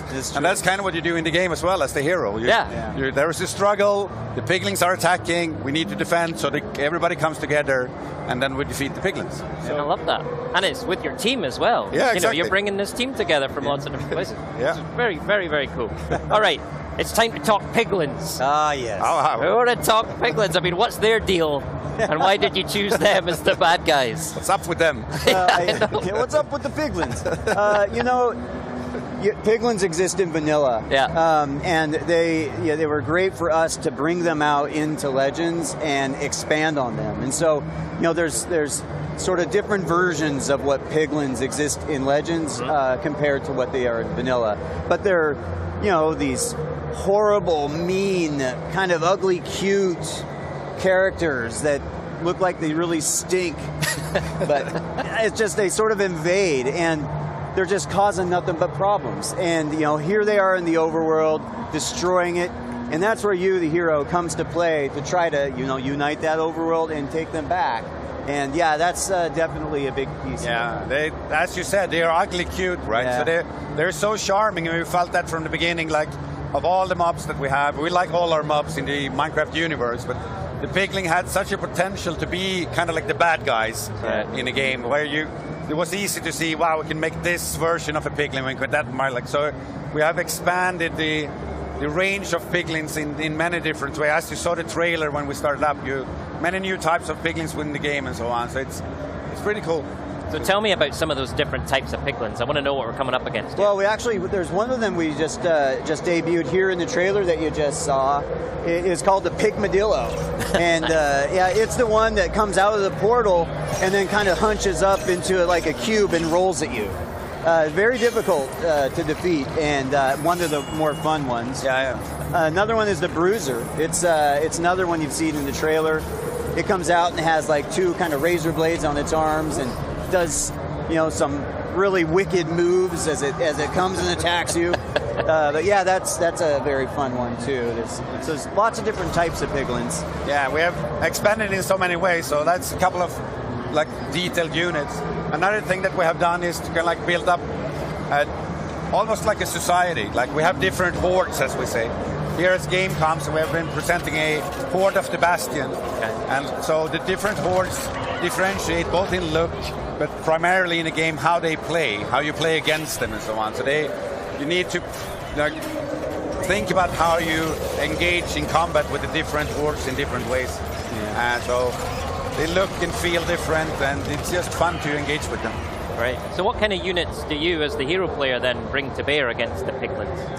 Well, I mean, for example, you know, Magnus referenced how the Horde of the Bastion has a lot of structures. So one of the units you're going to want to use on your side is one called the Cobblestone Golem. That's very good against structures. So you can take the Cobblestone Golems and attack and get a lot more results, a lot better results. Another one is the Plank Golem. You saw a horrible demise of a Plank Golem in the trailer, actually. But that's one of the ranged units. And that's very, very good as you attack to use those in tandem. I don't know, any others you can think of? Well, I'm thinking more about the way that you need to engage with them, because as I said, the hordes are playing differently. The Horde of the Bastion, for example, it's almost hear it at the name, right? They like to build forts, they entrench themselves and so on. So you need to like grind your way into their bases and to defeat the portals at the center of it. While others are more open and so on. So it's how you think about your unit composition, which friends you bring with you in each fight and so on. And also the way you lead them. Like you can lead your friends into battle in so many different ways. Yeah. I love exploring the bases. Yeah. And like get to the high ground, look at the base, and evaluate what is the best way I want to attack this base. Yeah. And then use the tools, your units, as you see fit to go and do the best results possible. Yeah, it's good variation. So a lot of gameplay variation, a lot of different units. we will show more as we go along and up until launch of the game. So it's great. You know, as you're talking through there, it feels like, yes, you're taking the genre in a new direction, but it's also giving you a new direction to talk about the lore of Minecraft world and the mobs that we already know and maybe love, and finding out more about them. Is that right? Yeah, absolutely. Yeah. It's like part of that Minecraft feel I'm talking about. You could call that for lore, but we want to have a little bit of a mystery going on around what's going on in Minecraft and so on. And that's how we work with it. So we are kind of like doing things in the different games where you can find hints of what's going on in another game. And especially our community, they are so good at kind of like trying to figure out what we want them to figure out and so on. Like, so we bring some secret messages and they try to decipher them all the time. And it's like, I want to be clear, when we announced the game, I mentioned that Jens had a shirt on, which was a hint as to what Badger became today. None of us are wearing any sort of hints about future games, so just letting you know. I've been very closely examining Magnus' t-shirt here, trying to figure it out. Take a freeze frame of that, everyone. Yeah. or don't. Yeah. All right, amazing. Magnus, Dennis, thank you so much for your time. It's been great just to talk about Minecraft Legends. When can we see more? When can we hear more? Well, you can learn more by following us all our social channels, Twitter, so on. You can also at Minecraft.net follow up on a newsletter, so you will get that. Wow, that's loud. Yeah. I don't know. Something exciting happened. Yeah. Minecraft Live. All right, Minecraft Live. Yeah, later this year we will have Minecraft Live. Great, can't wait. We'll come there and tell quite a bit more about the game. So. Okay, more secrets to reveal. More secrets to reveal. Fantastic. Hey, brilliant seeing you both. Welcome back to Gamescom. Thanks. It's been an absolute pleasure. Have a good one, gents. It's excellent. Thank you. Thank you. All right, before we close out the show with learning everything you want to know about Age of Empires, Maxie and I had a bit of fun walking around the booth earlier today. So let's take a look. It's so exciting to have a physical booth back. Graham, how do you feel? I love it. It's so good to be back. We're 3 years away, but it's amazing. We're here. We're back at Gamescom. And the best thing is, the community's all getting back together again. We're playing some games. It's great. And we want to show you that booth. So let's start here. What do we have right here? Well, yeah, I mean, lots have changed in the last 3 years, but Sea of Thieves is still here. Season 7 just released. So much good new stuff in there. And of course, you can play it on the show floor here at our booth. But there's more as well, right? There is more, and we're going to check it out right now. Let's take a look. You can't be a proper pirate without some pirate ink. So welcome to the Sea of Thieves Tattoo Studio here. Oliver, how you doing, mate? Tell us what you're doing. Yeah, I'm doing pretty fine. Basically, we're doing airbrush tattoos, so you can choose any of the game designs, achievements, thingies, and have them spray painted onto your arms, heads, legs, wherever, shirts. Keep up the good work. And Maxie, I think you got one done earlier, right? Finally, I can brag off. It's amazing. It has glitter on it. I really recommend glitter. I don't think it's going to get any better than this, but let's check out the other stuff. Yeah, let's do it, Maxie. This is really amazing. If you want to have a memory to take to your home, you can do photos, photo opportunities. You can do a short video, and this one is a Sea of Thieves version. Absolutely. So we better give it a go, right? Yeah, let's do it. Yeah. 3, 2, 1.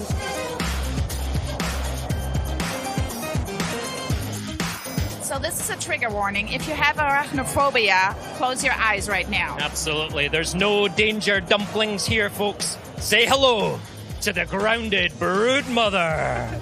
These guys don't look too scared, do they? Oh, it's totally fine. It's totally fine. So Grounded 1.0 is going to come out in the full campaign mode with the first boss encounter, the Broodmother, on the 27th of September. On Xbox Game Pass, right? Yeah, that's correct. Oh my God, it just touched me. Graham! Come on, let's get out of here. Let's go. I don't like it. Now, one of the most exciting games on the booth, especially for the German crowd, is Pentiment, right, Maxie? Yeah, especially for me because the region is set in Bavaria, and Bavaria is my home state. I live in Munich, and it's Obsidian medieval narrative game, and you play Andreas Mahler over a 25-year lifespan and just solve mysteries. Great. But listen, there's even more to play. Let's take a look. You see? Told you there was more to play. It is. I see you suck at parking, like the Frontier, Planet of Lana, Incolinati. Amazing. It's great, isn't it? And in the 18-plus area over the back, we've got a Plague Tale Requiem, we've got Benedict Fox, and then, of course, the game that everyone's talking about, Lies of P, and that's coming day one to Game Pass, right? But that's not it. We even got more to play, so if you're here, super excited, and let's go on with the stream. It's great to be back, everyone. We'll see you soon.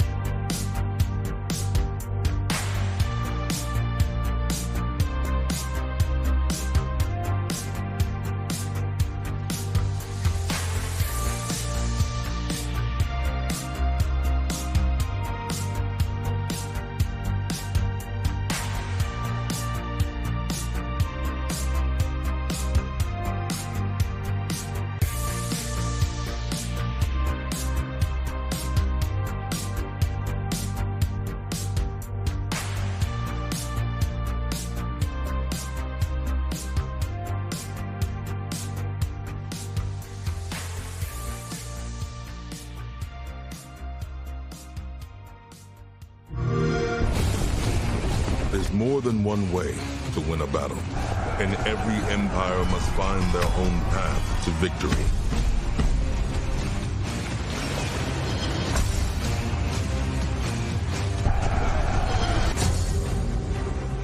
Whether you strike from afar or ambush up close, the Malians will use wit and strategy to outmaneuver their opponents and gain the advantage on the battlefield.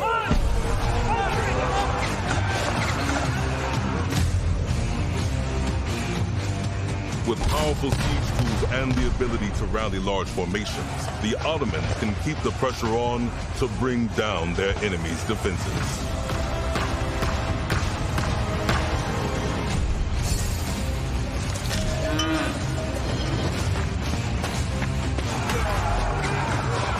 When the drums of war beat, how will you emerge victorious? History is in the making, and your place in it has just begun.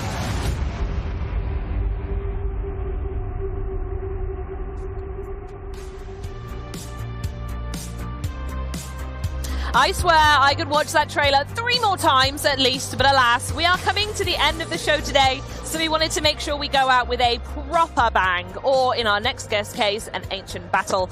And what better way to do that than to talk Ancient Conquest with Bert Beekman, studio head from Forgotten Empires. Hello and welcome, Bert. Hey Charlie, good to be back at Gamescom after all these years with Age of Empires. Absolutely, yeah. And I tell you what, before we dive into anything, I do want to ask you how good it feels to be back with the German fans, because I know how much Age really resonates with them. It is amazing. Yeah. Like, there's such a massive fan base here in Germany. Like, just walking around all the halls with your Age of Empires shirt, people are just stopping you like, wait, Age, where can I play Age? Where can I find Age? And they have stories to tell as well. Like, hey, I played this for years. I played it as a kid. I'm still playing it. It's amazing. It's such an amazing franchise. And I have got to say, we did do Xbox Fan Fest last night, and I was over in the corner playing it for 90 minutes instead of talking to anyone.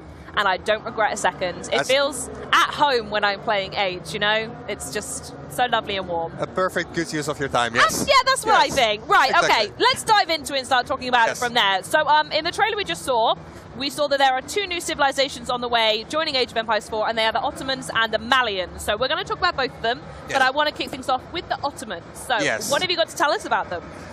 Loads. So let's start with the history, because in the end, everything in Age of Empires is grounded in history, right? Absolutely, yep. So we're looking at the Ottoman Empire, what was all happening in Anatolia in the Middle Ages. Yep. If you think about that, it was an empire that lasted a very long time. It was very based on military, very militaristic, very organized, a lot of military science going on, very regimented army that really controlled a massive area in the Middle East for a very, very long time. And then the question was, how do we turn that into a game? How do we turn that into Age of Empires? And it was really like, okay, we have all this military piece. That sounds like something we can translate. And I actually want to dive straight into the gameplay. So, for example, the Ottomans, they have the military school. It's a brand new building. They can build it in the Dark Age. Straight from the beginning? Straight from the beginning. Okay, I don't know what this building does yet, but that sounds like a game changer that it's immediate. It's actually a game changer. Absolutely, absolutely. So you build a military school, and it automatically trains a unit that you select. Like, you have all toggles for all the units in the Ottoman roster. Wow. And you can select which one you want to create for free. I feel like there's a but coming, though, right? There is a but coming. There is a but coming. Yes. The training goes very, very slowly. Okay, but I suppose the sacrifice of a slow training is free armies. You still get a free army. And especially for those folks who want to go for combat victories, if you're not draining your resources, you can just build this massive empire of minis to go beat everyone up. Exactly. So it's and that's also kind of how the Ottomans play out. Like, you jump into the game as the Ottomans, and it's really all about the military and the military conquest and winning through very military means. That's how you win as the Ottomans. Yes. What's also nice about the Ottomans is, like, the first time I played it, like a pretty advanced version already, it's like you feel straight at home. Like, you have played other Age of Empires 4 civilizations, and they're all quite different from each other. Yeah. But you get the hang of it quite quickly. Yeah. So it really resembles the rest. You feel at home, and So there's not a steep learning curve on it? Not too much, no. Oh, not too okay. Much. So, can you tell us any more about any of the military units or any of the buildings that come with the Ottomans? So we had the military school, right? And yes, they can trade all the units, and they have quite a few unique units as well. First, they have the Janissary. A bit of a fan favorite. Like the Janissary was in Age of Empires 2, was in Age of Empires 3. It was always like the way that the Ottomans got their gunpowder earlier than any other civilization in the game. Tactical advantage, yeah. Oh, yes. Yep. And it's the same here in Age of Empires 4, so we're continuing this tradition. Yep. They can build a Janissary. It's a hand cannoneer that they create in the Castle Age, so before anyone else. So yeah, you can rush to your guns. Yeah, they really do. They definitely have that combat edge, right? Oh, yes. Oh, yes, they do. Amazing, amazing. So what I want to know, though, is if I was to go over that booth over there, or when I play it when it comes out, what's the strategy behind them? Is it literally just to build an empire constantly, or is there a pace to it? Like, how would you recommend fans approach it? There's one completely novel thing that the Ottomans have, and it's the Imperial Council. Oh, okay. And that will play a big part into your strategies and how you kind of play the Ottoman civilization. The Imperial Council is kind of, as you build your empire, no matter how, like researching technologies, going to the next age, training units, you kind of gain experience, I say experience points. You get viziers that look at your empire and say like, this has my approval. I shall grant my services to you. Yeah. And those viziers can then say, okay, I'm going to give you tactical advantages. Like, hey, I'm going to make sure that you can conscript some Janissaries from the town centers. And you can use those to your advantage in your next attack. Oh, okay. So it's really like you have to pick, like, do I go for something more military, go something more economical, something more building up?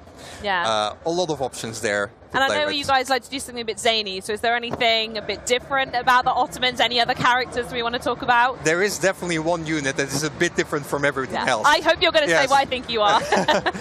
We have the Mechter coming up, and apologies for my Turkish accent there, but it is it's a cavalry unit. Yeah. But he doesn't fight, but he makes sure that people around him fight. So it's a drummer cavalry, and depending on the beats he's drumming, he kind of has an aura around him to improve nearby units. Okay, so if he's doing like metal music or drum and bass, everyone's getting a different vibe and going for it, Yes, exactly. Like, I don't know, with rock music you go faster, with metal music you get a bit angry, I'm not sure. I think so, it'd be like an attack buff, wouldn't it? If you put like some Slipknot drums on or something like that. There we go. Very angry Janissaries next to you, but yes. Very, very good. Okay, wonderful. So we're going to jump from them now to the Malians. Do they have any little drummer boys? But if not, what do they have going for them? They have a lot going for them. I kind of want to start in the history again. So 100%. We said this is a game about history. Let's always start there. Yes. So when we look at the Malians, the Malian Empire actually was a massive empire in Western Africa. The most famous Malian ever was Mansa Musa. And the reason he was so famous is because he was the richest man to ever have lived in the history of humanity. Oh wow, what, up until like even now or just? Up till now. Oh, up till now. Can I just say, this is literally better than going to school. I learned so much about history playing this game, it's absurd. There are stories about him that he went to, he liked to travel. Like he liked to trade with his trade caravan through the deserts and visit towns. And he was known for going to those towns, spending so much gold, because he had so much gold, that he completely crashed the economy of any village that he passed. So that's Mansa Musa. Anyways, it's a nice background to have, because we're talking about all this gold, and the Malians are all about gold. When you build up your empire as the Malians, you have this special building called the Golden Pit, and you can build it on a gold mine.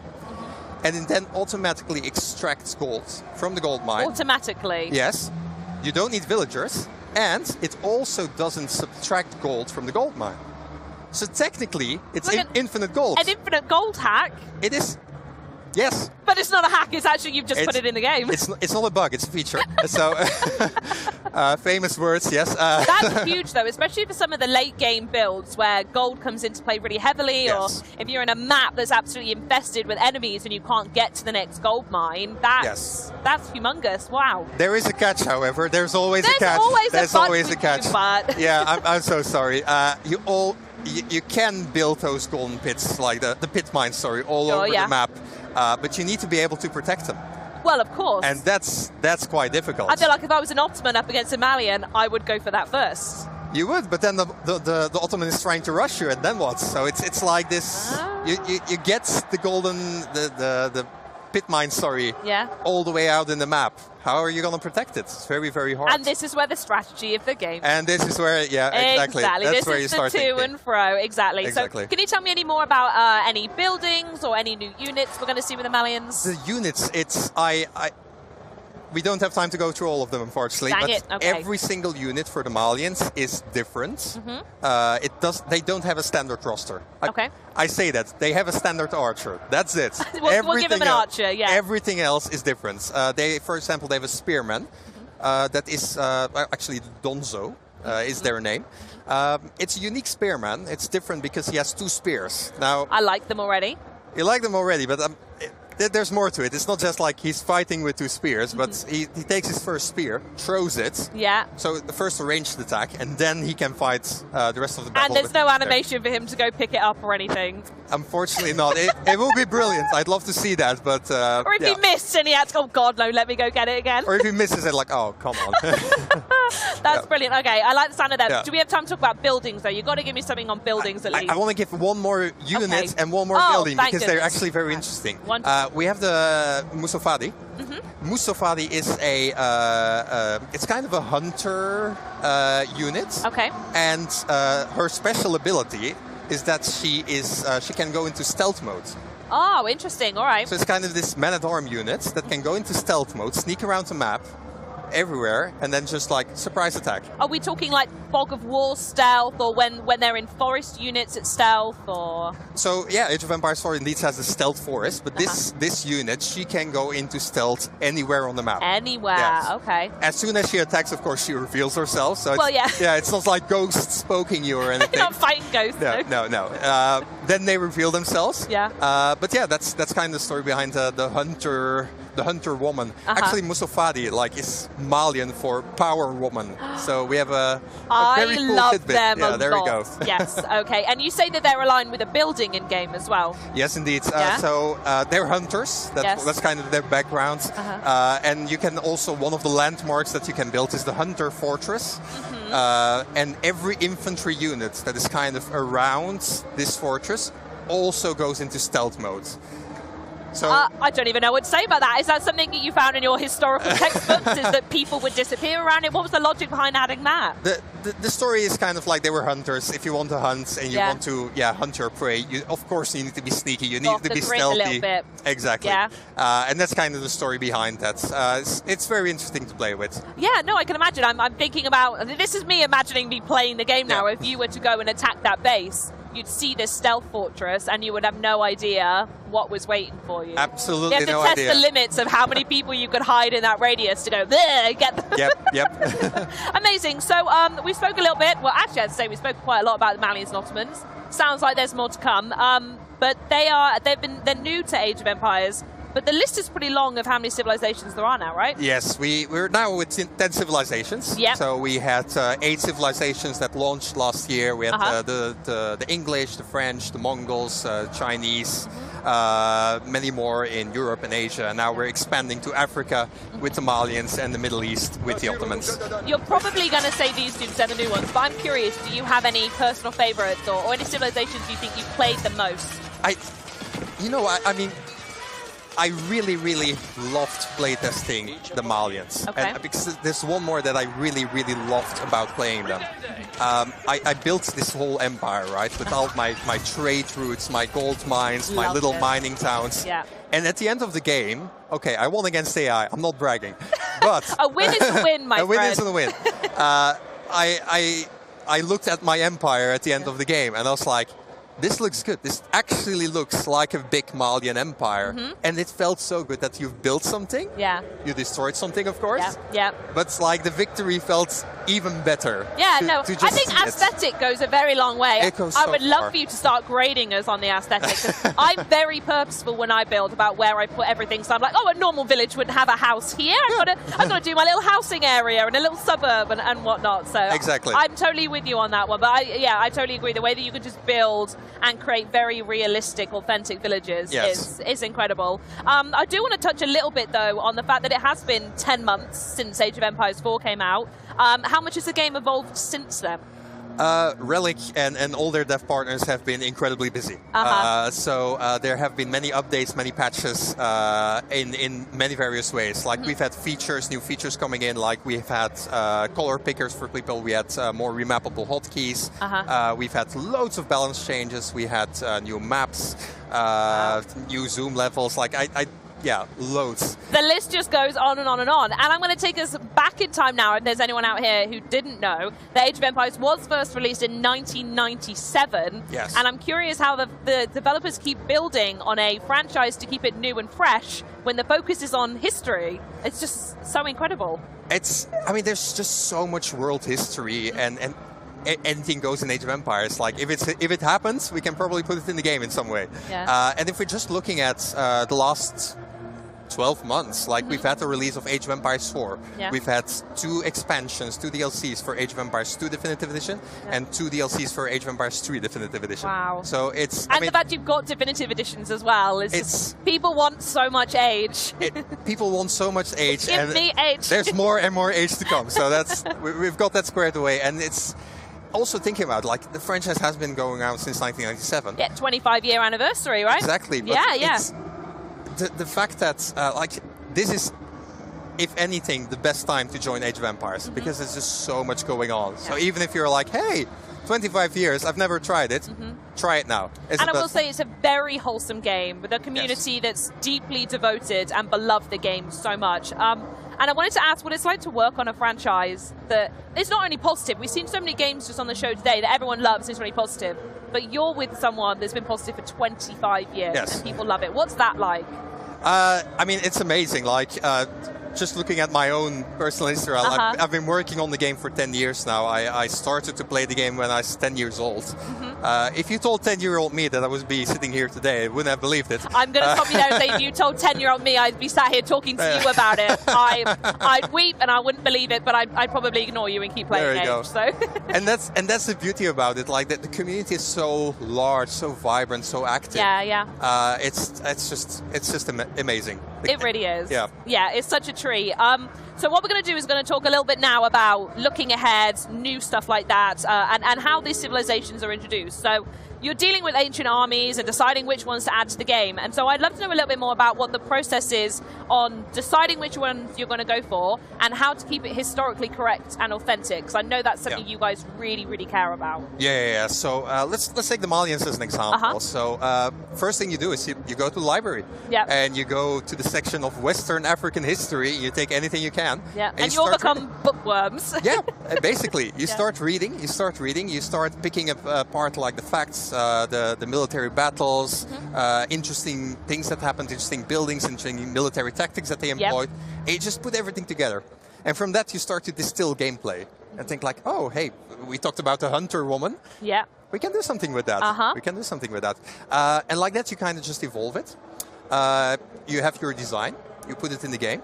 And at that point you kind of want to see like, hey, what do I have here? Is this still a bit authentic? Is this still a bit real?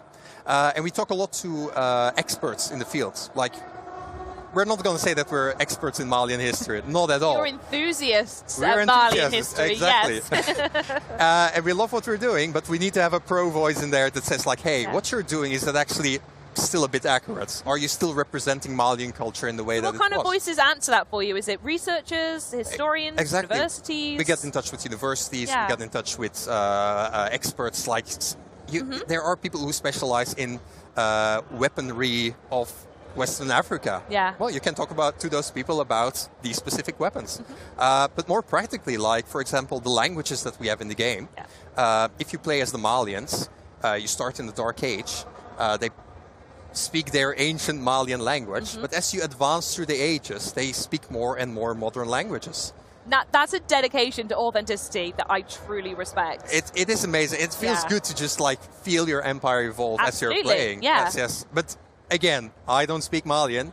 We need to go with... you need to go ask someone who does. Exactly. And that's kind of the balance we try to find. Because in the end, it's still a video game, right? Yes. It is a video game. It needs to be fun. But we want to make sure that the civilizations that are in the game are represented in a way that is respectful. Absolutely, yeah. Especially when you give that back to the community. And I'd love to talk to them a little bit now, because I've seen how personally committed they are, myself included. I'm part of a group called the Court of Ages, which is a bunch of women who like to play and test, and it's just the most wholesome place ever. And I'm curious to know how the Age of Empires community have actually impacted or helped Age 4 along the way. Loads. Good to know. Yes. Loads. Let's keep it at that. No. Yes, So for the longest time, the Age of Empires community has been involved with development. Like, hey, do you like this? Here's a beta. Here's an alpha version. Let's play. Let's develop. Let's give feedback, and let's build a game that we all want to play in the end. And that also continues today. Like, we have the Age of Empires Insiders. You can go to ageofempires.com, sign up as an insider, and just register for future betas. You can go to the Age of Empires forums. Like, all the developers are there. They're just waiting to talk to you. Yeah. We talk there a lot on the forums. And just like, we have Pro Council, we have other councils, we have so many groups of players that just provide feedback. And we work with everybody to try and make and bring the best into Age of Empires. Amazing. And I feel like I need to be the voice of the community here, and I feel like I have to ask you, we know about the addition of the Ottomans and the Malians. Can you maybe give us a hint about maybe any upcoming ancient civilizations that might be added? I've got to try, but I've got to try. Yeah, cheeky. So, first of all, Age of Empires is, of course, more than civilizations. We have more maps coming, more features. Course. Yeah. That is coming later as well with this new civilizations. I can't say more than that, but all I can say, Age of Empires is alive. Yes, and, very much. Yes. Alive, well, and thriving. Yes, absolutely. Absolutely. So I will do then to say, with it being alive and well, are there any events or updates coming up that we can look forward to instead? Yes. So, first of all, just to rephrase, the 25th of October, the Ottomans and the Malians will be coming for free. Keyword free. Free. Wow. Yes. Okay. To Age of Empires 4. So if you have bought Age of Empires 4 in the past on any platform, you will get the new 2 civilizations for free. And does that include Game Pass as well? Yes, that includes Game Pass. Oh my goodness, I love this conversation. Everybody gets the new civilizations. Yes! Speaking about things that are for free, right now, at this very moment, you can play Age of Empires 4 for free on Steam. Wow, okay. So if you were ever on the fence, like, hey, will I like that game? Go try it out. Go to Steam. Why not? Go to Age of Empires 4. You can try it out. Everything is unlocked, so you can play the whole game till the 29th of October. August. 29th of August. Sorry. Yes. It happens. We're live. It's fine. There's a lot of dates going on in your head. There we go. So you can try it for free, and if you like to buy it and later, it's now on sale as well. 50% off on both the Microsoft Store and Steam. So you can pick it up as well. Opportunity. I'm really looking forward to all of those. I'm curious though, as I've been walking around Gamescom, I've been seeing loads of people repping Age of Empires swag. Yes. Is there anything that you want to maybe showcase what's available online, or maybe for folks while they're here? Well, we have one more announcement, and then it's probably going to be the least sexy thing that we will see in this broadcast. No, I'm sure, but it'll be great. There we go. This going? So we're going to unbutton a bit, and we're going to show. Oh yes. We are going to be celebrating 25 years of Age of Empires later this year. So the 25th October. Yep. It's been 25 years since the original 25 release. 25 and 25. We're going to be celebrating with all the games in the franchise. Everybody's invited, and it's going to be lovely. It's going to be an online global event. There will be more announcements. So I would say as a developer, but also as a fan, like you want to tune in. You don't want to miss it. Absolutely. And you got your Twitter, at Age of Empires to find out more information, website, so on and so forth. Exactly. Just look Age of Empires on any social media. You'll be definitely kept up to date. Amazing. I'm also curious. I shared a picture on my Twitter last night. I mentioned I was at Gamescom. There's some Red Bulls around. Are you up to something with Red Bull at the moment? Yes, we are. So Red Bull Wololo Legacy is coming up. It's a big tournament where we're covering Age of Empires 1, 2, and 4. And we also will, end of October, that will culminate in the large finals in a castle here in Germany. That's pretty cool. Yes. I do have to ask, though, are we playing the game, or is it just people going whoa and seeing who does it best? We are playing the game, but I definitely want that to be a tiebreaker or something.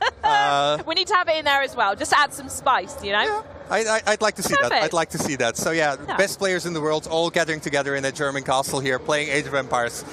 for many, it's childhood dream again. It sounds like it's come true, honestly. And I have got to ask, the shirt it's catching the light so well right now. Yes. I do need my own version. Is there a way for folks to get their hand on that shirt? Yes, this shirt is available on the Xbox Gear Shop as well, alongside a lot of other Age of Empires t-shirts and merchandising. Perfect. So a lot to pick up there. Amazing. I know what I'm doing next. Right, well, Bert, it's been phenomenal to have you here. I've loved talking to you. And, of course, everyone else who's tuned in today, that is the end of the show.